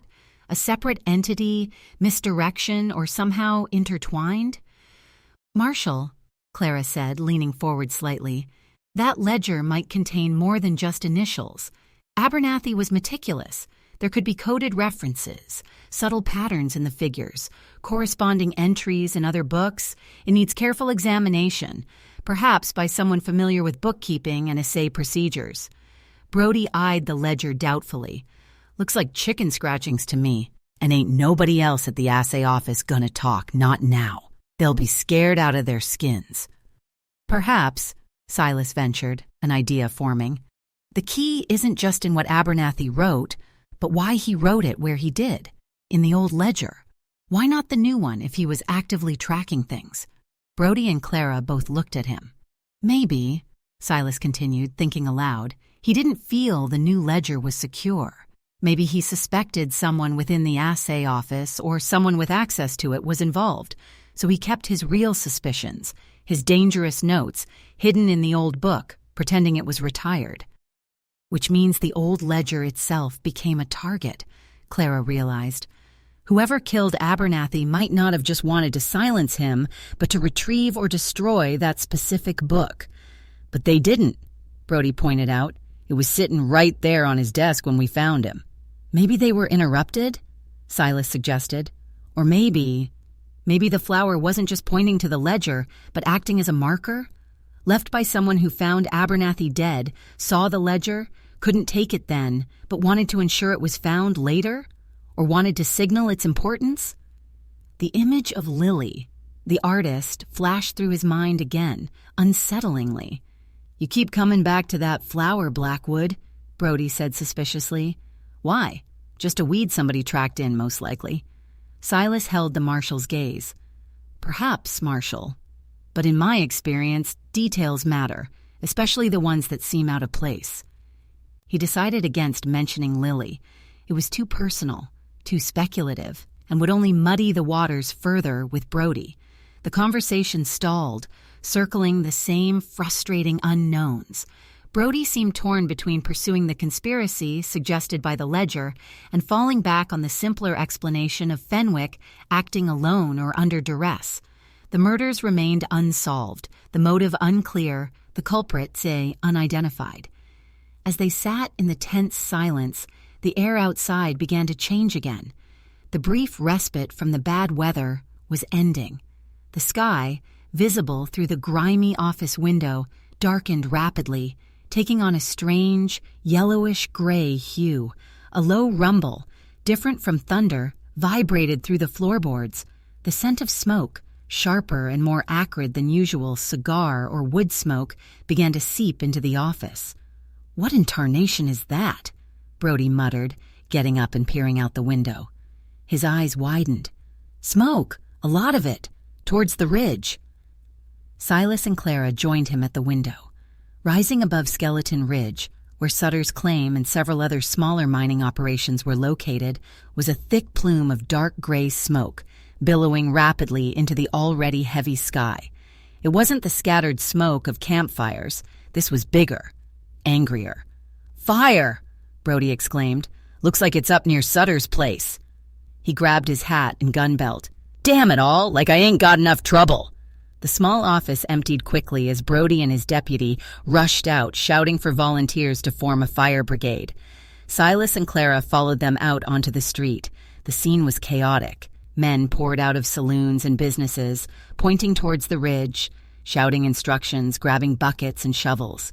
The smoke plume grew larger, darker, tinged with an ominous orange glow at its base, visible even against the darkening daylight sky. The smell of burning pine and brush filled the air, acrid and alarming. A new kind of fear gripped the town, overriding the recent murders. Fire in this dry, rugged country was a terrifying, indiscriminate enemy, capable of wiping out claims, homes, even the entire town if the wind shifted. "Sutter's Claim," Clara murmured beside Silas, watching the frantic activity. "That's where Billy Fenwick worked, where he bunked." Silas nodded grimly. The timing felt too coincidental. First Davies dead, then Abernathy, and now a major fire breaking out at the exact location tied to the only person in custody, the boy who might link the thefts to the larger conspiracy. "Is it possible," Silas began, voicing the chilling thought, "that the fire isn't an accident?" Clara finished, her eyes dark with suspicion. "A way to destroy evidence? Silence potential witnesses among Fenwick's associates? Create chaos and distraction while something else happens?" The fire burned with unnatural speed, suggesting it might have been deliberately set, perhaps with accelerants. Who would do such a thing? Someone trying to cover tracks related to Fenwick and the stolen dust? Someone trying to destroy records or equipment at Sutter's Claim? Or Thorne, creating a massive diversion while he made his own move, perhaps retrieving something incriminating while the town's attention and the marshal's resources were focused on the fire. They watched as the makeshift fire brigade led by Brody began the arduous trek up the slope towards the ridge, disappearing into the haze of smoke and the gathering gloom beneath the storm clouds. Paradise Gulch itself felt strangely deserted now, emptied of its men, left vulnerable, populated mostly by anxious women and the few men unable or unwilling to fight the fire. The smoke billowed thicker, heavier, beginning to drift down towards the town itself, carried on the shifting wind. The sky grew darker, not just with clouds, but with ash and soot. A surreal twilight descended, pierced by the distant, angry glow of the fire on the ridge. The air became harder to breathe, stinging the eyes and throat. "Silas," Clara said suddenly, her voice tight with urgency, grabbing his arm. "While Brody and half the town are up there, this might be our only chance." "Chance for what?" "Thorn," she said simply. "He didn't go up the ridge. I saw him watching from the saloon doorway, cool as ever. If this fire is a diversion, what would he be doing? Where would he go? What would he want to secure or destroy while everyone else is occupied?" Silas understood immediately. Thorn's office at the back of the Lucky Nugget, his private safe, the places where the real secrets, the real ledgers, might be kept. "It's too dangerous, Clara," Silas protested, though his own mind raced with the possibilities. "His men will still be there." "Maybe fewer of them," Clara argued. "Some might have gone to the fire, and Thorn himself might be focused elsewhere, assuming everyone's attention is on the ridge. It's a risk, a huge risk. But that ledger in Brody's office might not be enough. The real proof, the undeniable link, might be with Thorn." He looked up at the sky, heavy with smoke, ash beginning to drift down like dirty snow. He looked towards the Lucky Nugget, its lamps casting hazy pools of light in the unnatural twilight. He thought of Abernathy's ledger, Billy Fenwick's terror, the possibility that Lily, a ghost from his past, was somehow involved. The conspiracy felt vast, suffocating. Playing it safe hadn't worked. Waiting had proven deadly for others. Perhaps a truly desperate gamble, a move worthy of Cordell himself, was the only option left. "All right," Silas said, the decision settling cold and hard in his stomach. "But we do this together, and carefully." Beneath a sky heavy with smoke and the threat of renewed storms, under the eerie glow of the distant fire, Silas Blackwood and Clara Edwards turned towards the heart of the town's darkness, towards the Lucky Nugget Saloon, preparing to step into the outlaw's unwritten chapter, where the stakes were no longer just about truth, but about survival itself. Chapter 17, Where Loyalty Draws the Line. The approach to the Lucky Nugget Saloon felt like entering hostile territory, under cover of a surreal, smoke-induced twilight. Ash drifted down, coating the boardwalks, stinging Silas's eyes, and muffling the usual town sounds. The pervasive smell of burning pine was sharp and acrid, a constant reminder of the inferno raging on Skeleton Ridge and the distraction that provided their perilous opportunity. Most of the town's able-bodied men, including Marshal Brody and his deputy, were miles away, battling the flames, leaving Paradise Gulch feeling eerily vulnerable, its shadowed corners potentially concealing more immediate threats than the fire. Silas and Clara moved cautiously, sticking close to the buildings, using the deepening, smoky gloom as cover. Silas's hand rested instinctively on the comforting, unfamiliar bulge of the Colt Navy tucked in his waistband beneath his coat, a presence he still found deeply unsettling but increasingly necessary. Clara, beside him, was tense but focused, her reporter's instincts seemingly overriding her fear, her eyes scanning alleys and doorways with sharp, assessing glances. As they neared the saloon, they could hear the incongruous sound of the piano still playing inside, albeit more subdued than usual, a tinny counterpoint to the crackle of the distant fire and the worried murmurs of the few people still out on the street. The lamps inside cast a hazy, inviting glow through the swinging doors, belying the potential danger then. "Thorn's still inside," Clara murmured, indicating the front doors. "I saw him step back in just before we started over. We can't go in the front, too visible. His office is at the back, isn't it? Is there another way?" Silas nodded, recalling the layout from his uncomfortable visit earlier. "There's a back entrance off the alley, mostly used for deliveries, taking out trash, probably locked but likely less heavily guarded than the front. He pictured the alley, Taisai, narrow, likely filled with overflowing barrels and shadowed recesses. They circled around, entering the alleyway that ran behind the saloon. The air here was even thicker with smoke, the smell of stale beer and refuse mingling unpleasantly with the acrid tang of the fire. True to Silas's memory, a sturdy wooden door, marked staff only, was set into the back wall of the nugget. A single grime-coated lamp flickered fitfully above it. "Stay here. Watch the alley entrance," Silas whispered to Clara, positioning her near a stack of crates that offered some concealment. "If anyone comes—" "I'll create a diversion," Clara finished, her voice tight but steady. "Be careful, Silas." He nodded, his heart pounding. He approached the door, listening intently. He could hear muffled sounds from inside. The piano, distant voices, the clink of glasses, but nothing immediately close. He examined the lock. It was sturdy. Better than Abernathy's back door lock, but perhaps not insurmountable. He drew out the thin piece of metal he'd used before, his fingers surprisingly steady despite the tremor running through him. He inserted it into the lock, probing gently, remembering the techniques he'd researched, the descriptions he'd written for Cordell. It felt utterly surreal, applying fictional methods to a real, dangerous situation. Minutes stretched into an eternity. Sweat beaded on his forehead despite the cool, smoky air. His fingers fumbled, the tumblers refusing to yield. Doubt gnawed at him. This was insane. He was a bookseller, not an outlaw. He should turn back, find another way. Just as he was about to give up, he felt a faint click. He applied gentle pressure and another tumbler fell. One more. There. The lock yielded. He paused, listening again. Silence from the alley behind him. Muffled noise from within. He slowly, carefully turned the knob and pushed the door inward just enough to slip through. He found himself in a narrow, dimly lit corridor. It smelled strongly of stale beer and disinfectant. Stacked crates and barrels lined one wall. Ahead, he could hear the saloon noise more clearly. To his left, another door, presumably leading to storage, or perhaps Thorne's private domain. He moved towards it, his boots silent on the grimy floorboards.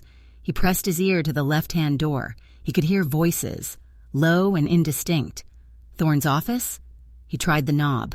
Locked. This lock felt more substantial. Picking it under pressure, with potential occupants just beyond, seemed foolhardy. He hesitated, considering his options. Retreat? Try to find another way? As he deliberated, he heard footsteps approaching rapidly down the corridor from the main saloon area. He ducked behind a tall stack of beer barrels just as one of Thorne's familiar thugs, the one with the scarred eye Silas had seen conferring with Thorne before, hurried past, carrying a small but heavy-looking strongbox. The man didn't even glance towards the back door Silas had just entered. He went straight to the locked office door, produced a key, unlocked it, and disappeared inside, closing and locking the door behind him. Silas's mind raced. A strongbox. Was Thorne moving valuables because of the fire, fearing looting or chaos? Or was he securing evidence? That strongbox could contain anything. Money, documents, perhaps even the real ledger detailing his illicit dealings. The opportunity was too significant to ignore. But how to get inside? He couldn't overpower Scar-Eye, who looked like he could snap Silas in two. He waited, hidden behind the barrels, his pulse hammering. A few minutes later, Scar-Eye emerged from the office, empty-handed this time. He relocked the door carefully, pocketed the key, and headed back towards the main saloon, whistling tunelessly. Now. It was now or never. Silas slipped out from behind the barrels and approached the office door again. He couldn't pick this lock quickly or quietly enough, but Scar-Eye had just unlocked and relocked it. Was it possible? Had he been careless? Silas examined the keyhole closely in the dim light. He thought he saw it, a tiny glint of metal. The tip of the key. Had Scar-Eye been so preoccupied with the strongbox or the fire that he'd inadvertently left the key in the lock on the inside? It was a long shot, a trope straight out of a dime novel. But desperate situations called for desperate hopes. He needed something thin, stiff. He fumbled in his pockets. His lockpick was too thick. A coin? No. Then he remembered. Tucked in his inner coat pocket was a stash of bookmarks he kept for the shop. Long, thin strips of sturdy cardstock. He pulled one out. Taking a deep breath, he slid the thin bookmark into the crack between the door and the frame, just above the lock mechanism. He angled it downwards, trying to nudge the protruding key tip from the inside. It felt impossibly fiddly. He pushed gently. Nothing. He tried again, angling it differently. He felt a faint resistance, then a soft clink as something presumably fell onto the floor inside the office. He held his breath, listening. No alarm, no sound of movement from within. Had it worked? He slowly, carefully tried the doorknob again. It turned. The door opened silently inward a crack. He peered inside. The office was larger than he expected. Surprisingly plush for a back room in Paradise Gulch. A thick carpet muffled sound. Heavy velvet curtains covered a window, presumably looking out onto the alley. A large, ornate desk dominated the room, papers neatly stacked, an expensive-looking decanter and glasses sitting on one corner. Behind the desk stood a formidable iron safe, its dial gleaming dully in the light from a single oil lamp burning low on the desk. And there, on the floor just inside the door, lay a small brass key. Success. He couldn't believe his luck, or Scar Eye's carelessness. He slipped inside, closing the door silently behind him, retrieving the key from the floor. He didn't bother relocking it. Speed was crucial now. His eyes immediately went to the safe. That had to be where Thorne kept his real secrets, his real wealth, perhaps the proof of the conspiracy. But Silas knew his limitations. He was no safecracker. Opening that monster was impossible. His gaze shifted to the desk. Papers. Perhaps something less securely hidden? He moved quickly, quietly, scanning the documents.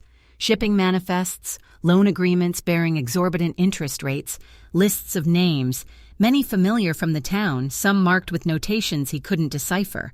It painted a picture of Thorne's extensive, often predatory influence, but nothing immediately screamed conspiracy or murder. Where was the strongbox Scar Eye had brought in? He scanned the room. Tucked away in a shadowed corner near the safe sat the small, heavy box. He hurried over and knelt beside it. It was locked, naturally, with a sturdy padlock. Disappointment washed over him. Another dead end. He ran his hand over the box, then noticed something tucked underneath it. Partially hidden. A book. Not a ledger, but a slim, leather-bound volume. More like a personal diary or journal. He carefully slid it out. There was no title on the spine. He opened it. The handwriting inside was neat, precise, instantly recognizable. Elias Thorne's. It wasn't a record of accounts, but something far more personal. Dates, brief entries, observations about people in town, records of debts owed and favors granted, assessments of character, weaknesses noted. It was Thorne's private assessment of Paradise Gulch, his map of its vulnerabilities. Silas flipped through the pages, his heart pounding. He saw Abernathy's name, noted as meticulous but timid, easily frightened. Davy's name appeared, marked useful, controllable, but greedy. Henderson was dismissed as pompous, predictable. Then he saw Billy Fenwick's name. Fenwick, Sutter's claim, young, desperate. Minor assay discrepancies noted. Potential leverage or liability. The entry was dated several weeks before the main robbery. Thorne knew. He knew about Fenwick's thefts. He hadn't instigated them, perhaps, but he was aware, assessing the boy as a potential tool or threat. He kept reading, searching for any mention of murder, of the Cordell copycat, of Lily. Nothing overt, but the journal painted a chilling portrait of Thorne's cold, calculating mind, his web of control. Then Silas found an entry from just 2 days ago, the day after Davy's murder.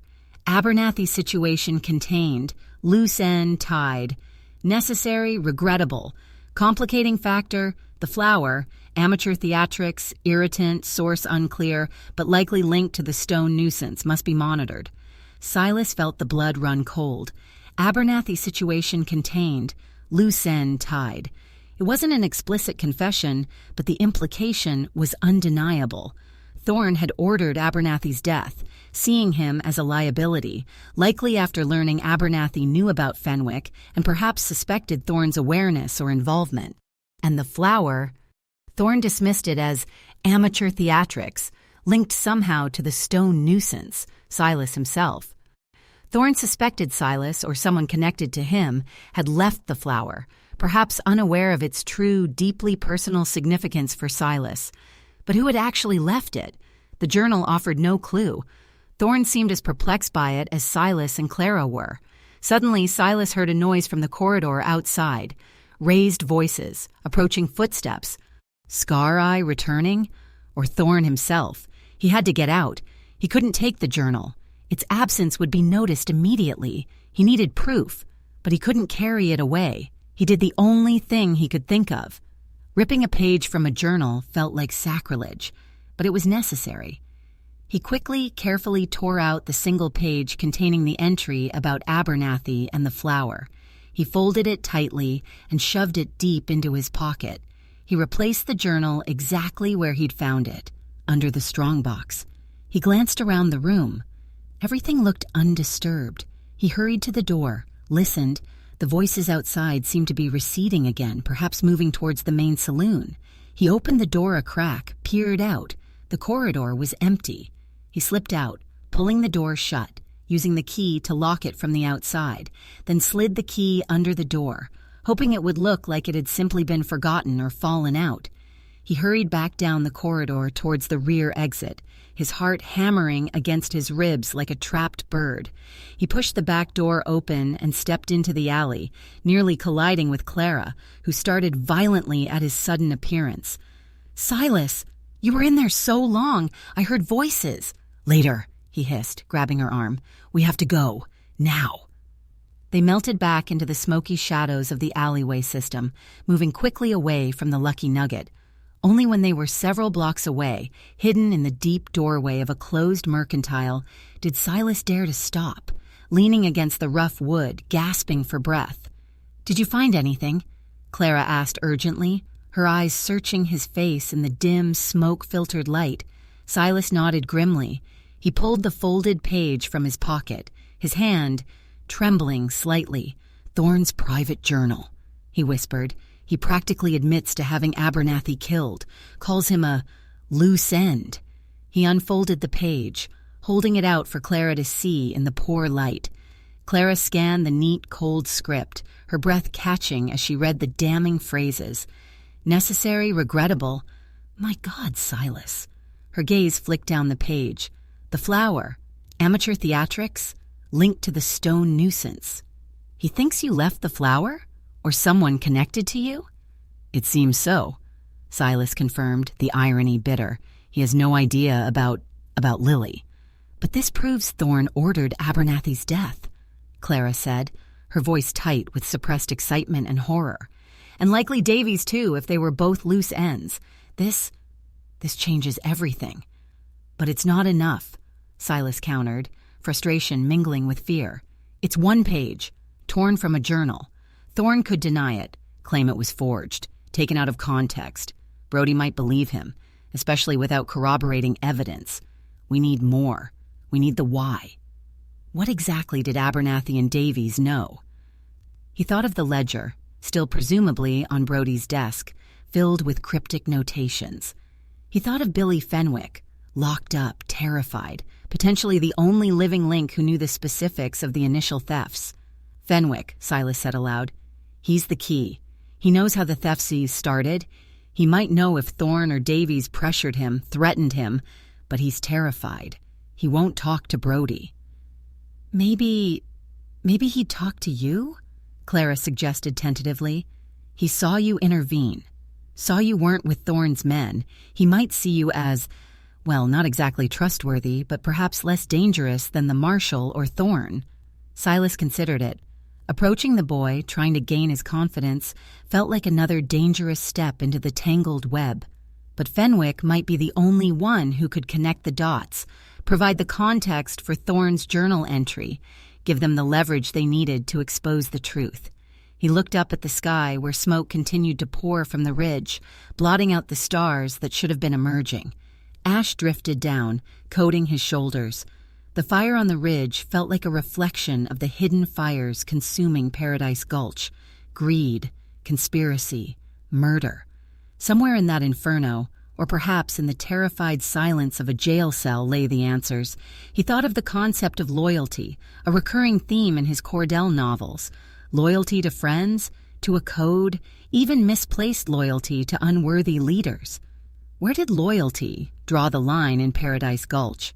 Fenwick had likely felt some twisted loyalty, or perhaps just fear, towards whoever he was protecting by his silence.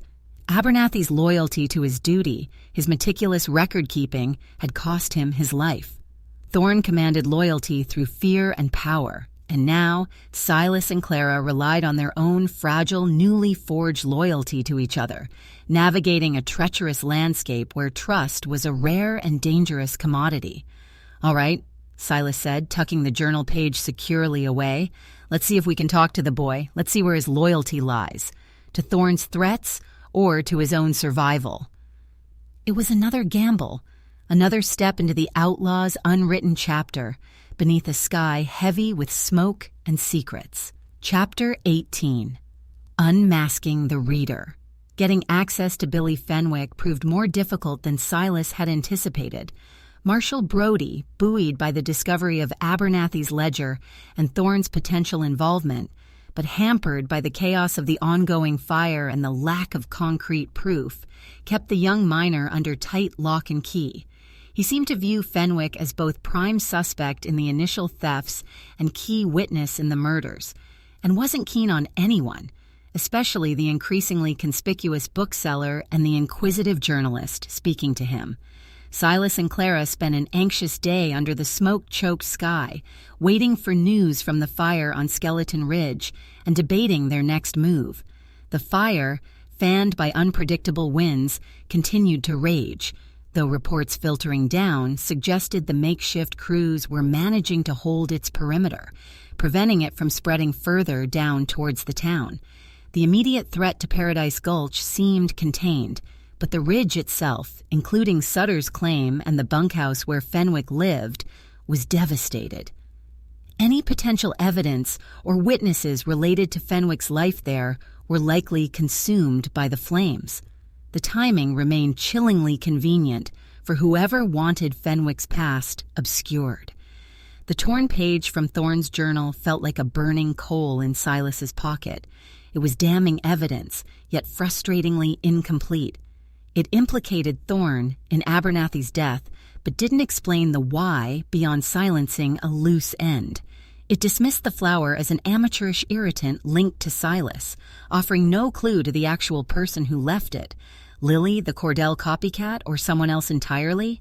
"We need Fenwick to corroborate this," Clara insisted as they conferred discreetly in the relative quiet of the bookstore, the smoky air stinging their eyes even indoors. "We need him to confirm Thorne knew about the thefts, maybe even pressured Abernathy or Davies. Without his testimony, Thorne's journal entry is just one man's cryptic notes, easily denied." "Brody won't let us near him," Silas countered, pacing restlessly. "He sees Fenwick as his only leverage, his key to cracking this." "Then we need to convince Brody that we might succeed where he's failing," Clara argued, her mind clearly working angles. "Fenwick is terrified of Brody, terrified of Thorne. He might see you, Silas, as less of a threat. Someone who understands desperation, perhaps?" She alluded gently to the past Silas had partially revealed. "Or maybe," she added, a different tack occurring to her, "we frame it differently. We tell Brody we suspect the Cordell copycat might try to contact or silence Fenwick, seeing him as part of the injustice narrative. We offer to speak to Fenwick, ostensibly to gauge his knowledge of the Cordell incidents, hoping he might inadvertently reveal something about the real conspiracy." It was convoluted, playing on Brody's lingering fixation with the copycat angle, but it might just work. It offered Brody a potential avenue of investigation without requiring him to admit his own methods weren't working. They decided to try Clara's approach. Locating Brody amidst the lingering chaos of the fire response took time, but they eventually found him near the livery stable, coordinating exhausted, soot-covered volunteers. He looked harried, sleep-deprived, and thoroughly unimpressed by their interruption. Clara laid out their fabricated concern, the possibility of the Cordell copycat viewing Fenwick as either a victim of Thorne's system or a pawn to be eliminated, suggesting that Silas, as the expert on the Cordell mindset, a role Brody had grudgingly acknowledged, might be able to elicit information Fenwick wouldn't share with the law. Brody listened, scowling, clearly skeptical but also visibly frustrated by Fenwick's continued silence. "The copycat?" he scoffed. "Haven't seen hide nor hair of that nonsense since Davies and Abernathy turned up dead. Seems like small potatoes now." "Perhaps," Silas interjected smoothly, picking up Clara's cue. "But whoever is behind these Cordell incidents clearly operates outside normal logic. They might see Fenwick as symbolic, and if they did try to contact him, or if he knows anything about their methods—" He let the sentence hang, implying Fenwick might hold clues to the copycat's identity, playing to Brody's earlier obsession. Brody rubbed his grizzled jaw, considering. He looked from Silas to Clara, then back again. He was desperate for a break in the case, any break. "All right, Blackwood," he conceded reluctantly. 5 minutes. You talk to the kid. Miss Edwards, you wait outside the cell. I'll be right there listening to every word. One wrong move, one hint of coercion, and you're both in the cell next to him. Got it?" "Understood, Marshal," Silas agreed, trying to conceal his relief and anxiety. Brody led them to the small, dank jail cell behind his office. Billy Fenwick sat huddled on the narrow cot, looking even younger and more terrified than before. The devastating news of the fire that had likely destroyed his meager belongings and the bunkhouse he called home probably hadn't helped his state of mind. He looked up with wide, fearful eyes as Silas entered the cell, Brody standing watch just outside the bars, Clara positioned nearby. "Billy," Silas began quietly, keeping his voice calm, non-threatening. "Marshal Brody gave me permission to speak with you for a few minutes." Fenwick just stared, hugging his knees to his chest. "I'm not here to judge you about the dust, Billy," Silas continued softly. "Paradise Gulch, it's a hard place. People get desperate. I understand that." He paused, hoping to establish some fragile connection. "What I don't understand is why you're protecting people who clearly don't care about you. People who might have killed Mr. Davies and Mr. Abernathy." Fenwick flinched at the mention of the murders but remained silent, his gaze fixed on the floor. "Abernathy knew you took the dust, didn't he?" Silas pressed gently. "He confronted you?" A slight, almost imperceptible nod from the boy. "Did he threaten to go to the marshal?" Billy shook his head mutely. "No? Then what? Did he try to help you? Hold the dust until you could pay it back?" Silas guessed, remembering his earlier theory. Another hesitant nod. Abernathy, the timid clerk, had apparently shown the boy unexpected kindness, or perhaps just paralyzing indecisiveness. "Did anyone else know, Billy?" Silas asked, leaning slightly closer, keeping his voice low. "Did Mr. Davies know? Did Mr. Thorne?" Fenwick visibly trembled, looking wildly towards Marshal Brody outside the bars, as if seeking protection even from the question. I don't know," he stammered. "Billy," Silas said firmly but still quietly, "whoever killed Abernathy might have done it because he knew about you, about the dust. They might think you know more than you do. They might see you as a loose end now. Your silence won't protect you. It makes you a target." The boy squeezed his eyes shut, tears welling. He said, Billy choked out, his voice barely audible. "Who said, Billy?" Silas prompted urgently. "Thorne, Davies?" Mr. Davies," Billy whispered, the name torn from him. He saw me near the assay office one night, late. Guessed I was skimming. Said he wouldn't tell Thorne or the marshal if I kept him informed. Told him what Abernathy asked me, if Abernathy suspected anything bigger. So Davies had known, had been using the boy, likely feeding information back to Thorne, or using it for his own leverage. Davies hadn't been just a victim. He'd been complicit, at least in the cover-up.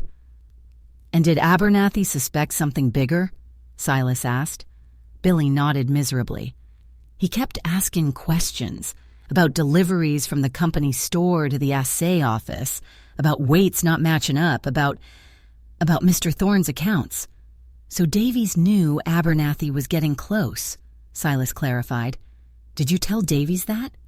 Billy nodded again, fresh tears tracking through the grime on his face. "Davies got real nervous. Told me to keep my mouth shut, lay low." "And Thorne?" Silas pressed. "Did you ever speak to Thorne directly?"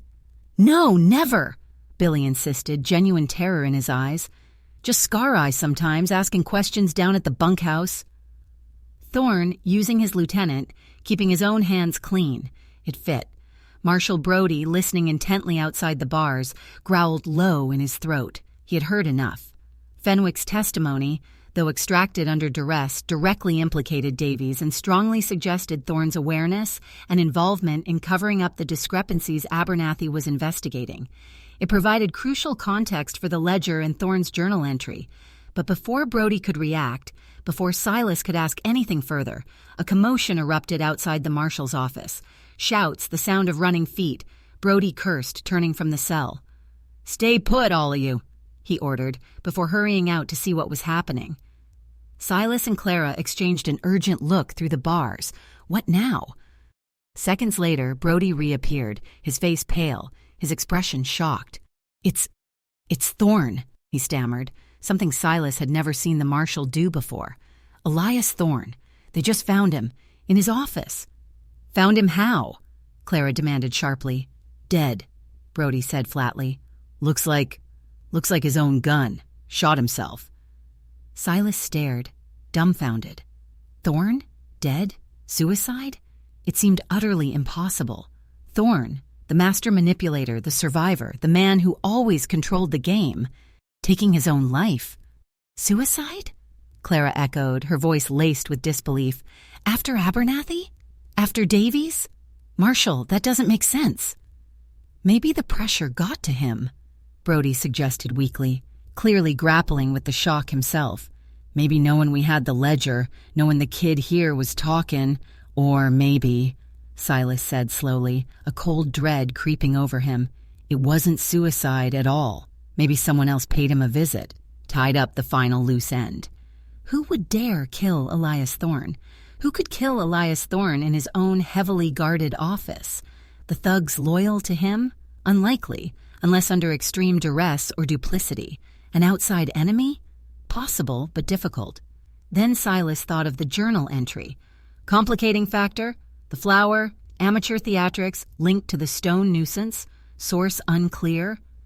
Thorne hadn't known who left the flower. He'd suspected Silas, but he wasn't sure. What if the person who had left the flower, the person playing their own game alongside Thorne's deadly conspiracy, had decided Thorne himself needed to be removed? The Cordell copycat. Had they finally escalated from theatrical interventions and cryptic clues to murder? Had they killed Thorne, staging it as suicide? Perhaps as their ultimate act of justice against the town's corrupt spider? And the flower, Lily. The thought slammed into Silas with the force of a physical blow. Lily, the artist from his past. If she was here, if she was the copycat, playing a complex game of vengeance or distorted justice, using his Cordell persona as a mask, would she be capable of killing Thorne? He remembered her passion, her intensity, the way her anger could flash like lightning during their arguments years ago. He had dismissed her as gentle, artistic. Had he misjudged her capacity for darkness, for ruthlessness, just as he had seemingly misjudged everything else in this town? "The flower, Marshal," Silas said urgently, turning back to Brody, who still looked stunned. "When they found Abernathy, there was a wildflower, an Indian paintbrush, left on his ledger. Did they find anything like that near Thorne?"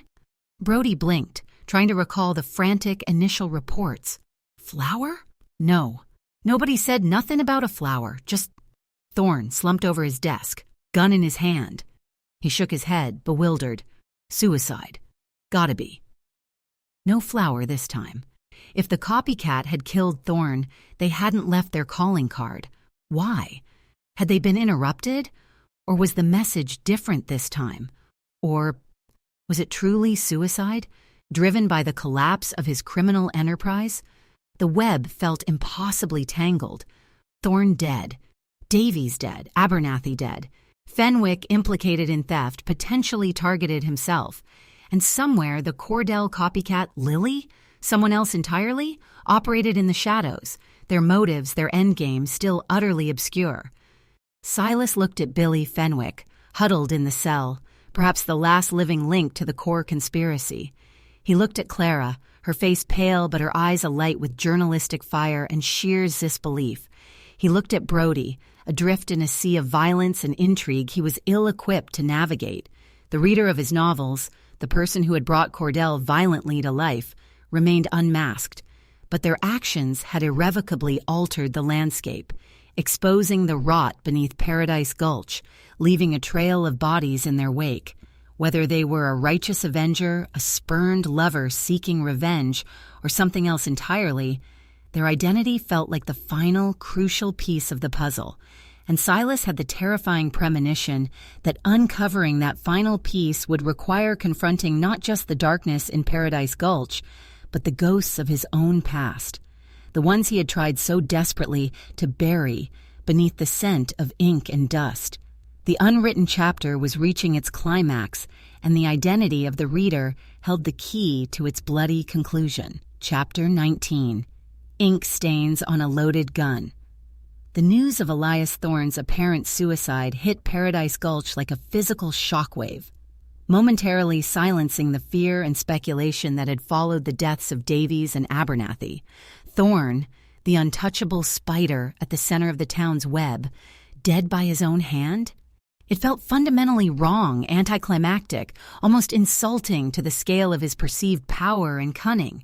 Suicide seemed too simple, too mundane an end for such a complex, calculating man. Yet that was the official story Marshall Brody clung to, perhaps out of sheer exhaustion and an inability to grapple with the alternative. Thorne, facing exposure from Abernathy's ledger and Fenwick's testimony, had taken the coward's way out. Case closed, or near enough. Brody's relief was palpable, even if laced with disbelief. He reinforced the guard on Billy Fenwick, but his investigation into the wider conspiracy seemed to lose steam, settling for the neat, if improbable, conclusion.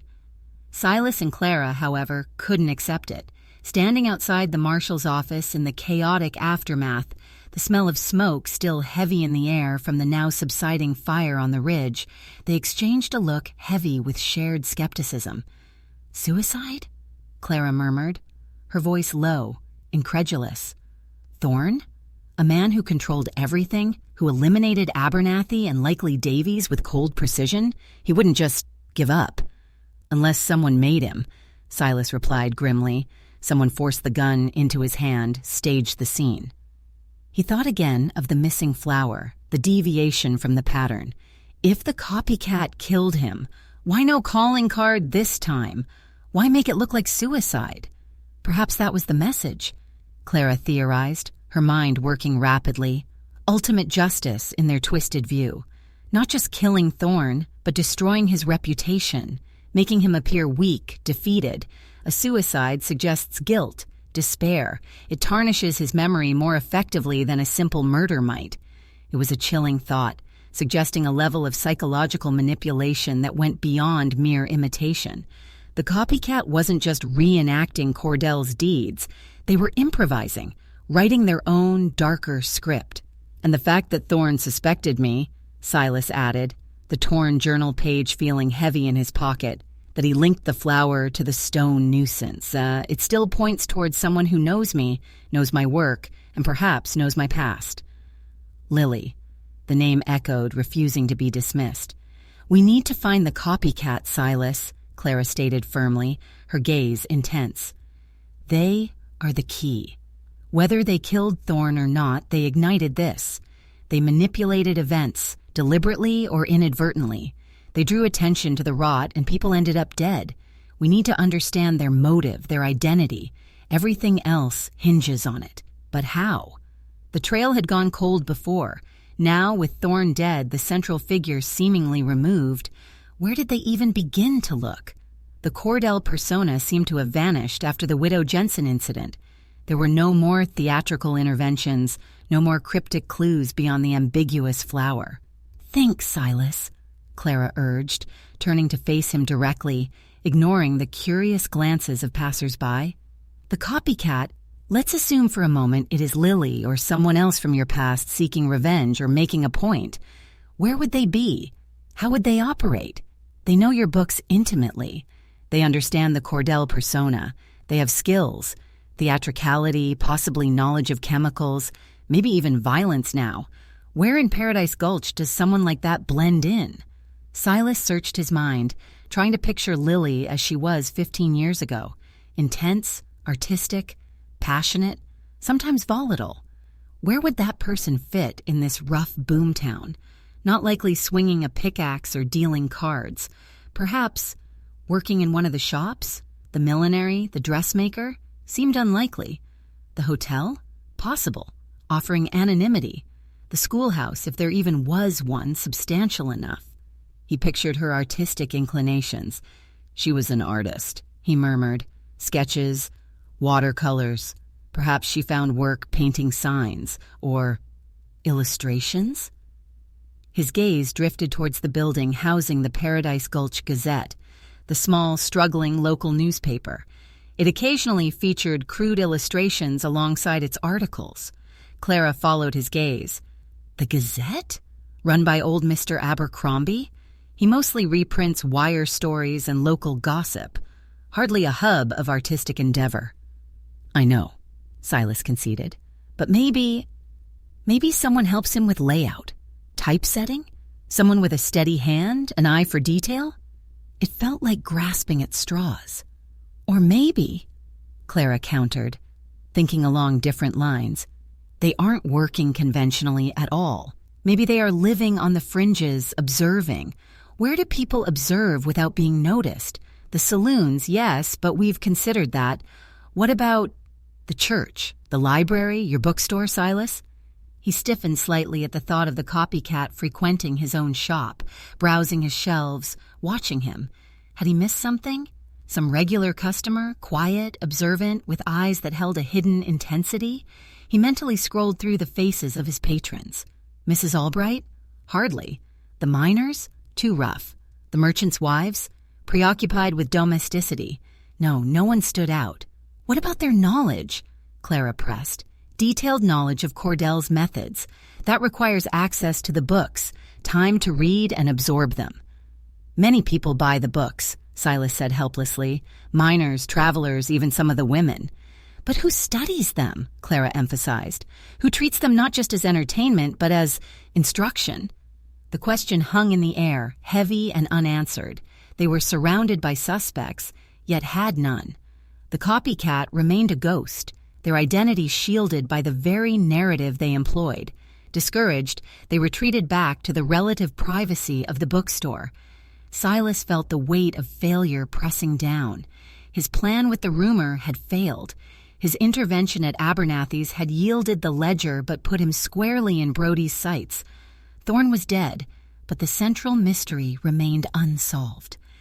He sank onto the stool behind the counter, resting his head in his hands.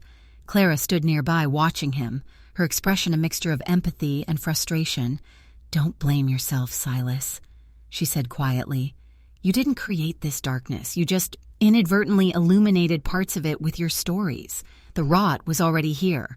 But my stories provided the script," he argued, his voice muffled. "The justification, the methods, ink stains, they feel like blood stains now." "Ink can also reveal truth," Clara countered gently. "Think about the details. The flower, the blue vial, the timing of the incidents. There has to be a pattern we're missing." He looked up, meeting her earnest gaze. Her belief in the power of observation, of finding truth in the details, was unwavering. It was the core of her journalistic creed, and perhaps his own authorial one as well, however distorted things had become. "All right," he sighed, pushing himself upright. "Let's reconsider everything. From the beginning." They spent the next hour doing just that. Spreading out Clara's notes and Silas's recollections on the large counter, they mapped the sequence of events, the assay office robbery, preceded by rumors of discrepancies. The note to Silas, the widow Jensen intervention, echoing Cordell's gamble, leaving the blue vial, Davy's murder, Abernathy's death, ledger, flower, another blue vial, the fire on Skeleton Ridge, Thorne's apparent suicide. 2 distinct phases, Clara observed, tracing a line on her notes. Phase 1. The Cordell mimicry. Robbery, intervention, notes, theatrical props like the vial, non-lethal, focused on themes of justice, exposure. She tapped the second part of the timeline. Phase 2. Murder. Davies, Abernathy, Thorne. Brutal, efficient silencing of witnesses or key players in the underlying conspiracy Abernathy was tracking. But the vial reappeared with Abernathy, Silas pointed out, linking the 2 phases. Or deliberately intended to make us think they are linked by the same person, Clara mused. What if the copycat, let's call them Reader X, performed the first phase, stirred things up, perhaps intending only to expose Thorne or achieve some form of poetic justice? But their actions panicked the real conspirators, Thorne, Davies, maybe others, who then initiated Phase 2, the murders, to protect themselves. And maybe they planted the second vial by Abernathy, knowing about the first one, to pin everything, including the murders, on the elusive Cordell figure? This hypothesis felt plausible. It separated the theatricality of the early incidents from the brutality of the later ones. It suggested Reader X might not be a killer, but an instigator, perhaps now horrified by the consequences they unleashed. But then who killed Thorne? Silas asked. If Reader X isn't the killer, and Thorne was one of the conspirators silencing witnesses, who silenced him? Maybe he wasn't silenced, Clara conceded reluctantly. Maybe Brody is right, and Thorne did kill himself once he knew the game was up. Or maybe there was another player involved, someone else threatened by the exposure of the conspiracy. Henderson? Scar-Eye, Thorne's lieutenant, acting on his own? Billy Fenwick seeking revenge? Unlikely. What about the flower? Silas persisted, the image inseparable from Lily in his mind. If Reader X didn't kill Abernathy but found him dead, why leave the flower? As a clue? A signature? A lament? If Reader X is Lily, Clara began slowly, watching Silas's reaction carefully, then perhaps leaving her favorite flower, the Indian paintbrush, at the scene of a death connected to a conspiracy she might have been trying to expose through her Cordell theatrics. Perhaps it was personal, a mark of her presence, her involvement, even if she wasn't the killer. Maybe even a coded message. To you? The idea sent a chill down Silas's spine. A message to him? After 15 years of silence? Left on a dead man's ledger? It felt both intimate and terrifyingly public. He stood up abruptly, needing to move, to think. He walked towards the back of the shop, towards the stairs. I need to check something. Clara watched him go, her expression questioning but understanding. He ascended the creaking stairs to his writing room, the place where Silas Stone held sway. He went to the trunk where he kept relics of his past, the things he couldn't quite bear to discard but couldn't face daily. He rummaged beneath old clothes, bundles of letters tied with faded ribbon, until his fingers found a small, flat wooden box. He lifted it out, dust coating the lid. He hadn't opened it in years. Inside, nestled on faded velvet, were a few keepsakes from his time with Lily, a small, intricately carved bird she had made, a lock of dark hair tied with silk, and several folded pieces of paper. Sketches. With trembling hands, he unfolded one. It was a quick, evocative pencil sketch of a miner's cabin, smoke curling from the chimney. Another showed a street scene from the town they'd lived in then, capturing the life and movement with a few deft lines. And the last one, it was a detailed, delicate study of wildflowers, columbine, lupine, and their unmistakable, several stalks of Indian paintbrush, rendered with loving precision. Her signature, a stylized L, was tucked into the corner. Seeing her work again, her distinctive style, the flower she favored, brought a pang of loss sharp enough to make him catch his breath. Could the vibrant, passionate artist who drew these be the same person leaving cryptic clues at murder scenes? The same person potentially capable of killing Elias Thorne? He sank onto the chair by his writing desk, the sketches spread before him. He looked at Lily's signature. Then, his gaze fell upon something else on the desk, the page he had torn from Thorne's journal. He picked it up, comparing Thorne's neat, controlled script with Lily's artistic signature.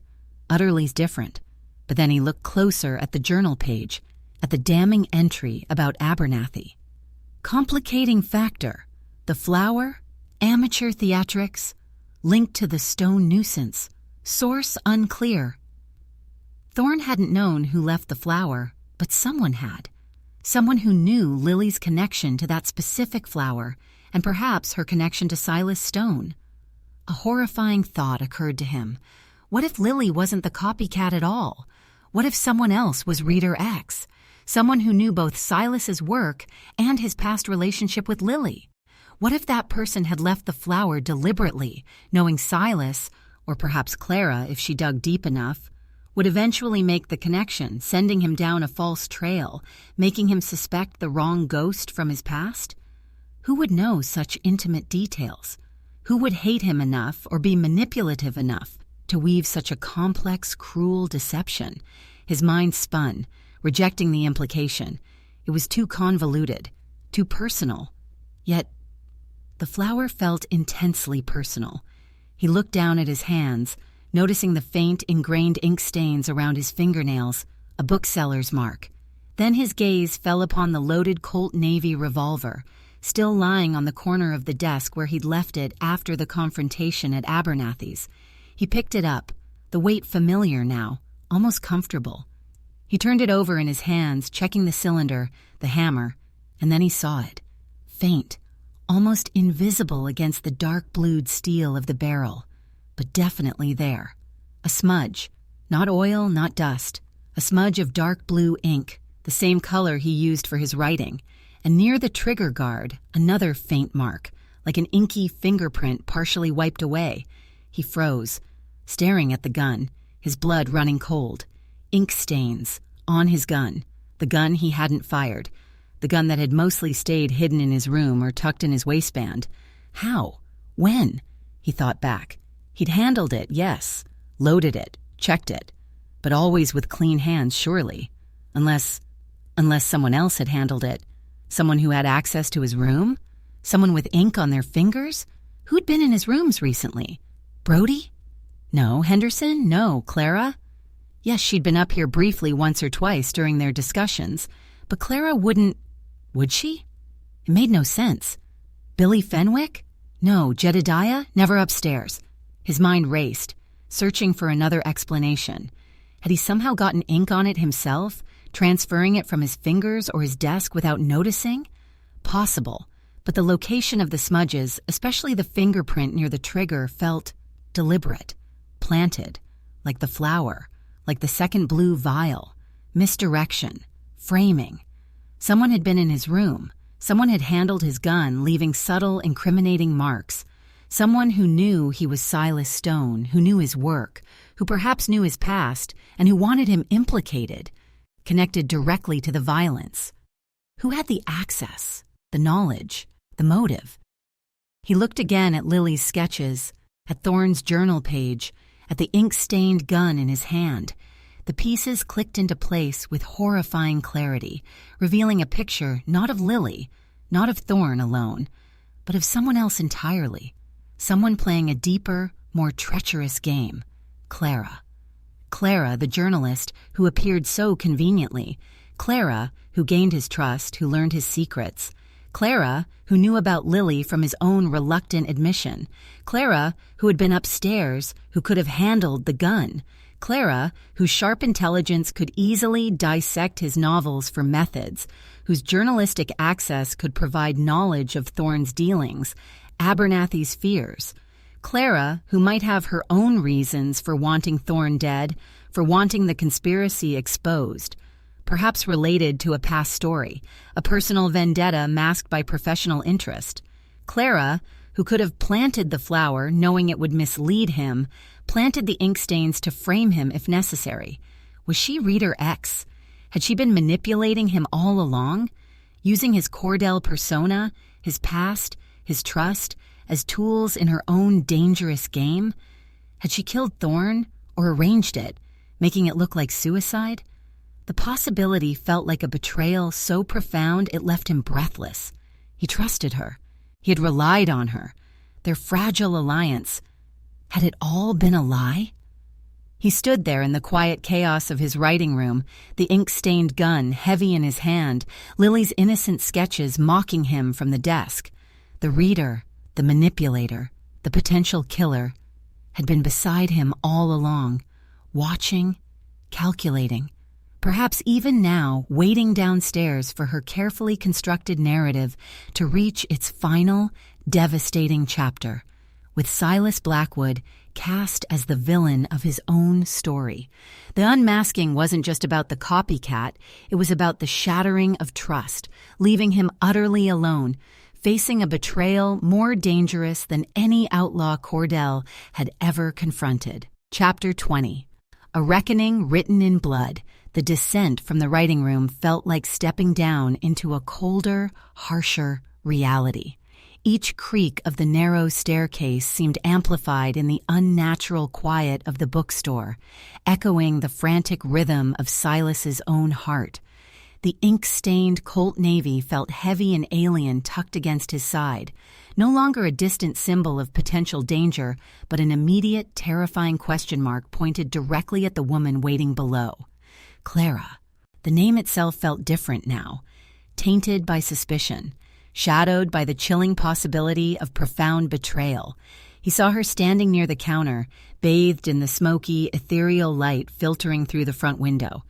She was examining the torn page from Thorne's journal again, her brow furrowed in concentration, the picture of a dedicated journalist piecing together a dangerous puzzle. Was it all an act? A performance crafted with the same meticulous attention to detail she seemed to apply to her investigations? He reached the bottom step, his boots making no sound on the worn floorboards. She looked up as he approached, her expression shifting from concentration to inquiry, perhaps sensing the change in him, the tension radiating from him like heat from a forge. "Silas?" she began, her voice holding a note of concern. "You were quiet up there. Did you remember something else? About Lily or Thorne?" He stopped a few feet away, the counter between them feeling like a chasm. He couldn't bring himself to voice the accusation directly, not yet. The possibility, however strong it felt upstairs, still warred with the image of the intelligent, determined woman who had become his unlikely confidant, his partner in navigating the treacherous currents of Paradise Gulch. Instead, he slowly drew the Colt Navy from his waistband, holding it carefully, muzzle pointed towards the floor, extending it slightly over the counter. "I found this," he said, his voice low, tight, "upstairs, on my desk." Clara's eyes widened slightly as she saw the gun, then narrowed in confusion as she focused on it. "Your gun? You decided to—" "Look closer, Clara," Silas interrupted, his voice hardening. He tilted the barrel so the faint, smoky light caught the steel. "Here. And here?" He indicated the smudge of blue ink, the faint, wiped fingerprint near the trigger guard. "Ink. My ink. On my gun. A gun that's barely left my room until today. How do you suppose that happened?" He watched her face intently, searching for any flicker of guilt, any sign of recognition. Clara leaned forward, genuinely perplexed at first, squinting at the marks. He saw the moment her confusion shifted, morphing into something else. Dawning comprehension, then shock, then a flash of hurt that looked startlingly real. "Ink?" she repeated, looking from the gun to Silas's face, her own paling slightly. I don't understand. Are you saying—" "Silas, are you accusing me of something?" "Someone was in my room," Silas stated flatly, the accusation hanging heavy between them. "Someone handled my gun, someone with ink on their fingers, someone who knew where to find it, who had the opportunity." His gaze held hers, demanding an answer. "Who else could it be, Clara? She recoiled as if struck, her hand flying instinctively to her chest. "You think I did that? Silas, why would I—" She shook her head, looking genuinely bewildered, wounded. "I was up there, yes, briefly, when we first discussed things. I might have rested my hand on your desk while looking at your maps, maybe touched the gun inadvertently if it was lying there. My hands—" She looked down at her own fingers, habitually stained from her reporter's notebook. They often have ink on them, but to suggest I deliberately planted stains to frame you? Why? Her denial felt passionate, convincing. The explanation was plausible, an accidental transfer, misinterpreted by his own fear and suspicion. Doubt warred with the cold certainty he'd felt upstairs. Had he jumped to conclusions? Had his discovery about Lily, the resurfacing of past betrayals, made him paranoid, willing to suspect the one person who had offered alliance? "Why?" Silas echoed, the word laced with the bitterness of his suspicion. Perhaps the same reason someone has been playing cordel in the streets? The same reason someone left that flower by Abernathy? The same reason Thorne ended up dead, staged as a suicide? "You're the journalist, Clara. You tell me. What's the story?" Clara stared at him, her blue eyes wide with a mixture of anger and hurt. "So that's it? You find a smudge of ink and suddenly I'm not just the copycat, but a murderer too? After everything we—" She stopped, biting her lip, the unspoken shared hanging between them. "Silas, I came to Paradise Gulch chasing a story, yes. A story about corruption, about how power operates in these remote places. Thorne, Davies, the assay office, they were already on my radar before any Cordell incidents began." "And the Cordell incidents?" Silas pressed, refusing to back down, needing the truth, whatever it was. "Were they just convenient color for your story, or something more?" Clara hesitated, looking away for a moment, seeming to wrestle with herself. The silence stretched, filled only by the distant, mournful sound of the wind whistling through the eaves, carrying the smell of smoke. Finally, she met his gaze again, her expression stripped bare, vulnerable yet defiant. "All right, Silas," she said softly, her voice trembling slightly but firm. "You want the truth between the lines? You deserve it, I suppose. Especially now." She took a deep breath. "Yes, I was Reader X. I was the one." The confession, though anticipated, landed like a blow, stealing the air from Silas's lungs. Hearing her admit it, seeing the confirmation in her eyes, made the betrayal real, visceral. "You," he whispered. "The assay office? The note? Widow Jensen? The vial?" Clara nodded, a flush rising on her cheeks. "Yes, not the initial thefts from the assay office. That was Fenwick, though I suspected something was wrong there early on. But the idea for the main robbery, the method, I admit I might have amplified the rumors, subtly pointing towards details from your first book. I wanted to see if life would imitate art, to shake things up, expose the vulnerabilities Thorne and his ilk exploited." She looked down, unable to meet his eyes for a moment. "The note to you, I was curious. How would the author react knowing his creation was walking the earth? Would you try to stop it? Would you approve?" "Approve?" Silas repeated incredulously. "Approve of my work being used to commit crimes?" "Not crimes," she corrected quickly. "Interventions, or so I told myself. Like with Widow Jensen. Henderson's greed was blatant. The situation mirrored Cordell's gamble so perfectly. It felt like a way to fight back, using the town's own burgeoning myth against the powerful. The smoke bomb, easy enough to rig with chemicals from my photographic supplies, hence the blue vial, a mistake leaving it behind. It was theatrical, yes, maybe foolish, but I wanted to expose them, Silas, to use the Cordell narrative to hold a mirror up to the town's injustices. At my expense? Silas demanded, bitterness rising, using my name, my work, risking my reputation, my safety.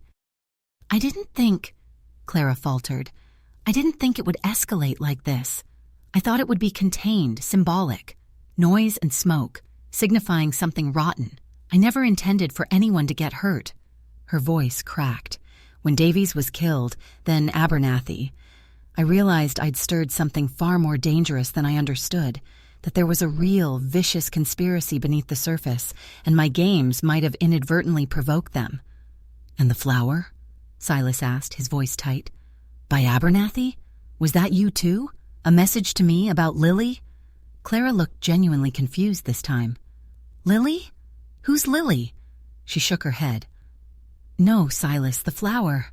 That wasn't me. I saw it, yes, when we found him. It was strange, out of place. I assumed it was just random. Or maybe Abernathy himself." She frowned. "Why? Does the flower mean something?" Silas stared at her. Her confusion seemed genuine. If she wasn't lying now, then she hadn't left the flower, which meant someone else had, someone who knew about Lily. Or was the flower truly meaningless, a random detail his guilt-ridden mind had latched onto? And the ink stains, was her explanation true? An accident? He felt adrift, the ground shifting beneath him again. Clara was the copycat, the manipulator of narratives, the one who had recklessly ignited the fuse. But a murderer? The mastermind behind it all? Maybe not. The betrayal was real, but perhaps its nature was different than he'd first assumed. "So who killed them, Clara?" he asked, lowering the gun slightly, though keeping it ready. "If not you, then who? Thorne?" "I believe Thorne ordered Abernathy's death, yes," Clara said, meeting his gaze directly now, her journalistic focus returning. "Your journal page confirms his mindset. He saw Abernathy as a loose end, especially after realizing the old ledger contained proof. Thorne might have ordered that too, or perhaps Davies was killed by someone else involved who feared exposure. Scar Eye, maybe? Or someone higher up we don't even know about?" "And Thorne himself?" Silas pressed. "Did he kill himself?" "I don't know," Clara admitted honestly. "It doesn't feel right, but who could have gotten to him? His office was his fortress." She paused, a new thought striking her. Unless his own men turned on him? Scar Eye, perhaps? If they felt Thorne was becoming a liability, about to be exposed, maybe they decided to ensure his silence permanently, staging it as suicide. Scar Eye, Thorne's loyal lieutenant, now potentially acting for himself, protecting himself from the unraveling conspiracy. It made a grim kind of sense. As they grappled with this new, terrifying possibility, the fragile silence was shattered by a loud banging on the bookstore's front door. Not the tentative chime of a customer, but heavy, demanding fists. "Blackwood, open up! Marshal's orders!" a rough voice bellowed. Silas and Clara froze, exchanging alarmed glances. It wasn't Brody's voice. Silas moved cautiously toward the front window, peering through a gap in the curtain. Two men stood outside, silhouetted against the smoky twilight. One was indeed the deputy marshal Brody had left in town, but the other was Scar Eye, Thorne's man. Why was he with the deputy? Why were they demanding entry under the marshal's name? "Something's wrong," Silas whispered, backing away from the window. "Brody wouldn't send Scar Eye." "They know," Clara breathed, her face pale. "They know about the journal page, or they suspect Fenwick talked. They're here to silence us, Silas, and they're using the deputy as cover." The banging intensified.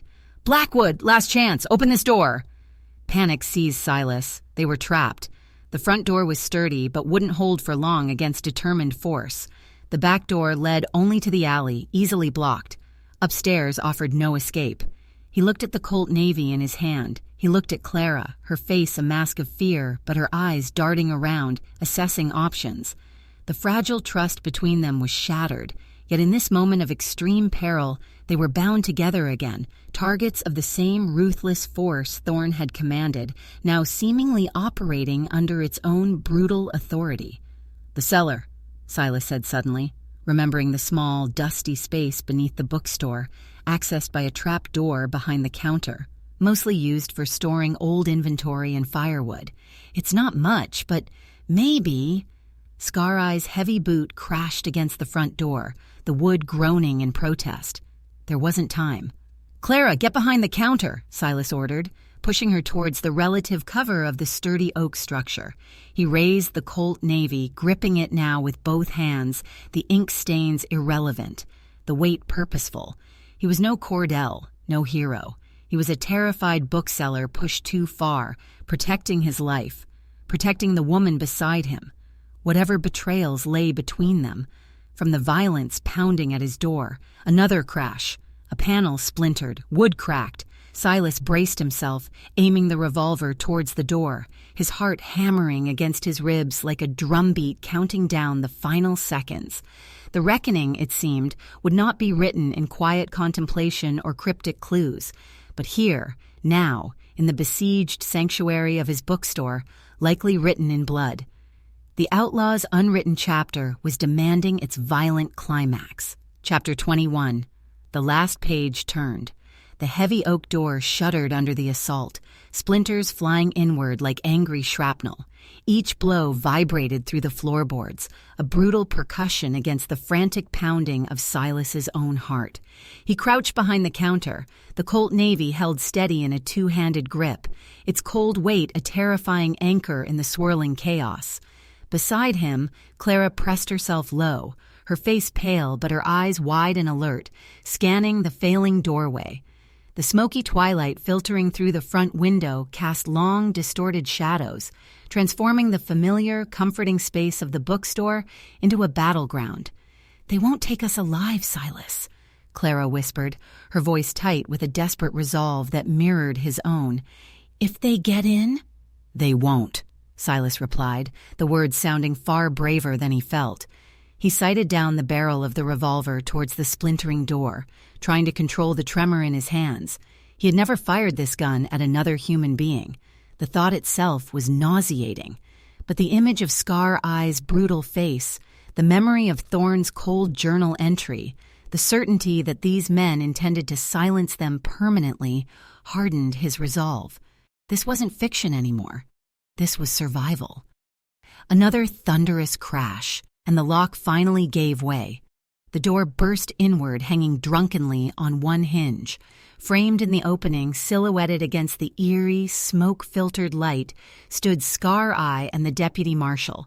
The deputy looked nervous, his own gun held uncertainly, clearly uncomfortable with this violent escalation under the dubious authority of Thorne's known enforcer.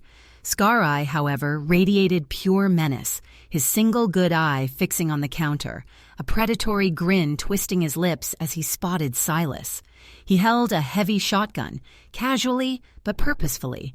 "Well, well, Blackwood," Scar Eye drawled, stepping cautiously inside, the deputy hovering nervously behind him. "Playing hero now, are we? Thought you just sold stories, didn't think you lived 'em."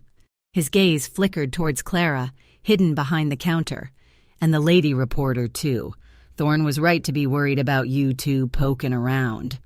"Thorne's dead," Silas called out, keeping his voice as steady as possible, trying to buy time, assess their intentions. "This is Marshal Brody's business now." Scar Eye chuckled, a harsh grating sound. "Brody's busy playing fireman. And Thorne had an accident. Unfortunate. Left some unfinished business, though, like a certain bookseller who found things he shouldn't have." He took another step inside, raising the shotgun slightly. "Hand over the journal page, Blackwood, and the gun. Make it easy." "The journal page?" Silas stalled, his mind racing. So they did know. How? Had Brody talked? Had the deputy? Or had Thorne communicated his suspicions before his accident? "I don't know what you're talking about." "Don't play dumb," Scar Eye snarled, his grin vanishing. "We know you were in Thorne's office. We know you took something. Thorne figured it out just before.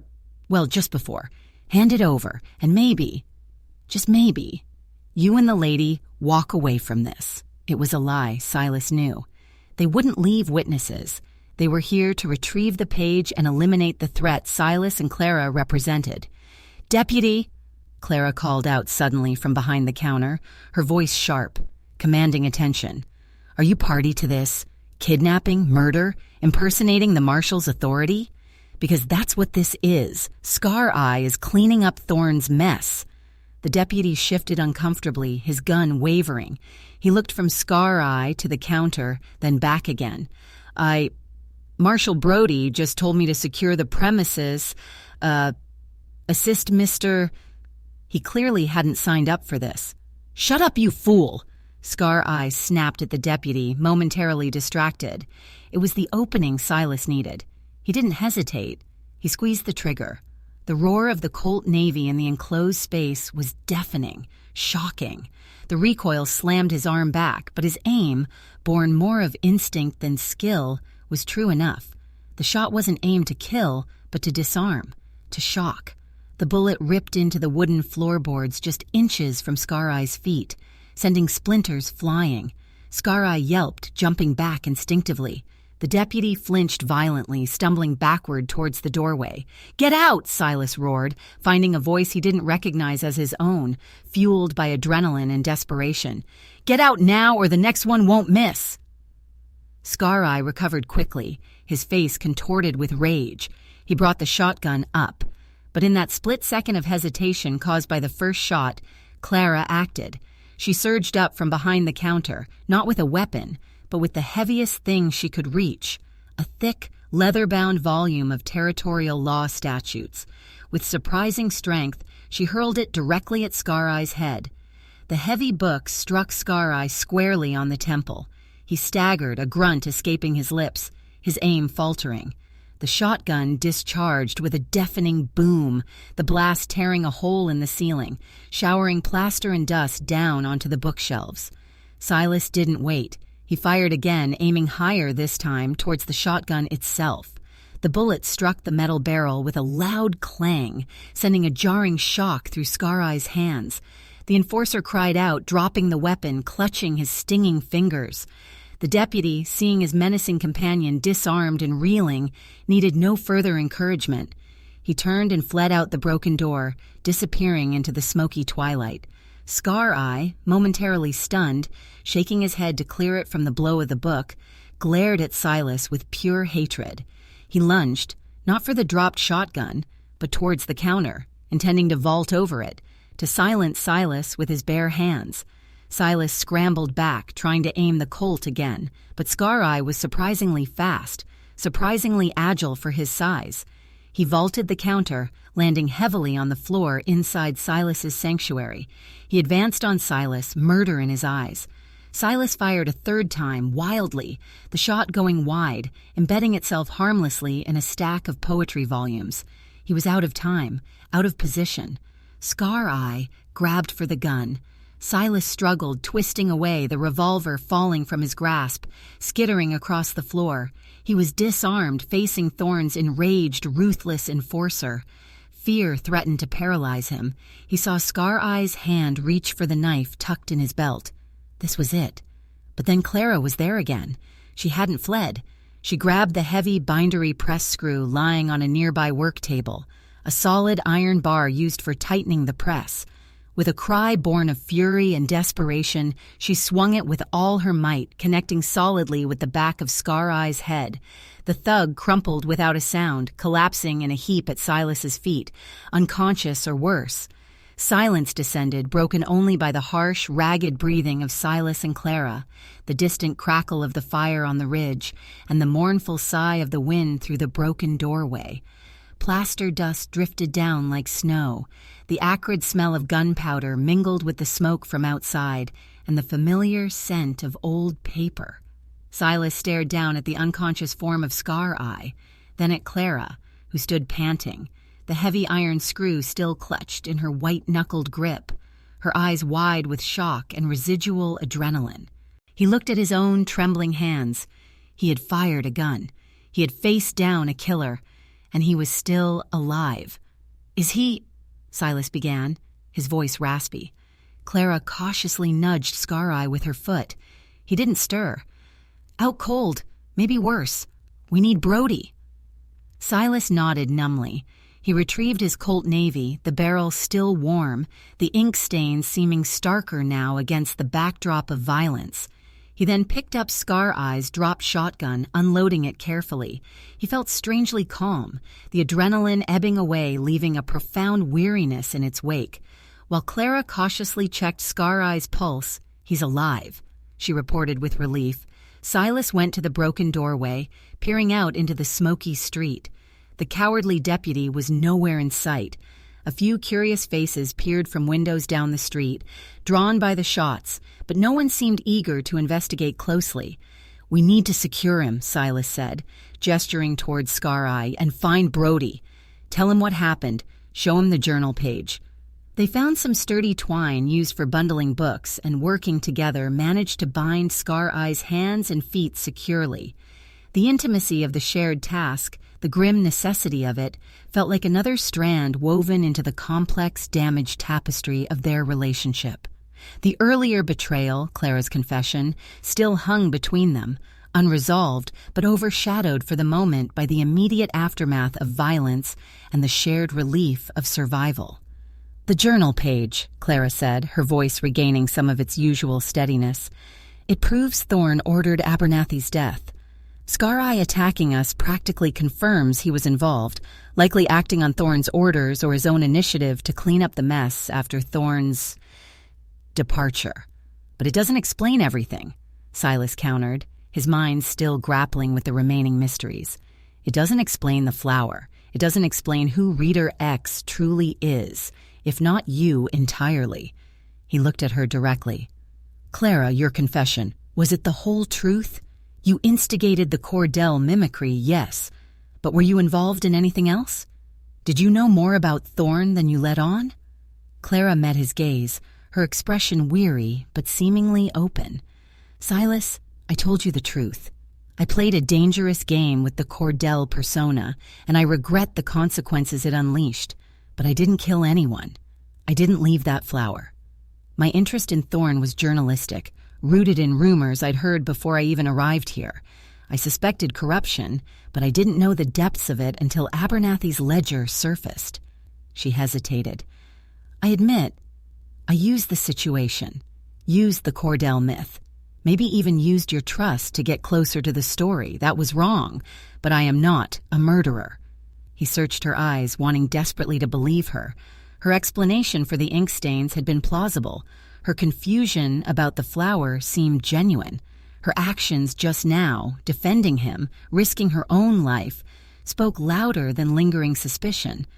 Perhaps the betrayal wasn't as deep, as calculated as he had feared.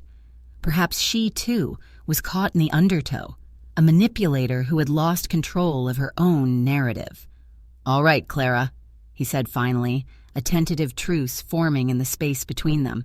"All right, let's get Brody. Let's finish this." Leaving Scar Eye bound and unconscious on the floor of the besieged bookstore, they stepped out into the smoky twilight. The fire on the ridge still burned, casting an infernal glow against the bruised sky. But down here, in the heart of Paradise Gulch, another kind of fire felt like it had finally burned itself out, leaving behind wreckage, bodies, and the smudged, bloody truth. The last page of the conspiracy, the one involving Thorn and his enforcers, felt like it had been turned. But Silas knew, with a lingering unease, that the story of Reader X, the story of the flower, the story of Lily, remained an unfinished chapter, its ending still lost somewhere in the smoke and shadows. Chapter 22, after the final sentence.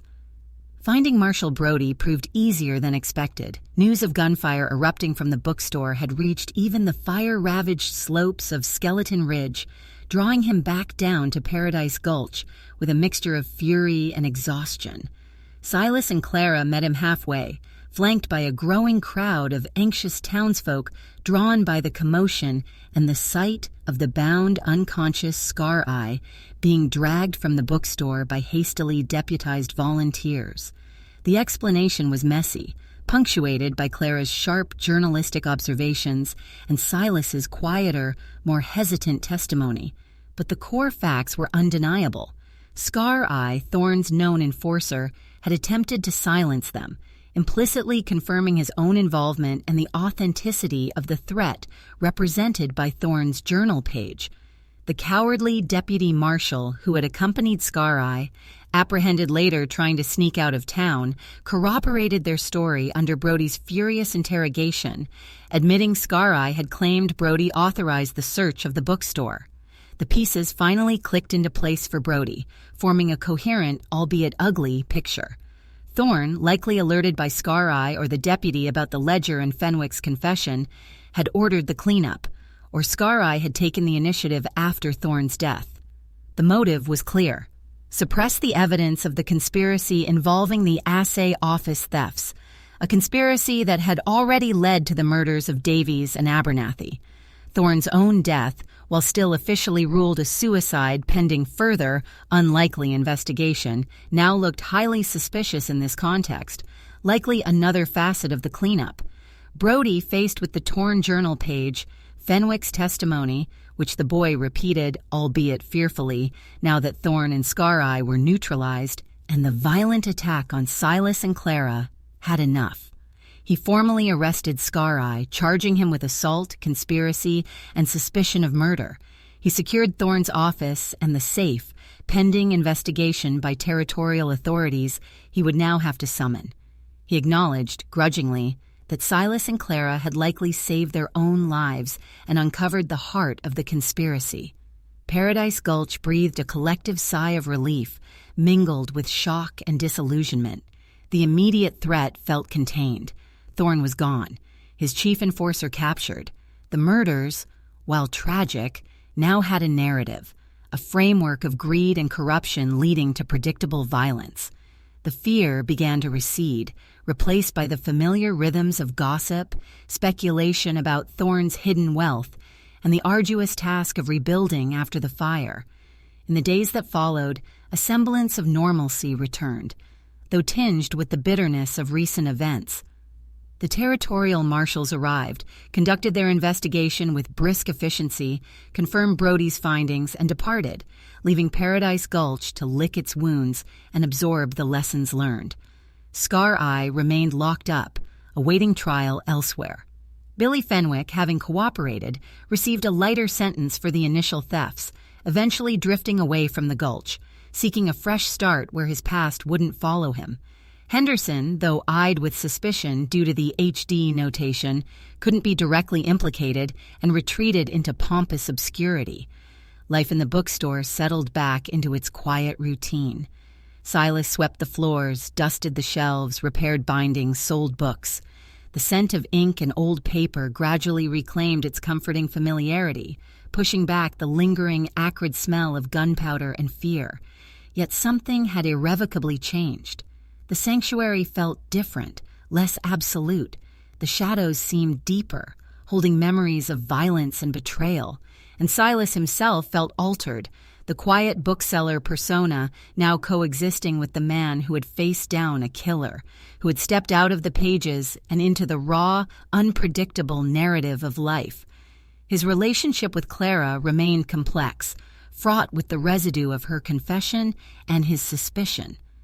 The immediate danger had forged a bond, a reliance on each other for survival, but the underlying breach of trust couldn't be easily mended. Clara, having filed her explosive story on the Paradise Gulch conspiracy for the Denver Tribune, a story that credited local sources and Marshal Brody's diligence while subtly highlighting her own role in uncovering the truth, prepared to leave town, she came into the bookstore one last time, the day before the stagecoach was due. The smoky haze had finally cleared from the air, revealing a crisp autumn sky. Sunlight streamed through the window, illuminating the familiar dust motes. "Silas," she began, standing near the counter, holding her travel bag. There was an awkwardness between them now, a space carved out by revealed secrets and near-fatal consequences. "Clara E.," he acknowledged, setting down the book he'd been pretending to read. "Leaving today?" "Tomorrow, on the early stage," she confirmed. "My story's filed.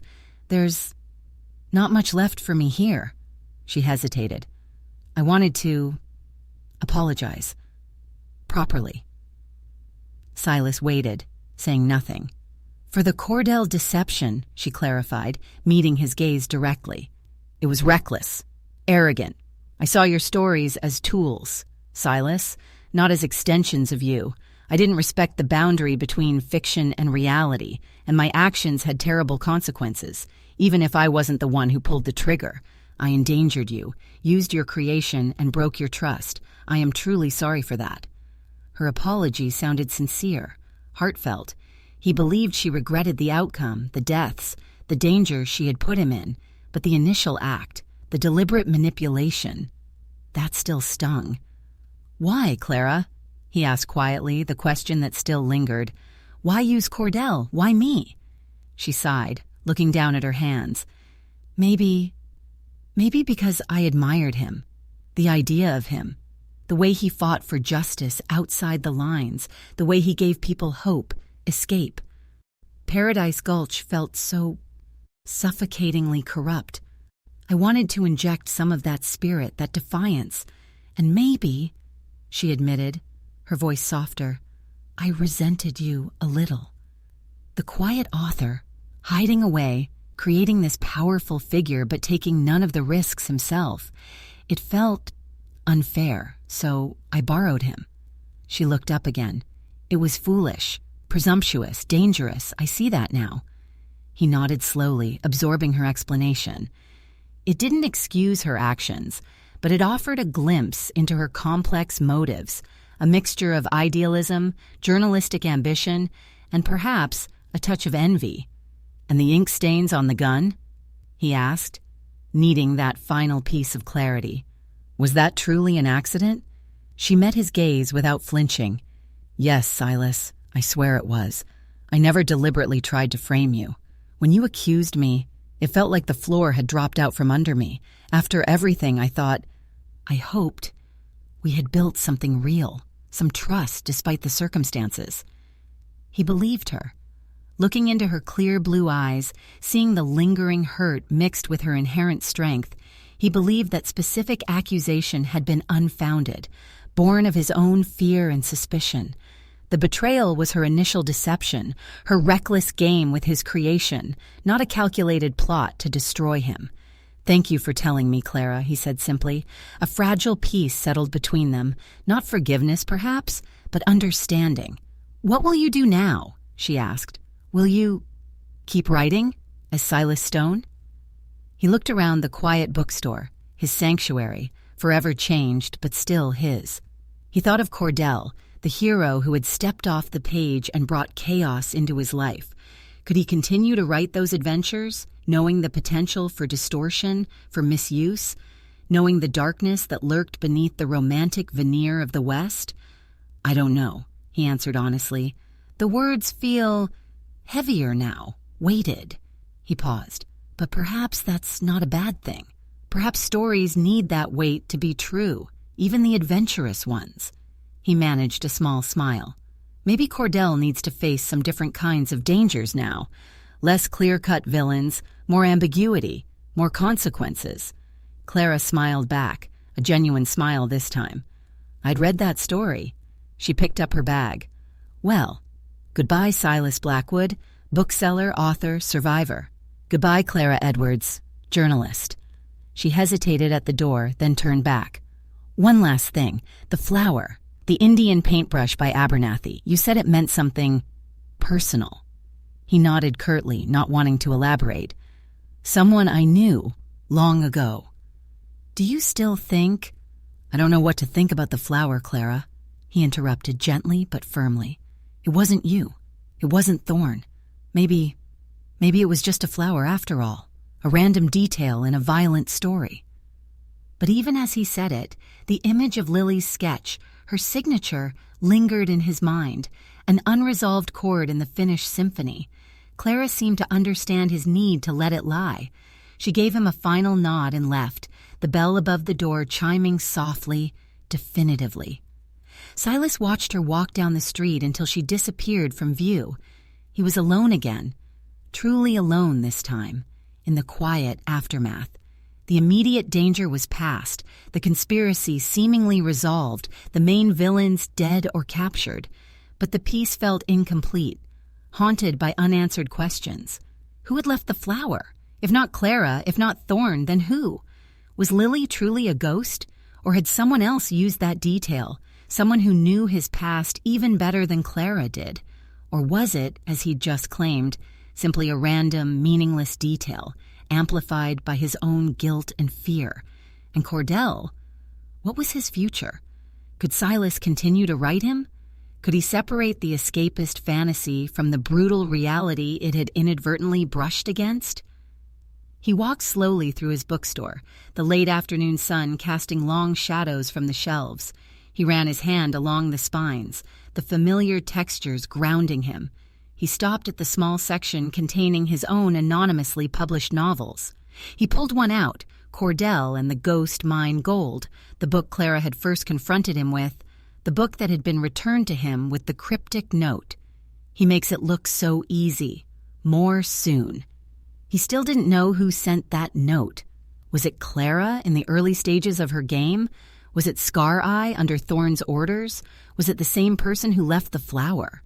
Another loose end, another unanswered question. He opened the book, the scent of paper and ink rising to meet him. He read a few lines, the familiar rhythm of his own prose sounding alien, yet intimate. He makes it look so easy. No, it wasn't easy. Writing wasn't easy. Living wasn't easy. Surviving wasn't easy. Cordell's fictional world offered clear heroes and villains, daring escapes, satisfying resolutions. Reality, Silas now knew with bone-deep certainty, was far messier, written in shades of gray, filled with ambiguity, loose ends, and chapters that refused to offer neat conclusions. He closed the book, replacing it carefully on the shelf. The final sentence of the Paradise Gulch conspiracy had been written, perhaps in Thorne's blood or Abernathy's silence. But Silas Blackwood's story, the story of the man behind the ink-stained hero, felt like it was just beginning a new, more complex volume.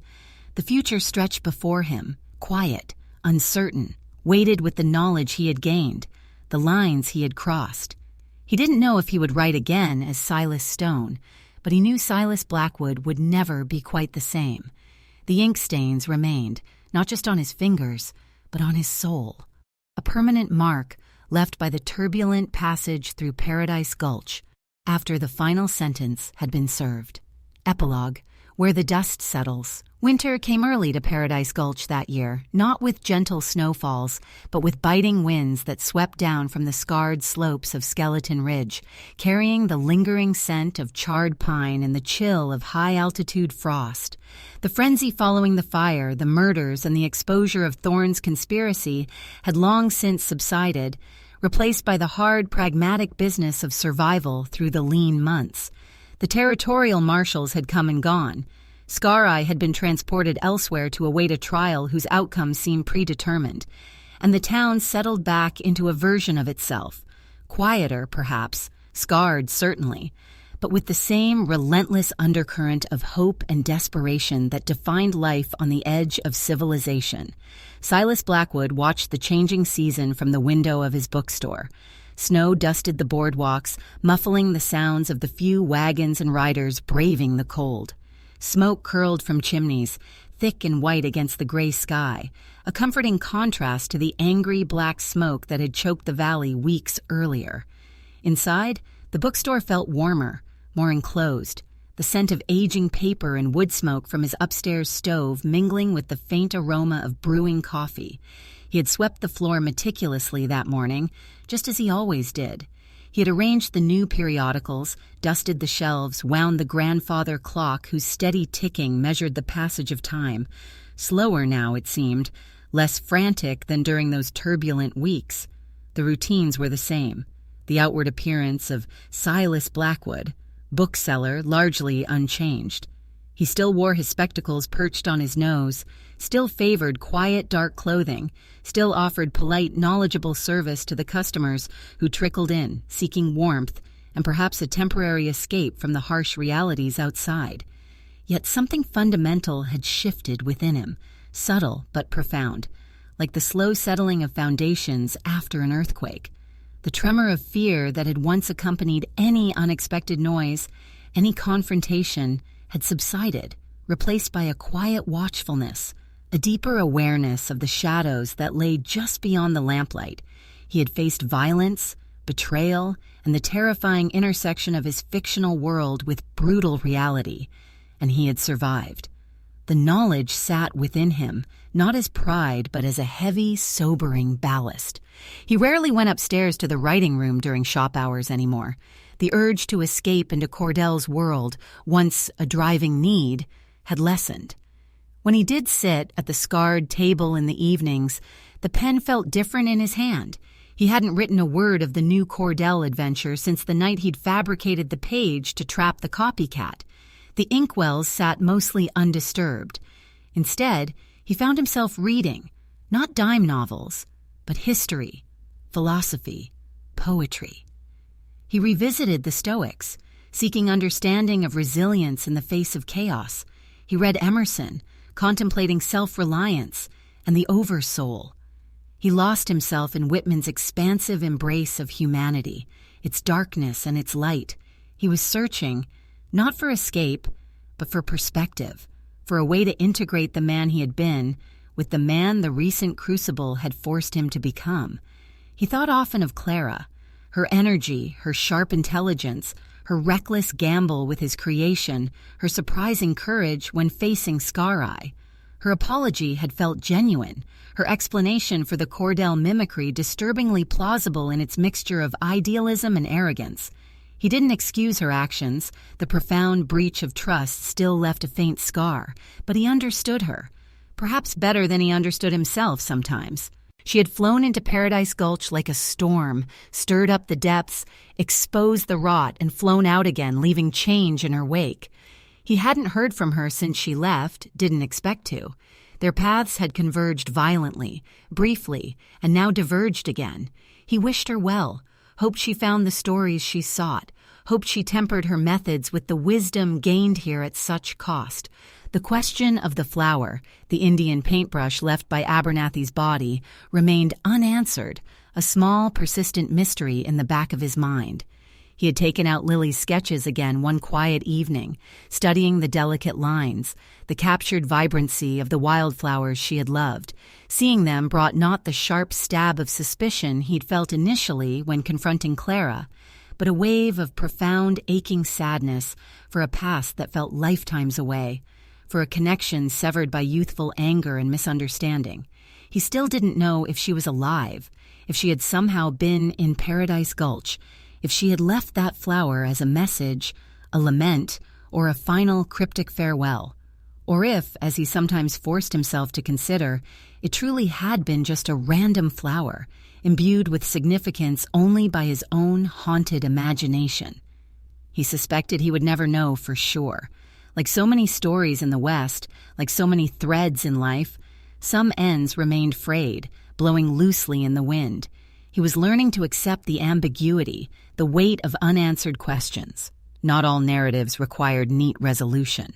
He occasionally saw Billy Fenwick in his mind's eye, the boy's terror, his eventual confession. Silas hoped the young man found his way, hoped the harsh lessons learned in Paradise Gulch didn't break him entirely. He represented the collateral damage, the small player caught in the gears of larger, more ruthless machinations. His story was a common one here, often ending badly. Perhaps, Silas thought, there was a different kind of story to tell, one not about noble outlaws, but about the quiet struggles, the compromised choices, the devastating price of innocence in a land that demanded hardness. The bell above the door chimed, pulling him from his reflections. It was Mr. Henderson, bundled against the cold, his face ruddy, his expression carefully neutral. Since the conspiracy had unraveled, implicating his initials but stopping short of direct proof against him, Henderson had adopted an air of wounded dignity, the respectable businessman unfairly tainted by association. "Blackwood," Henderson nodded curtly, shaking snow from his hat. "Nasty weather." "Indeed, Mr. Henderson," Silas replied calmly, meeting the man's gaze without animosity or fear. "Looking for anything specific today?" "Just browsing," Henderson muttered, his eyes avoiding Silas's as he moved towards the shelves housing ledgers and legal forms, perhaps seeking solace in the familiar tools of property and commerce. Silas watched him for a moment. Before, Henderson's presence, his arrogance, would have made Silas retreat inwardly, avoid interaction. Now he simply observed him, a character in the town's ongoing drama, stripped of some of his power, his vulnerabilities subtly exposed. Silas felt no triumph, only a quiet acknowledgement of the complex, often unpalatable, tapestry of human nature. He turned back to the counter, picking up a book that needed minor repair, a collection of Shakespearean sonnets, its cover worn, its spine cracked. He opened his toolkit, selected a needle, strong thread, his pot of binding glue. His hands, steady now, moved with practiced skill, accustomed to the delicate work. The scent of the warm glue, the feel of the old paper, the careful alignment of thread and leather. These were tangible things, acts of preservation, of restoration. In bringing order to the damaged pages, he found a measure of his own equilibrium. Perhaps he would write again. Not tomorrow, maybe not next month. But the urge hadn't vanished entirely, merely transformed. The ink still stained his fingers, after all. Maybe Cordell wouldn't ride again quite as boldly, quite as certain of the lines between right and wrong. Maybe the next story wouldn't be about a noble outlaw at all, but about a quiet man navigating a landscape filled with shades of gray, where courage was often silent, survival was messy, and the deepest mysteries were those held within the human heart. A story less about gunfights and daring escapes, and more about the enduring weight of choices, the echoes of the past, and the difficult search for peace in a world that rarely offered easy answers. As the afternoon light began to fade, casting long, wintry shadows across the floor, Silas finished his repair. He closed the volume of sonnets, its spine now strong and whole again. He looked out the window at the snow beginning to fall more heavily, blanketing the raw edges of Paradise Gulch in a temporary shroud of white. The dust had settled for now. The violence had passed. What remained was the quiet endurance of the mountains, the resilience of the human spirit, however flawed, and the endless, unfolding stories waiting to be lived, and perhaps, eventually, to be written. He banked the fire upstairs, checked the locks with meticulous care, and sat down by the lamp, not with a pen, but with a book, ready to listen to another voice, another story, in the quiet solitude of the encroaching night. The last page of that bloody chapter had been turned, but the book of his life remained open.